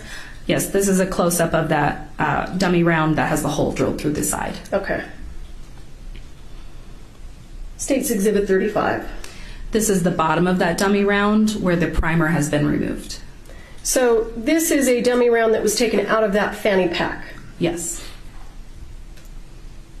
State's Exhibit 36. What is this a photo of? This is a close-up of one of the gun belts. Let's talk about this one for a moment. What actor was using this holster as a prop? This holster was assigned to Alec Baldwin. And are we looking in this picture at all of the rounds that were located in that gun belt? Yes. I see that on the left we have 2 rounds with silver primers. I'm going to ask you about the first one. This first round that my pointer is on, was that a dummy round? Yes. Why is this a different color than the other rounds? This round had that patine wear look to it that we had previously seen. So the dummy rounds with the patine looked like this from the top? Yes. This round right here, next to it, was that a dummy round? No. What did that turn out to be? That turned out to be a live round. And these 3 here, these 3 rounds to the right, what did those turn out to be? 2 of those were 44-40 rounds, and one of them was a 45 dummy round with ball bearings inside. Were they all dummy rounds? All 3 of these, yes. Okay. The only live round that was found in Mr. Baldwin's holster is this one right here? Yes. And you sent that to the FBI? Yes.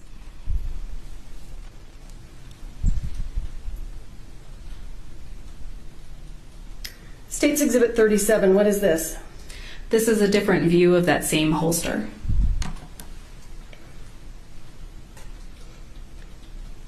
Is this the live round right here? Yes. I want you to look at this projectile. Is this projectile different than this one to the right? Yes.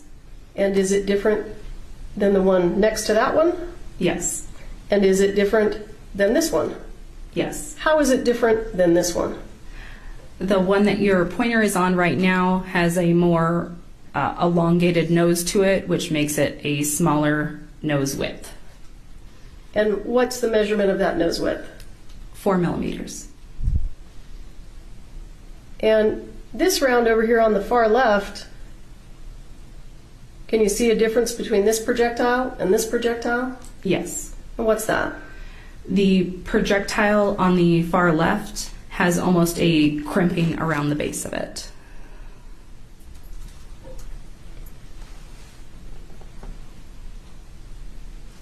I want to ask you about all of the suspected live rounds that you found on set and sent to the FBI.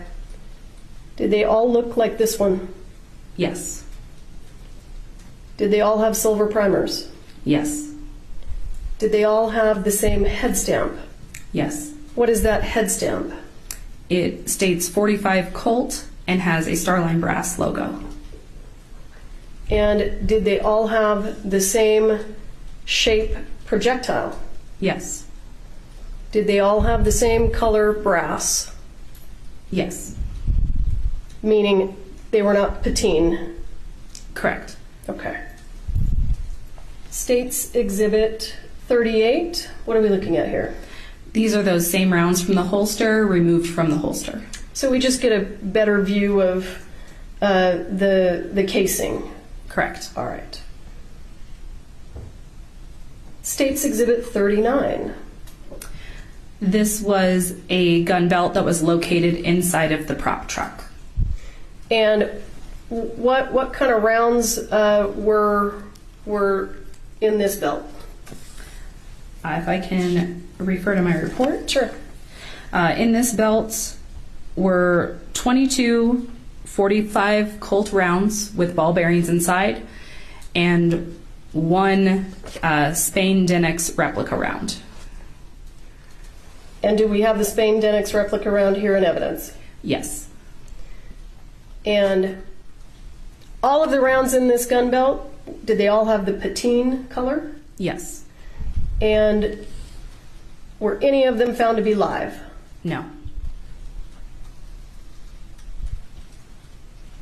State's Exhibit 40. These are those same rounds removed from the gun belt. Thank you. State's Exhibit 41. This is a close-up of the silver primer on the rounds. What's State's Exhibit 42? This was a box of ammunition collected from the prop truck. Is this the condition it was in when you collected it? Yes. State's Exhibit 43. What's this? This is a close-up of a different box located in the prop truck. Is there a can of Coke in there? And what's in all those white boxes? Different types of ammunition. And what's this here? I believe it was a Red Bull. Yeah, all right. Red Bull. Twice in one What's trial. State's Exhibit Red Bull. 44? This was a Mary Kay bag that was located in the prop truck. Look at the pocket on the bottom. And what's in these white boxes? Various types of ammunition. And we can see some brass things down here in this little pocket. Do you know what those were? I believe those were spent blanks.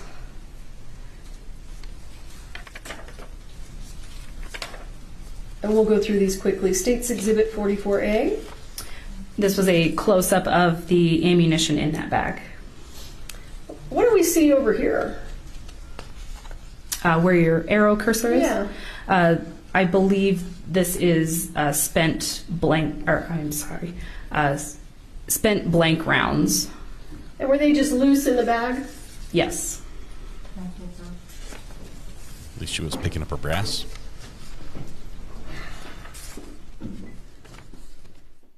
Did they approach? Looks like they've approached. I wonder if they're going to end for the day. What time is it in New Mexico right now? Because we've got like an hour and 10 minutes before our podcast.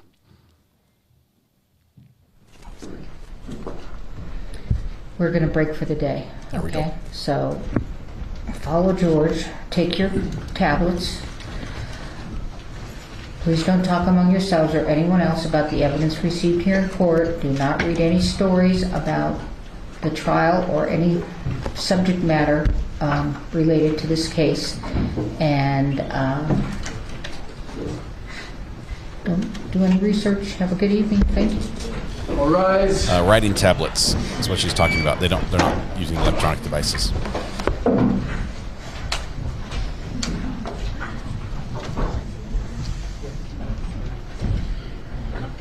So I had someone send me a picture of the defense attorney with the other defense attorney who's got the black and white, the one that catches your eye when you look at the defense table. Apparently they're both black belts in the same gym or something. You may be seated. Are we going to take those and lock them up? Yeah. Okay. Can you Yes. email George or text George and tell him to come back into the courtroom? All right. 8:30? Did you say? I just wanted to let 8:30 in the morning? 8:30. And we're going to lock up the exhibits that have been entered into evidence, okay? Thank you. All right. Is that box empty? Yes. Can we use that box? Yes. Okay. Let's keep the box. It's going to cost you, Judge. Oh, apparently it wasn't empty. There was something in it. Counsel, can you think of anything that you need to bring to the court's attention so that we don't take up jury time? I can't. Judge, I can't think of anything right now. All right. Well, don't think tonight either, then. Okay. All right. Thank you. We're in recess. All right. So they are done for the evening. We're gonna wrap up here very quickly as well as everyone is filing out. Let's see. We can see a few people. I don't think our court watcher is visible there on this feed. Nope. So that lady with the black hair and the man with no hair apparently both practice martial arts. So, all right. So yes, I think I've got dual streaming lined up. If not, I'm going to have to take down the JHatch counter tonight. If I can keep it up, I'll just leave it up forever. But Mrs. R.A. has questions. I haven't plugged in the other mic. I've got the. You want to share? When she says she wants to share my mic, it means she's going to take my mic.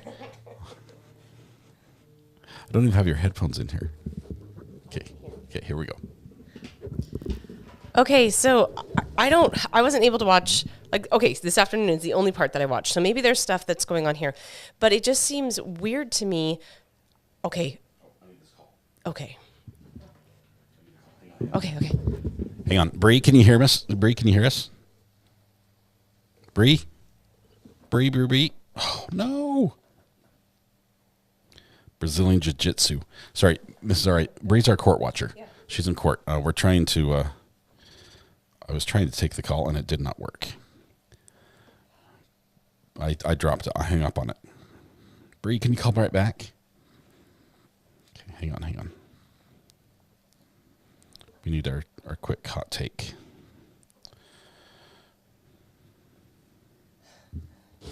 Sorry. Oh, I bet that was loud for you guys. Sorry. Okay, while Bree is calling back. So here's my question.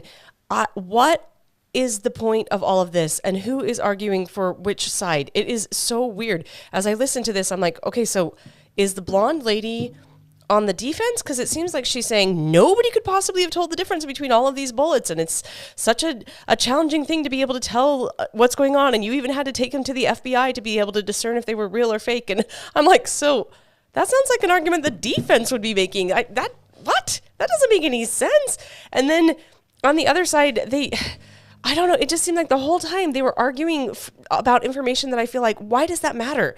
It's bad to not be able to take care of your, all of the evidence, to have bad evidence handling. That's bad.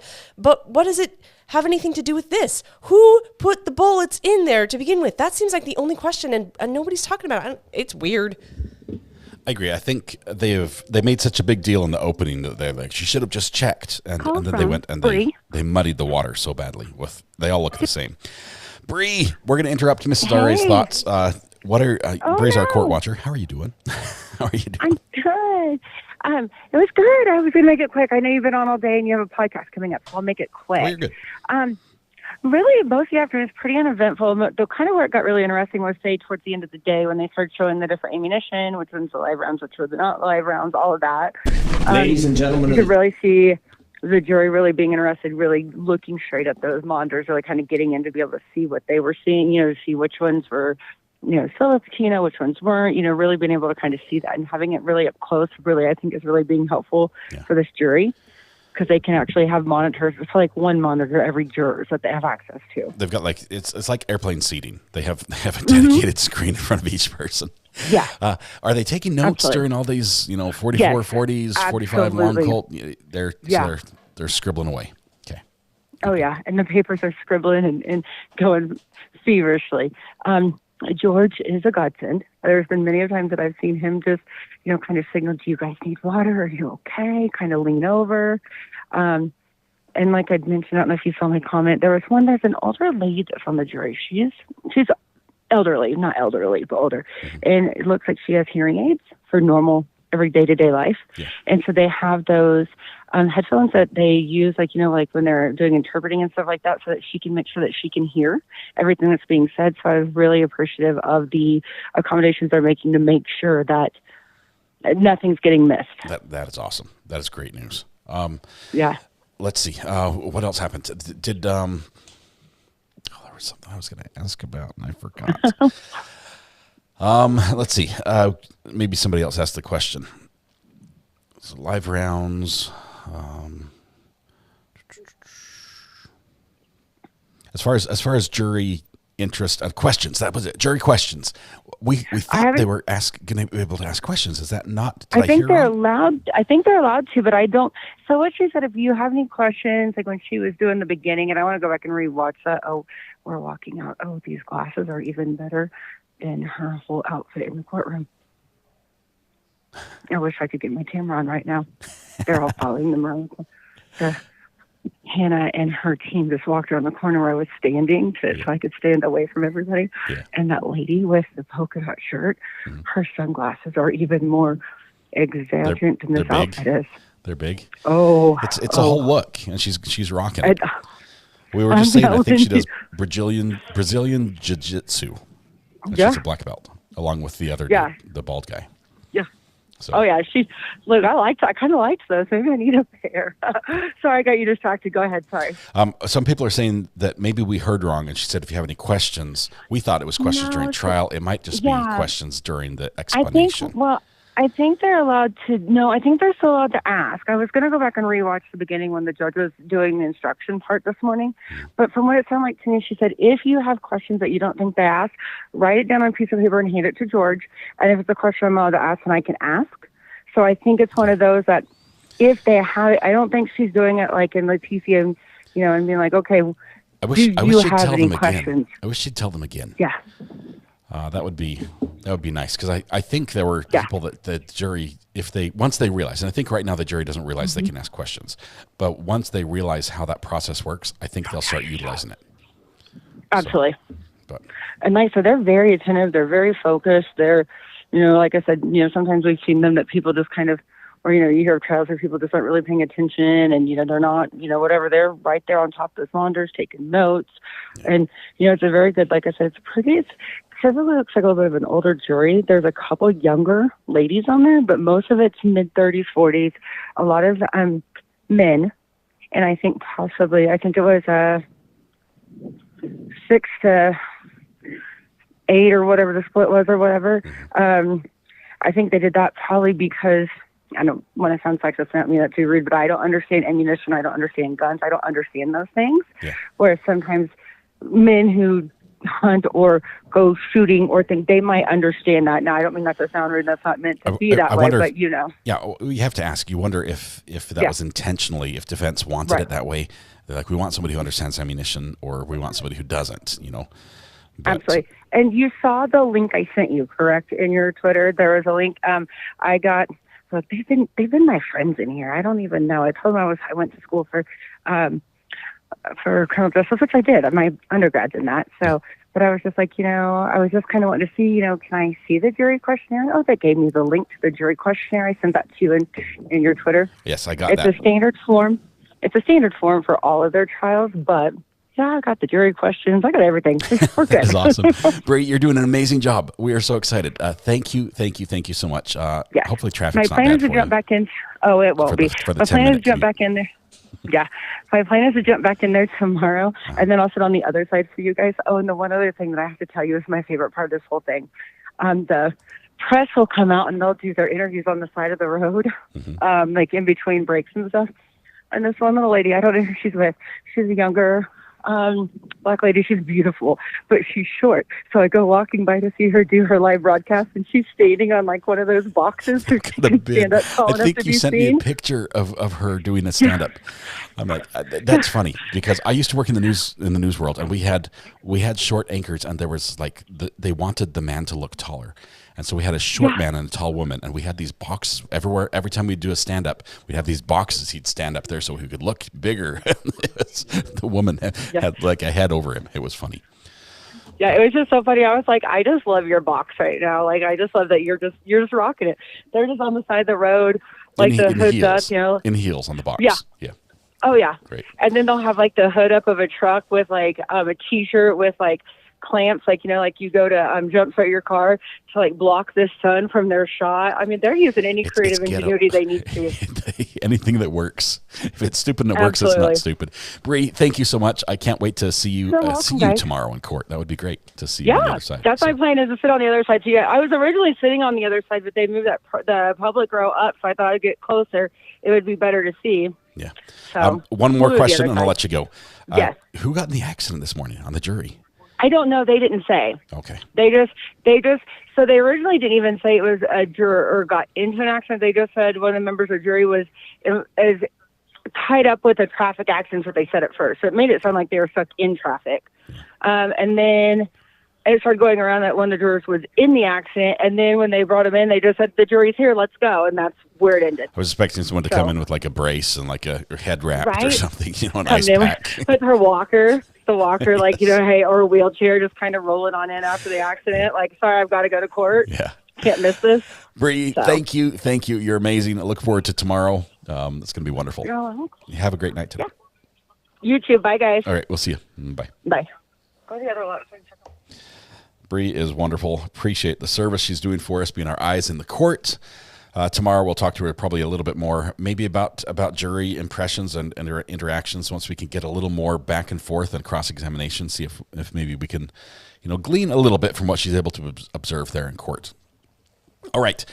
I think we're set up for the podcast tonight. It's supposed to start in 1 hour. I'm going to actually, when this ends, we're going to redirect you over there just so you can hit the like button and ring the bell so you get notified when we go live. But we're set up for the podcast in 1 hour. It's going to be Thomas and I. It's going to be a lot of fun. It's going to be a little different than before. And if I remember correctly, or if it fits, I'll tell the story about Bettina. All right. Maybe. All right. Now you want to know, right? Oh, this might be a prank call. Hang on. Hello? Hello? Hello? Hi, this is Emma calling from Legal Helping Network. How's your day going? Emma, can I speak to your manager? I'm calling because the records indicate that you were involved in a car accident in the last 2 years, and we're aware that your compensation for being innocent and sustaining injuries is still pending. Is that correct? Yes.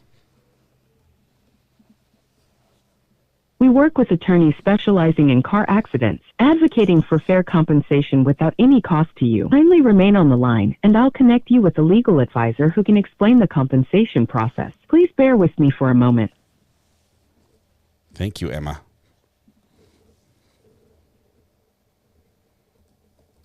Hello.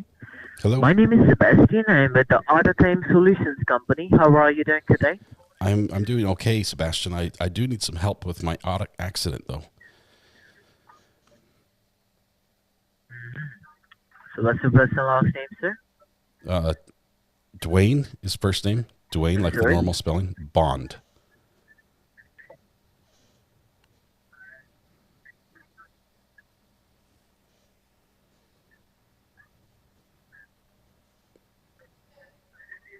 I'm sorry, can you repeat that? Sorry, Dwayne Bond. My hearing aid is buzzing. I can't tell if you can hear this or not.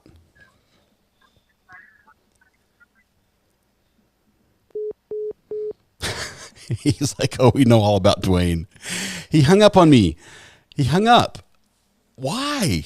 This was going to be a good one. Always Bond.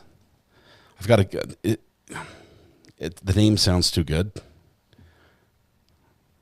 I mean, I swear these guys don't even want customers. They're not even trying. All right. Anyway,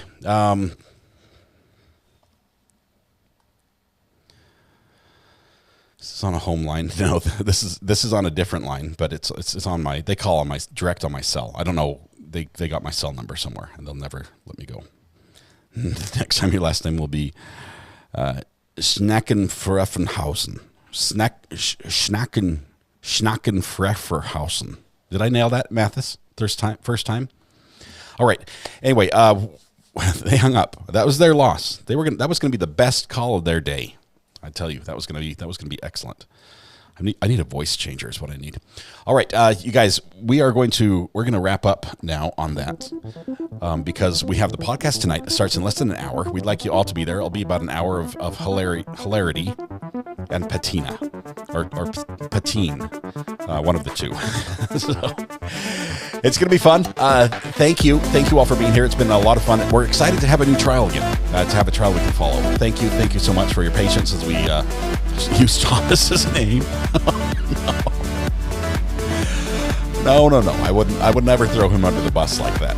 Anyway, tonight when you go home, please hug the people you love, smile at someone, make their day just a little bit better, and please stay safe till we go live again in about 1 hour on this channel for the podcast. In the meantime, you're welcome to pop over to the Top Mark Media channel and watch the J-Hatch counter because guess what? It's ticking. It's ticking up. It's still going. Dr. Joe called me and asked me to put that up so that Greg could take a look at it. I'm like, sure, we can do that. So we'll leave that up for, I don't know, as long as we can. All right. Whoever wins the internet wins the scam caller name. Oh, I like this idea. Will be, that's who is, it has to be a guy, though. I can't pull off like a Kathy. I just can't. All right. All right, we're gonna wrap up here, you guys. We will see you on the podcast tonight. Please be back if you can. Otherwise, you can catch us on the replay. I appreciate hanging out with all of you. It's a wonderful place. It's the best place on the internet to watch true crime, and that is because of you. Greatest community ever here. Thank you so much. It's fun to hang out with you with all my friends. I could pull off the Melissa. I could do a Melissa. I could try a Melissa. That would be great. You guys, be good to each other. We'll see you at the podcast tonight. Bye-bye. Correct.